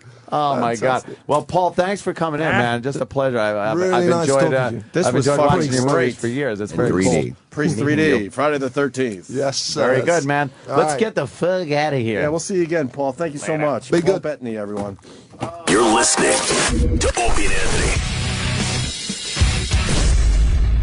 on The Virus, Sirius XM. The Virus, Sirius XM. And now, the Opie and Anthony Show continues. This is After O&A Live. Here's your host, Sam Roberts. I'm out of here. You're not out of here. It's after. Everybody's still here. The party's still going. And management is still here. I'm not going to do the shit show. Anthony's walking out. Gary's walking out, but Rob Cross is still here. Oh, yeah. Rob Cross knows he's stuck. That's not my music, Derek. Did you throw me under the bus yesterday with Ron? Did I? I got a lot of people tweeting me. I reported the facts. I definitely the facts? Why are you throwing me under the bus? I said that Laszlo came in and... Laszlo threw everyone under the bus yesterday. I didn't fucking have nothing to do with that. But then I said that you and Laszlo together... I was just saying that I suspect that Ronnie is a puppet master. He doesn't like that. He didn't like that. Mm-mm. So, yeah, but you had to tell him. Well, it was on the radio. No, but maybe he wasn't going to hear it. He was much more offended. He didn't hear the show yesterday, and then you had to tell him that. So now you threw me under the bus with Ronnie. Because Ronnie's my co-host. I can't leave him in the dark. And me and him got plans. What kind of plans? I don't know. We just got plans. Well, I'd like to know. You shouldn't have thrown me under the bus. But I threw Laszlo under the bus. You I would have said been part of the plans, not anymore. Laszlo's a motherfucker. Well, I know he is. Laszlo threw me under the bus several times. Yeah, Rob Cross. Well, you didn't have anything to do with anything. He just dragged you into the dirt. Like, I think he ran out of people to throw under the bus, and he just tossed me under. I think Laszlo secretly wants to just break up this whole party. He just likes to see destruction. He literally threw everybody under the bus, where it made it very uncomfortable for anyone to look at anyone today. But see, Ron doesn't have a problem with you. He's got a problem with Laszlo. No, he does have a problem with me now because you threw me under the bus. But Laszlo said he was full of shit I just said well I as was suspecting. I didn't call out Ronnie nothing. I had some suspicions. That's it. Well, I'll make sure he's aware of that when he comes in today. And just so it's not twisted, I said hi to Fez in the hall today. Well, I know you and Fez have mended. You guys are kind of friends again. I have no problem with Fezzy. You never did. I'm just insulted that he thought that I made him cry on purpose. Because you wouldn't have done that. No. Laszlo, on the other hand. I'll go on Ron and Fez to explain it. Again. Today? No, not today. Why not? I got shit to do. But I did not make Fezzy cry on purpose. And I'm insulted that he thinks that. I'm really pissed off. I don't even understand the way you... I've done some shitty things with this radio show over the years, and I've taken some responsibility for a lot of that stuff. But I'm not going to accept that he thinks I made him cry on purpose. Well, it's also like the way you did it was, didn't you just ask him what Batman character he would be? Yeah, what's wrong with that? There's nothing that would lead me to believe that that was malicious. And I kind of threw myself under the bus. I said I would be kind of the Joker, the psychotic Joker, right? Sure. But I guess Fez didn't like the question. Laszlo, on the other hand, the whole time he was in here, was shitting. The suit tour. There's a suit tour going on? Yep, right there. What's going on? I've seen a lot of suits lately, and the stock's going up. So I'm suspicious about this. Remember Rob Cross? Oh, shoot. I didn't know we were on the air. The thing about it is, you notice that the suits are taking more tours. The stock is going up as this show, after Opie and Anthony Live, goes up as well. I think that there is a relationship there, that maybe more people are hearing about this. That's why people are walking by saying, see, there's Sam Roberts hosting after Opie and Anthony Live. Or maybe because Eric's weight goes up, the stock goes up. Oh, you're making Eric jokes again. No, I'm just reading what you wrote on the piece of paper. By the way, did the whale bit work today? It worked so well. It worked well. Because we really tricked him to get him back on the phone. Opie, we got to talk about this again before you go. Another guest that you weren't sure about goes over like $1 million. That's a bit. What do you mean? Last time you said it wasn't a bit. It's a bit. It's all a bit. Yeah, why not? Everything's a bit. But you didn't even know who he was. As soon as I saw him, I went, oh, that guy. Oh, that guy. I can talk to that guy. You know how many times we've done that on the show? That guy. Yes, okay, many. He's nominated for an Oscar. That guy. No, Paul Bettany was awesome. He'll be back, too. And I got to ask you again, with Roland in the room. No, I got to ask you. I got to ask Rob Cross something. Rob Cross. When are you going to fucking pop this kid's head? Who's? Oh, Sam's and bring him head? back down to earth. When we stop giving him radio shows, I mean, he just gets more and more airtime. I don't think it's not just me. I mean, he gets airtime from Hits One. He gets airtime on this show. He's got his own spin-off show, kind of. I think what Rob Cross is saying. It has to be a company-wide head popping. It doesn't say Rob Cross's name on the wall. His head's getting a little big. You know that, Rob, right? What? Yeah. So as management, what are you going to do about that? Well, right now, so you don't control me, but you control this fucker. That's right. So I'm going to sit back and see what you do about this situation. There is no situation. That is absolutely out of hand at this point. Yeah, I mean, I only part of it's really up to me. I mean, the guy's been doing afternoons on Hits One now, and I have no control over that. Exactly. I'll still be the Hits One. Air828 on Twitter. I love how guests start their interviews because we were just talking about Paul Bettany. Yeah. They start their interviews guarded, then by the end they're admitting to alcoholism. That should be in a promo. That's how great we are, and that's how comfortable we make these people. Out of nowhere, you got Paul Bettany to admit that he cold-cocked a paparazzi that he didn't want to say. Yeah, we might want to. He did? Yeah. Oh, oops. Well, so, do you think that Roland is responsible for bringing in better guests, or that you and Anthony have just stepped your game up to such a level? I say it's teamwork. You think so? Roland breaks me down. We meet in the neighborhood. We get a vegetable juice. And Roland gets a milkshake, but go ahead. And yesterday I was I had my kid on my chest, and paparazzi came up to you. And I like to see how long Roland could hang with me before I finally go okay. Yesterday, how many miles do we walk? I would say Too 3. many. I would say at least 3 miles. And for Roland, and he's like, and I'm like, you're all right? And he doesn't want to give up on like pitching guests. His head, I swear to God, you were sweating profusely. You were out of your mind, tired, sweaty, and I'm still like just taking pictures and tweeting and and hanging out with my son and then climbing freaking mountains. And then finally I gave him answers on future guests that will be on the show soon. So that's the new game, that you won't answer him when he's in this studio. You say, "Come by my place later." Oh yeah, and then you hey, make you him around go for a walk. I go, "Hey, you're out for a juice?" He goes, "Yeah." And I'm like, "Okay." And then I like to see how long he could last because I could walk forever in this. Why aren't you city. filming this stuff? You should be filming rolling guest pitches while he's sweatily You gotta walking. make him pitch on a bike, Ope. I know you like the bike. Just put rolling, on a bike right behind you. Don't you have business calls? 6-8 miles. I like that. West Side Bike Path. Yeah, I rolling. didn't know how to ride a bike. I haven't ridden a bike in. You're gonna have to learn. Throw some training wheels on it. You look good on a bike. I think you could pull it off. I don't think I've ridden a bike. Jesus. Oh, you were with me because I need someone to back me up. The Okay. homeless guy that was scraping his feet. Oh that yeah, happened, right? With a stone. Yeah. Like he just kept on scraping. I mean, I know it happened, but when I tell some of this shit on the air, No. I think people are like, he's full of shit. But No. Roll was Lying. there. This guy was scraping, and did I not pull the camera out of my pocket? Yeah, then but you- I made a deal with my wife. Like, when I have the kid, I can't take as many fucking chances. But what about when you got Roland? Because Roland can block you off. Roland can protect the kid at least this a guy little. was giving me a look like he would have ripped my fucking Yeah. face off. But he had, it was a stone. It's sharp It stone. wasn't even something that geez. you could buy in CVS. It was like he found a sharp stone to get the dead callus. skin off. You could hear off him the bottom of his scrape. feet. Oh. You hear him just go. Whoosh. And then then he took the rock and kind of went like this so all the skin would fall off, and so he could start over. And I'm dying. I'm like, I gotta film this, but I know I might have to run, and I don't think I can run with the kid on my chest. Oh, I'll run like Jesse Owens. Who do you think was more of an issue, that homeless guy or lipstick homeless guy from CBS? You remember that guy? Lipstick homeless guy. We never got a tape. I don't think. No, you got a. He I don't know if chased you me even got a once, though. photo. Yeah, he would chase anytime we took a camera out. Yeah. He'd get up and start running. He was really intimidating. Yeah. And that stupid Roland doesn't understand the Asians in the park thing that we've talked about on the show.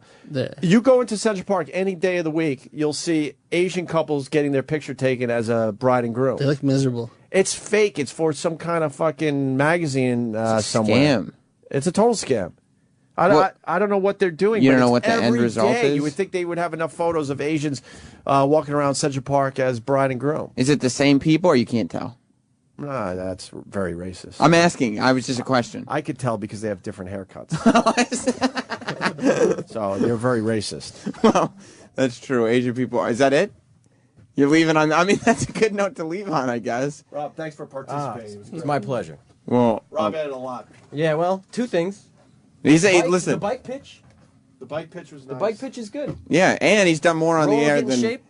just about anybody else in management. Let's be honest about that. Roland. Are you going to play any O and 8 bits today, or is it going to just be I more of didn't. this? Well, yesterday we only had. When was the last time you played an O and 8 bit in the 10 o'clock hour? The problem was yesterday we only had a 2-hour show, so I didn't get to any bits. You did 2 hours with Ron. Now, Yeah. now this hour has become. Oh, that's Kenny. I better go. Tell Kenny to just call in. No, because Jimmy's tired. We got to get out of here today. Jim can come back up. Are you playing O and 8 bits today? I just need to know. We'll see if I get to it. You know. I mean, my plan is to, but my plan was to yesterday. You're okay too. No, I'm on the air. E-Rock was hanging up. And by the way, Roland, we have some stuff to talk about as far as E-Rock is concerned. Me and you. You're not done. You mean stuff to talk about? You're supposed to be pushing play. No. I don't know if that. Pushing play, Sam. I don't know if that's what you thought was going to happen, but it's not. It's not what this is. This idea, we all went, yeah, that sounds cool. But Yeah, I remember agreeing to that as well. You're Yeah. not pushing. Idiot, you're mad. Stop this. No, I can't hit the play button from here. Exactly. Hit it. I don't have any responsibility Let's here. go. You do. You could tell him, you know what, Sam? Stop the bullshit. Yeah, I think and last push play. Thursday was the last time we played an O&A bit, right? It could have been if we got to it on Thursday. The deal is, once I get behind the microphone, maybe the rules start to You change. tell Kenny I'm on my way because he's listening. All right, Kenny, if you're down there, which I'm sure you are, Opie is on his way and Roland's following him. I guess. Let's do this. Rob, we should play a bit. Yeah, or talk about former producers, one of the two. What do you want to do? Is E-Rock a former producer yet? I don't know. I wanted to play something because speaking of Club Soda Kenny, who's downstairs, he was telling cop stories today, although he claimed they were from a movie. He did seem to have fairly good first-hand knowledge of them.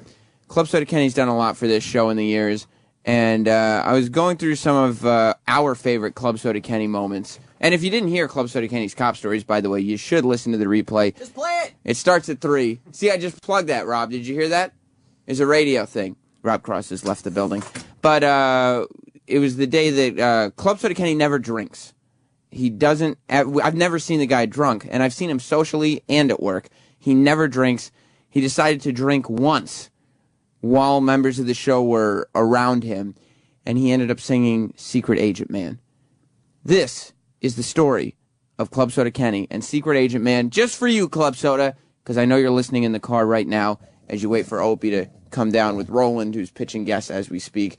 It's Club Soda Kenny, Secret Agent Man, on After Opie and Anthony Live. After O&A Live. Where's Club Soda Kenny? Is he ready to sing Secret Agent Man? I want to hear this and why he did it. Ew, that was a power walk he did, and he didn't jog and he didn't walk. It was the power walk. That's how we chased perps back in the old days. He had bad hips. I can't run. I have a bad hip. Slow down, perp. Jimmy and I were wondering what Club Soda Kenny does when we all finally go to bed, because Club Soda Kenny is like he makes sure we're all safely in our rooms. That's his whole gig on the road. Tucked in nicely. He makes sure we're all tucked in nicely. He would tuck us in if we allowed him. Oh, yeah. If we allowed him to. And then we're on the way to the airport like 5 in the morning yesterday, 5:30, whatever it was, and Jimmy and I are talking about, we're wondering what he actually does when we're finally all safely in our rooms, and we came up with a pretty sick scenario. Hope said, do you think he goes out and kills hookers? And I'm like, no, but I do think he goes out and lurks around them and bothers them. Kenny's not a murderer. Here's what Kenny would do, which is even creepier. There's a girl trying to work the corner, and all of a sudden she'd see this just big Muldoon in the shadow, and he would just say things to the Johns like, "You should probably go home now. I don't think you want to do that." You got to think it through. Just ruining their night. You might want to think this through. Yeah. Just spoiling. Ken's a spoiler of fun. He's not a murderer. He's a spoiler of fun. Do I see a wedding ring on your finger? Shouldn't you be home with your family? Why are you doing this? No expression. No, not even a chin in the shadow. They don't even see Kenny. They just see his shadow cast from a lamppost like Doom on the wall. And the little mouth moving, you might not want to do that. Give it a few minutes of thought. If you still want to, fine. Aren't you scared of AIDS? There's a gym that's open 24 hours a day. Most of these women are just here to rob you. Dr. Phil says. If you replace one thing, like we were trying to wean a horse off of hay, so he took a bite out of my hair.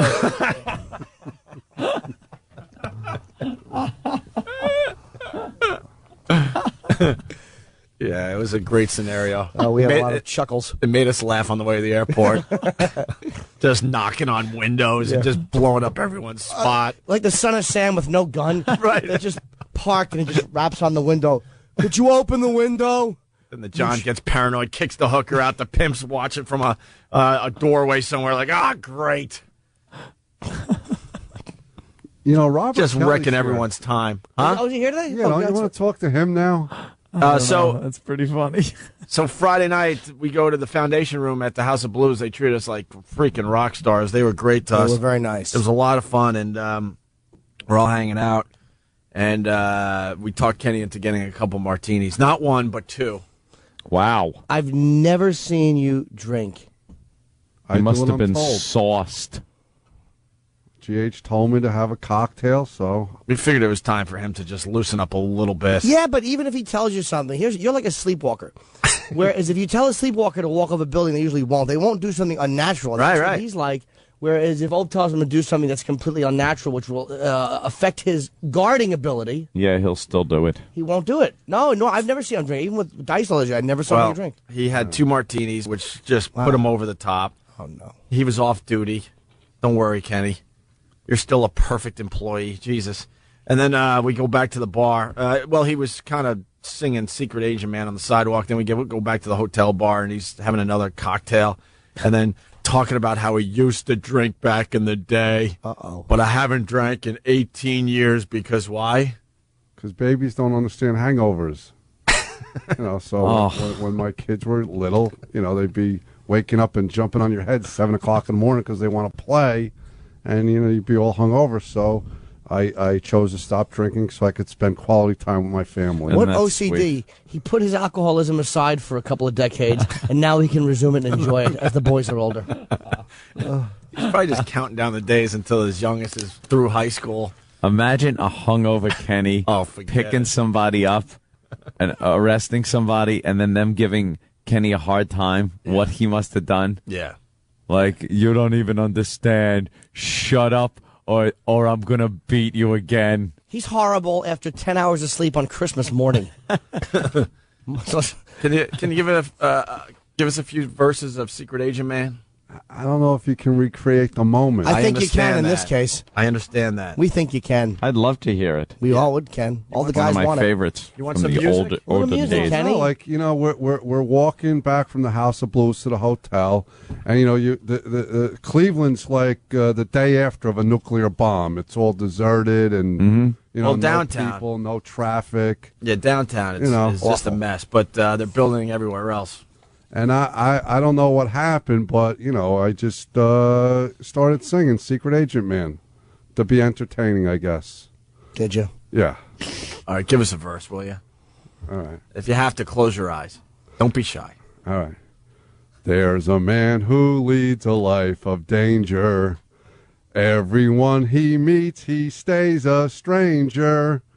Every move he makes, another chance he takes. Odds are he won't live to see tomorrow. Secret Agent Man, Secret Agent Man, they're giving you a number and taking away your name. He knows every word Wow. of Secret Agent Man. How do you know that? Because that was my thing, like when I was going to become a cop. Are you secretly doing karaoke at night? No. He's probably going to an all-night karaoke bar when we go to bed. You hold a tune the way Christopher Reeve could hold a pirouette. My favorite part, Secret Agent Man. Oh, that was the part that had us just dying on the way home from the hotel. Favorite part. Yeah. Yeah. No, I'm a crooner. Quite the crooner. The crooner. Because he thinks of himself as kind of a secret agent man, too. Yeah. Yeah. There I used it to is. watch like Man from U.N.C.L.E., Mannix, all the cop shows when I was a kid. Is this karaoke version? Yeah. You want to do it again with karaoke? Yeah, go ahead, sweetie. Do you know where it kicks in? No. All right, here. It's where the music kind of changes. But Ant's pretty good at this. Watch his cue. You.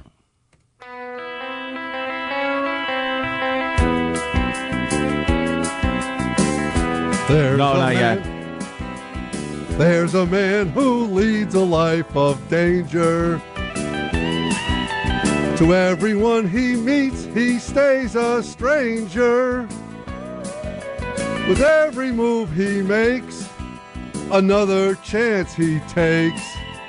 Odds are he won't live to see tomorrow. Secret Agent Man, Secret Agent Man, they're giving you a number and taking away your name.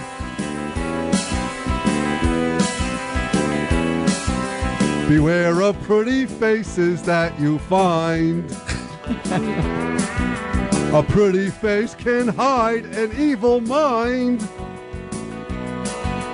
Oh, be careful what you say, or you'll give it all away.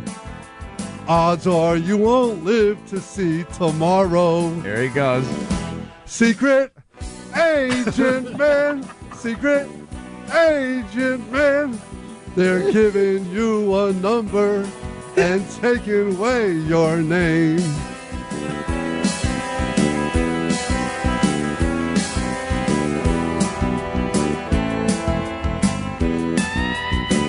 Is this the chorus? Yeah. Like little lead went here or something. A little more Secret Agent Man there, right? Yeah, there's another verse, but I don't know when to start. He holds the directions with his big dumb thumb moving. Here it comes, Secret Agent. Secret Agent Man, Secret Agent Man, they're giving you a number and taking away your name.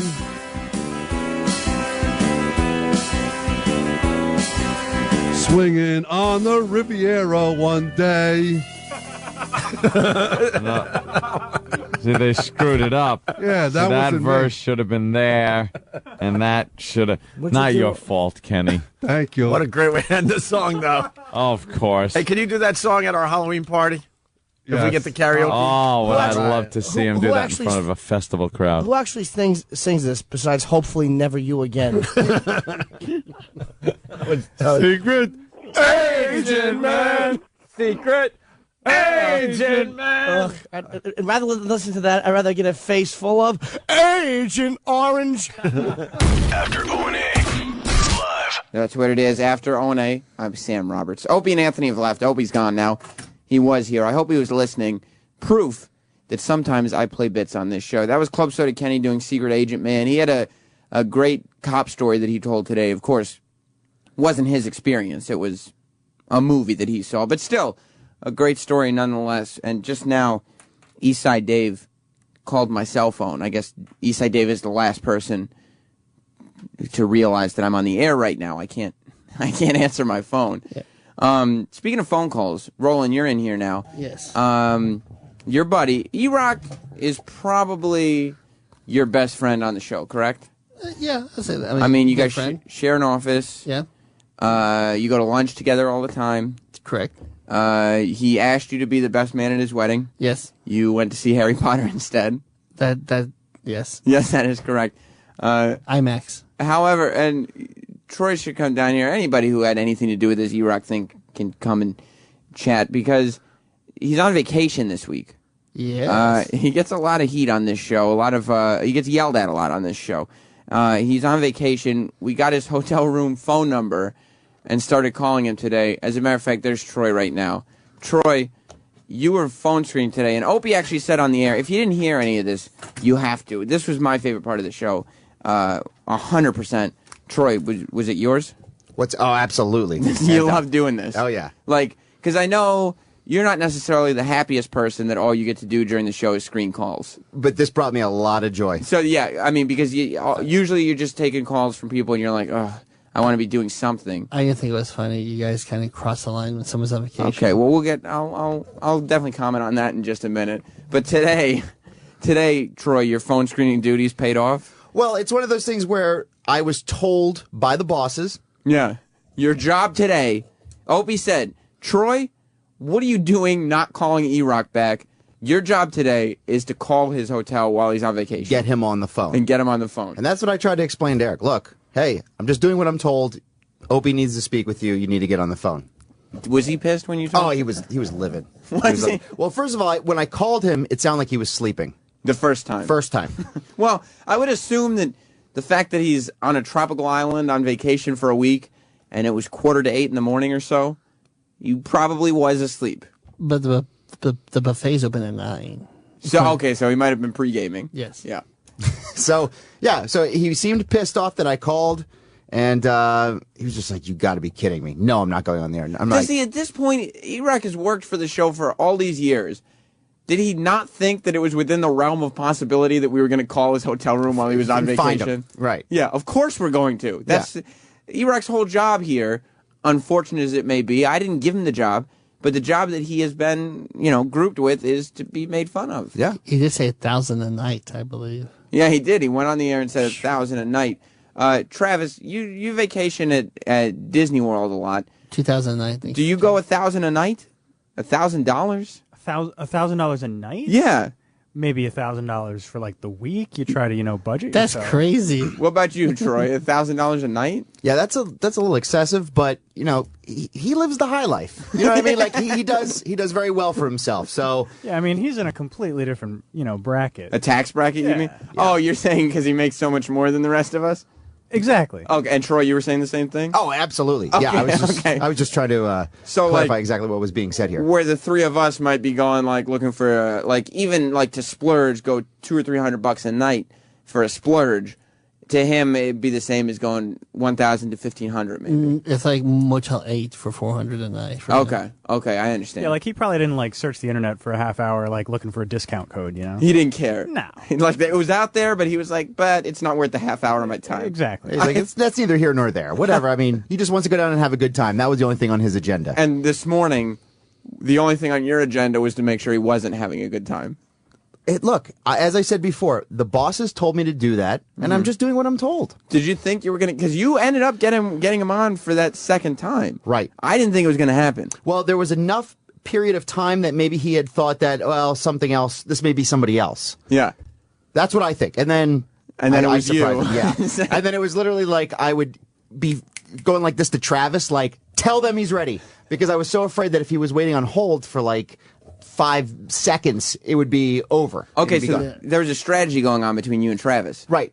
And then there was some communication, and then from there it goes to Danny, and then Danny... So you would keep him talking until you knew Opie was ready, so then you could put him on hold and Opie could pick him up immediately. Exactly. Sam did say he went down the water slide, and caused a tsunami. Well, all right, Roland, if you want to play games. Roland... I was sitting in my office while this was going on. I was enjoying it, as I enjoy lots of segments on the show. I was shocked and sickened. Travis, did you enjoy the phone call? Oh, my favorite. You guys were talking about how it was your favorite bit of the day. Yeah. Week. Favorite bit of the week. I think it was rude and uncalled for. So, Travis, that has your vote for number 1 on the countdown? I don't see there being anything to top that. I second that. And that would include the... How long was Ant doing whale calls for? It was probably close to 4 minutes. I was trying to watch on the clock on the phone, and it was getting up there. And E-Rock was on the phone the whole time. Yeah. Oh my God. That probably made him really upset. It just went on so long. I was just fucking laughing my ass off. And Roland, yes. As this guy, like Troy, Travis, you guys know this. Roland and E-Rock are pretty much best buds around here. Mm-hmm. They always go out together. They always, hook each other up with stuff. They got each other's backs. They're office mates. They are like, and I've said this before. You two are long-lost brothers. Have I said that to you guys? Yes. Yeah, because, they play fight with each other, everything. It's like they're long-lost brothers. You guys can come in and look at the studio. Come in and look at the studio. They're giving a tour. Come in and look at the studio. Who is this? Introduce yourself. We're doing the studio tour. What's up, man? Hey, how you doing? What's your name? Tony. Tony and? My wife, Marina. Welcome. Are you guys just fans taking a tour? Or? Yeah, well, we just went to Unmasked with Ron Bennington. He was interviewing Paul Reiser. How did it go? It went magnificent. It was really funny. Beautiful. And you're giving him a tour, Mark? Yes, I am. Is he a good tour guide? Oh, he's fantastic. He's fabulous. This guy just retired. What? Retired Marine, right? Right. Wow. And are you retired? Like, are you done working, or are you just done being a Marine? It's more of a career transition. I'm only 42 years old. I was about to say, you look very young to be a retiree. I'm just figuring out what I'm going to do when I grow up. I did something for 20-something years. You were a Marine for 20-something years? Yeah. That's incredible. You see a lot of stuff? Yeah, it was an interesting time to be on active duty, that's for sure. I would assume so. I would ask you more questions, but you probably are trying to transition out of that area of your life. But you can get into radio now that you've seen all this. I mean, this is the high life. Yeah, I don't know if I have the right contacts or not. I think maybe... Well, you know this guy now. Well, he can get you in anywhere. Right, and I'm your friend on Facebook, so you never know. That's two of us. Yeah, exactly. Well, enjoy your tour. Thank you. And this is the inside of the studio. So have fun. It's magnificent. Thanks so much. All right, buddy. See, Troy, we bring everybody in here. Yeah. On After O&A Live. It's all love. I want everybody to experience what goes on while, they think the mics are off. We just leave the mics on. So, Roland, yes, brothers from different mothers, you and E-Rock. Yeah. You get to the point where you play fight with each other, you punch each other, you hug each other, you watch movies together, you play together, everything. You guys are best friends. Pretty much. Yeah. And so what were you thinking while E-Rock was getting made fun of? You said a minute ago, you were like, this is going a little too far. I thought so. Okay, well, the weird thing, Troy, Travis, Ron and Fez intern, the weird thing is I was in my office, which is next door to Roland and E-Rock's office. Roland was in that office by himself because E-Rock's on vacation. And I was hearing some very strange noises coming from Roland's office as Roland was listening to the show. So I went in with my microphone. You want to hear what Roland's true... First of all, did he know you were recording him? Absolutely. I shoved the mic right in his face. Oh, okay. I mean, this is not a hidden mic. I wanted to get the best sound possible. Right. And I knew Roland was going to try to quell the sound, to calm it down, but I knew that Roland was not going to be able to hold out because I'm a patient man, Troy. Right. And I will sit in there until that sound comes out. It didn't take long. You want to hear Roland, is this cool?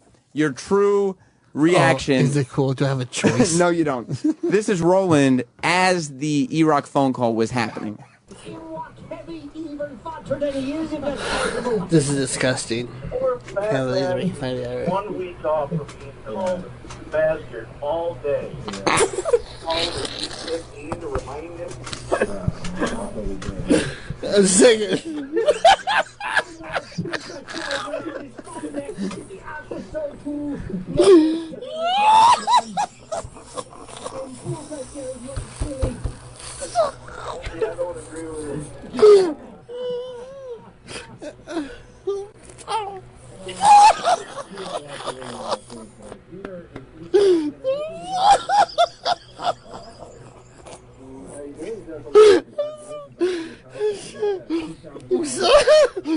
I'm sad now.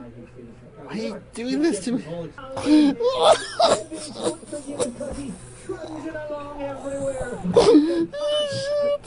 The ice cream.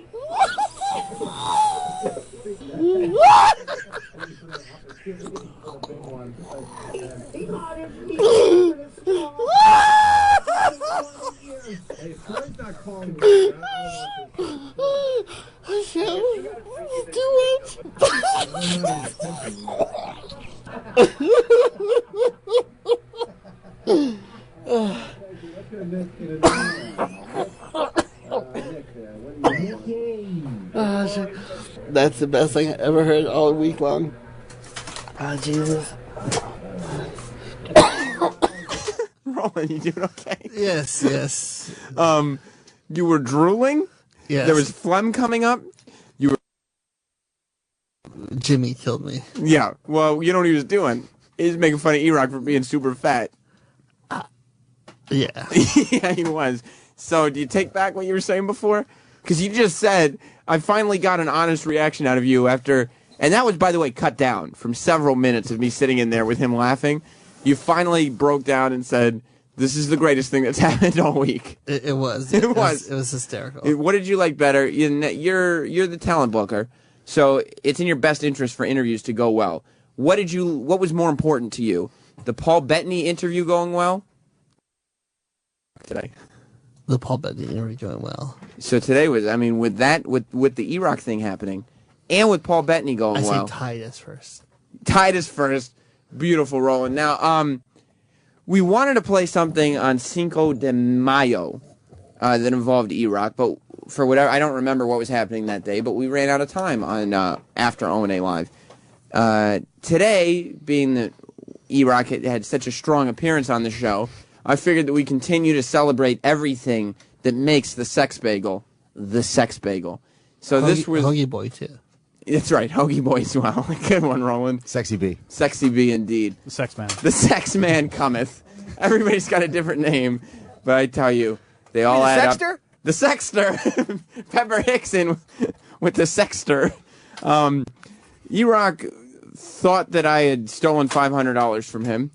Later, he found out that I had just put it in a drawer and told him for 3 weeks that I had spent it on concert tickets for Troy. He was. He did not talk to me for 3 weeks until I finally told him. He wanted to Here kill it is. you. Yeah, he wanted to murder me. In order to win some of that money that he thought he had lost back. Dr. Ian. From Dr. Ian, yeah. Opie told him, and actually Opie, Anthony, Jim, everybody put money in and said, all right, if you want to win, I think it was $300. It's Cinco de Mayo. Let's make it Cinco de Mayo, and you have to eat this entire jar of mayonnaise. He still celebrates that. On this day, E-Rock became sicker than I've ever seen him. He ended up with bloodshot eyes. For days. For days. He actually had to take work off because he was mayonnaise sick. This is it. E-Rock celebrating Cinco de Mayo by eating an entire jar of mayonnaise in honor of the sex bagel, who will be back tomorrow.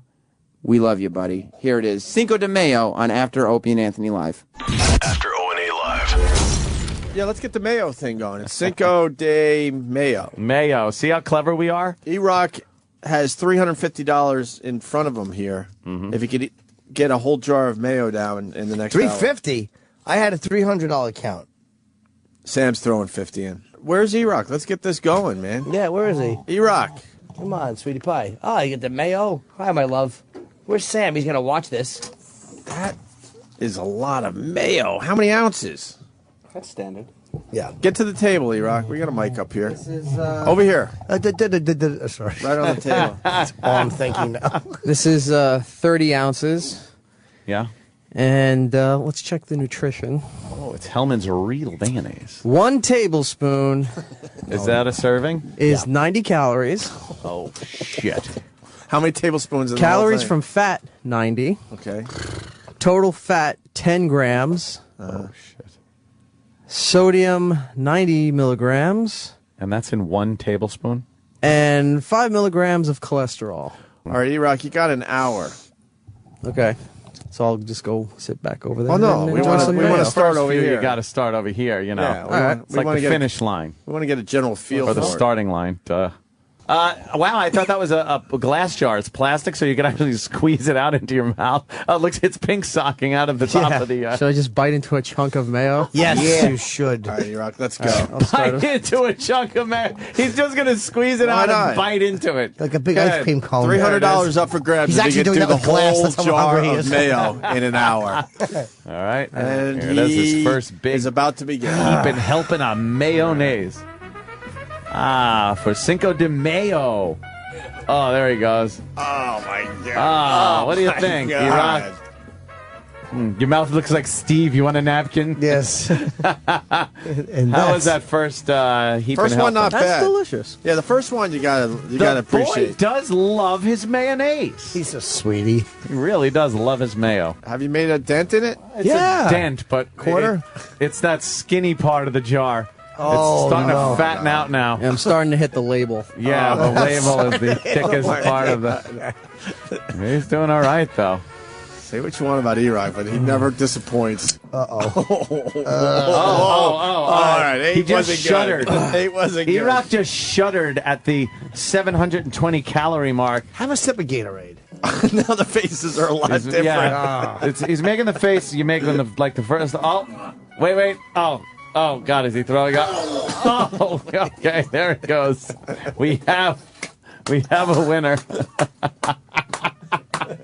Here. You're right there, you're right. He doesn't look good. No.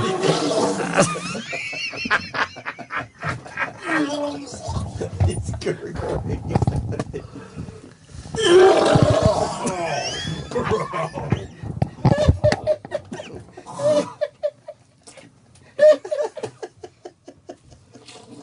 He's okay. He's all right, Ant. He's all right.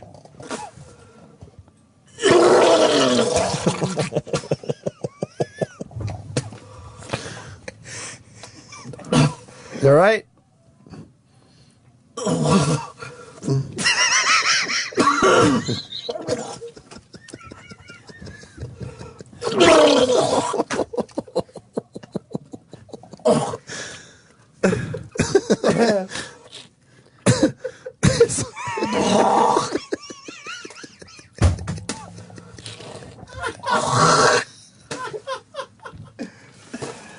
One more. I see one more. Oh, wow, the tip of his nose is wet. It came out his nose a little bit, right? And eyes. And eyes.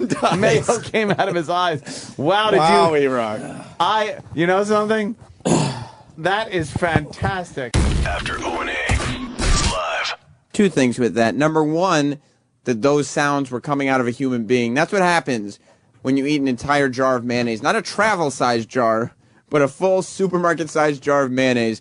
That those sounds would come out of a human being is absolutely horrifying. And number 2, everybody was laughing, but the pure joy that came out of Jim Norton's laugh, that pure just happiness and joyous giggle from his gut like he was uncontrollably happy watching E-Rock vomit a jar of mayonnaise was something that is unlikely to be seen again. By the way, I'm looking at the instant feedback here.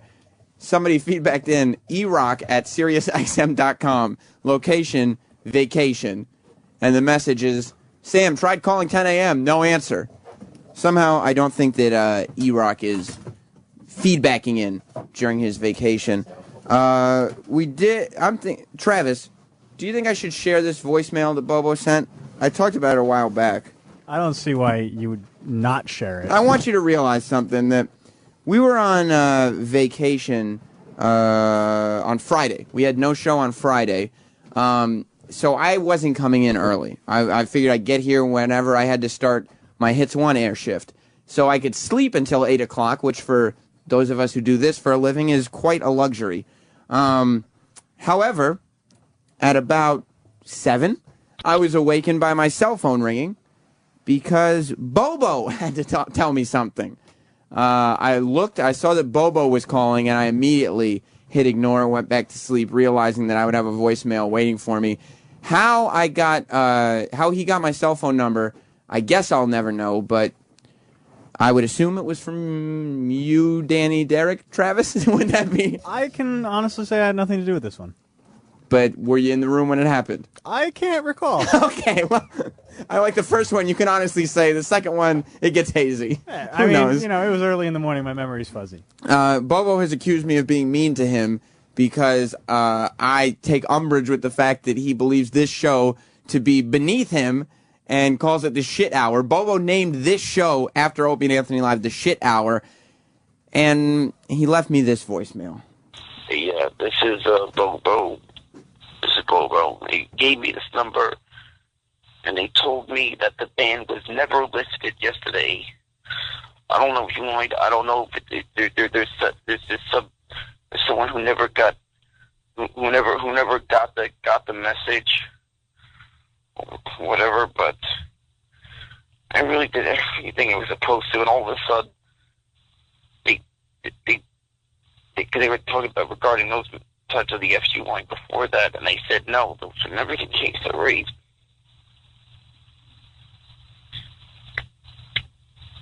I don't know. Just we could set straight or something, right? I just want a peaceful. I just want to be nice to have a little bit of discussion with Opie about this or something. Anyway, anything that could convince him. I haven't been in studio in a long time. I mean, I just feel if this ban has really been lifted, that's when I would really know it is, right? I really appreciate everything that you guys are, right?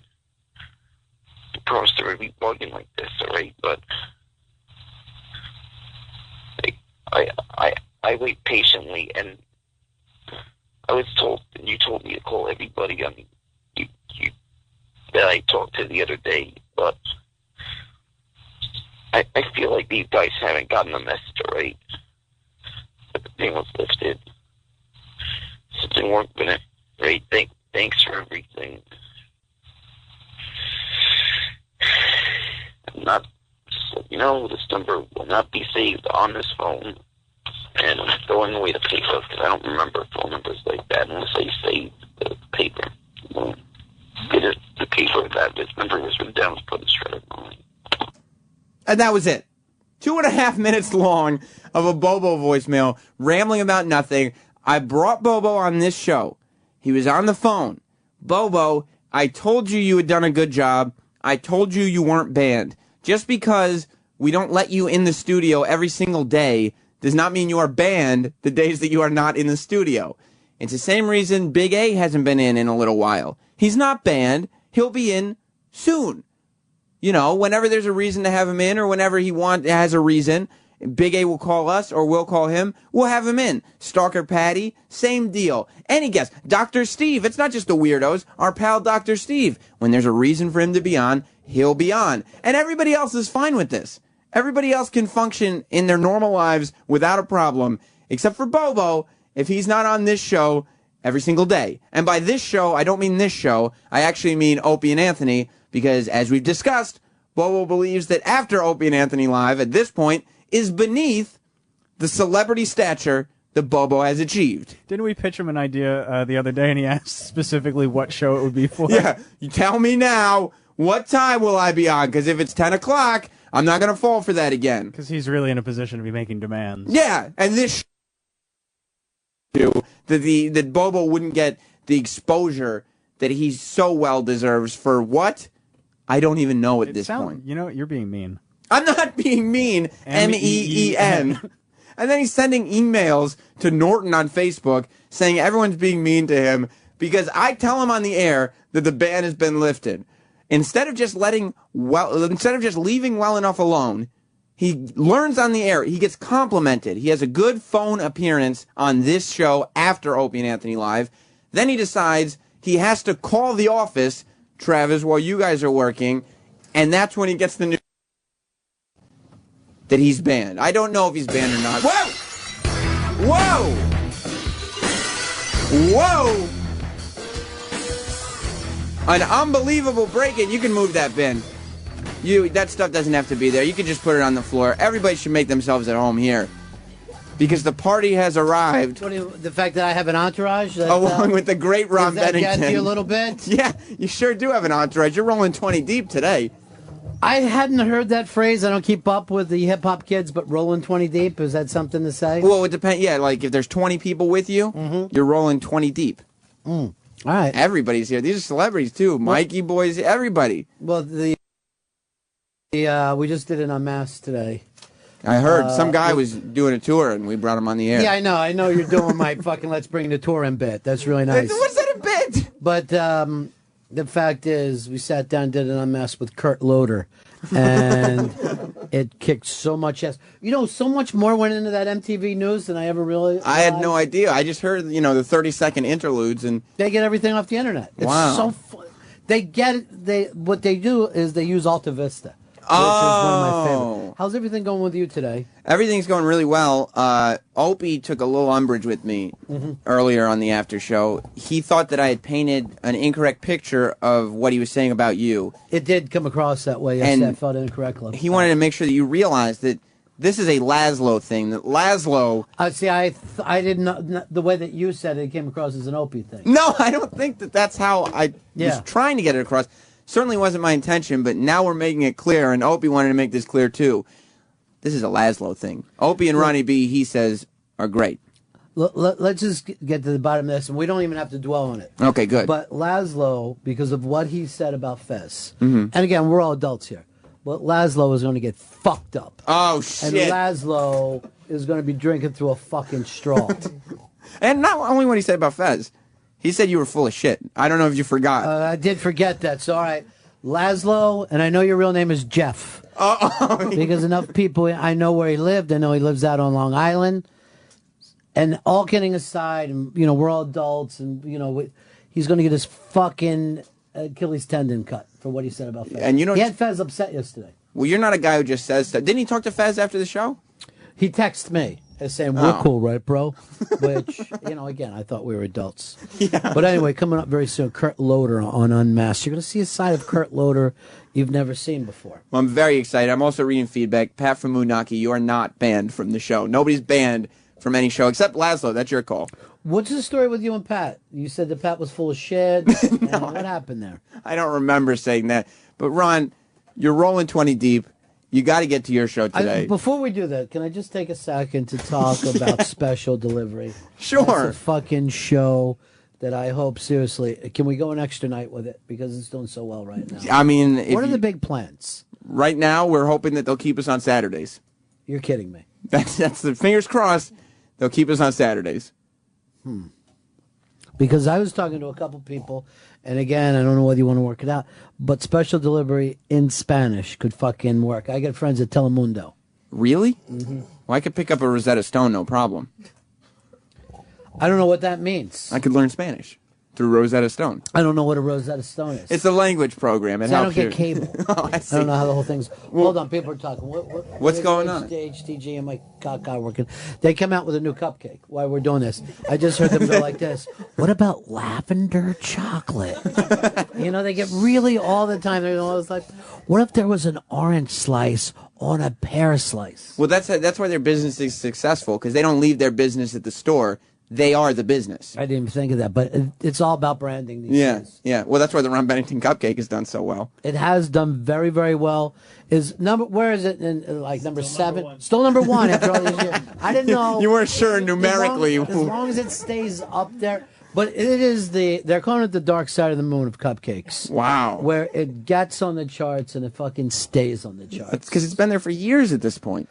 At this point, yes, you are correct. It has been there for years. And so many people stop by there. Henry Rollins stops in. He gets one. Wow. Henry Rollins got a Ron Bennington's got his own cupcake? Yeah, he got his own cupcake, and the kids went crazy. The girls were working there behind this thing. What if you get do you do cookies or just cupcakes? What? They do cookies. Why don't you get a cookie and say Fez's cat has his own cookie? Oh, see.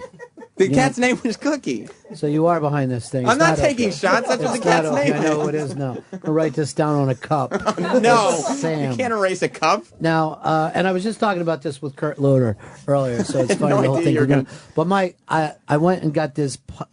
Well, it was actually brought here. It was a pie the other day that was easily from Brooklyn. I don't want to promote it too much, but it was easily the best pie I ever had in my life. And and I said it was a $35 pie, and people were like, "Oh, I would pay double for this pie." This was a $70 pie. What kind of pie was it? It was called a salted honey custard pie. Oh my goodness! Yeah. It's very luxurious sounding. It tastes like, and I don't know if this is the phrase because I don't know how everything works here on. I know satellite you can say, but it tastes like angel vagina. It was that good. You can say that. It was that. like going down on an angel. Wow, I've never done that, so I'd love to experience it. You never even went down on a girl, did you? No, I have done that, just not an angel. Whoa! I know. You know what, Sam? I'm gonna start and call you pussy licker. Okay. That's gonna be my. I thought Sammy Sweethearts was starting to take off.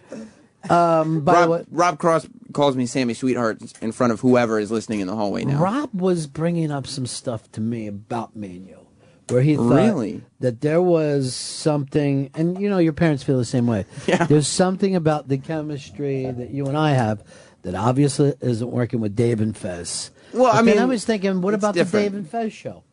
Those guys always got along. One of them cried. I couldn't remember which one of them got their face pushed into pizza. It's not important at this point. It really doesn't matter. But one of those guys, I'm going to tell a story like my mom will tell you. Somebody pushed someone's face, and I don't know, ask your dad. He knows all the things. But one of your friends is dead from high school. My mom always gave me a story like that. It was either one of the girls you dated or your teacher. Someone's dead. She sounds like she's strong with like broad outlines, but then when it comes to filling in the blanks, that's not her thing. The best thing she has spread news is she likes to dial the phone, and then from after that, everything else is all confused. Right, and then, but she has no problem just leaving. It's either your uncle's dad or someone. I don't know what it is. And then she passes the phone to your dad, who kind of clears things up. Well, my dad just talks about the Phillies. Okay. My dad's like, I can't believe the lineup we have this year. All right.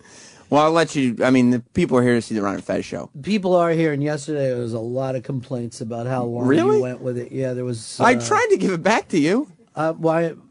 Again, let's not point fingers. You're right. We don't do that here. But in this case, it was your fault. You're pointing a finger right at me. And Mike just knocked over a cupcake plans that he has right now. Are those a $3,000? No, I didn't bring them. What did you bring? The $1,400 sunglasses. He goes, when I travel, I don't want to use the expensive sunglasses. $1,400 for sunglasses? Yeah. Well, $3,000 is his normal sunglasses. For sunglasses? Yeah. How much does he pay for a pie? You know, but see, here's the thing that you don't understand, Sam. These sunglasses bring women in. Really? Yeah. Wow. And then women buy cupcakes? Forget the cupcakes. Women are something's got to pay for the sunglasses. Women are attracted to Mike, and he does very, very well with them. Is it the sunglasses or him? I don't know. I heard from a woman today. She goes, I noticed that whoever you are talking to looks attractive.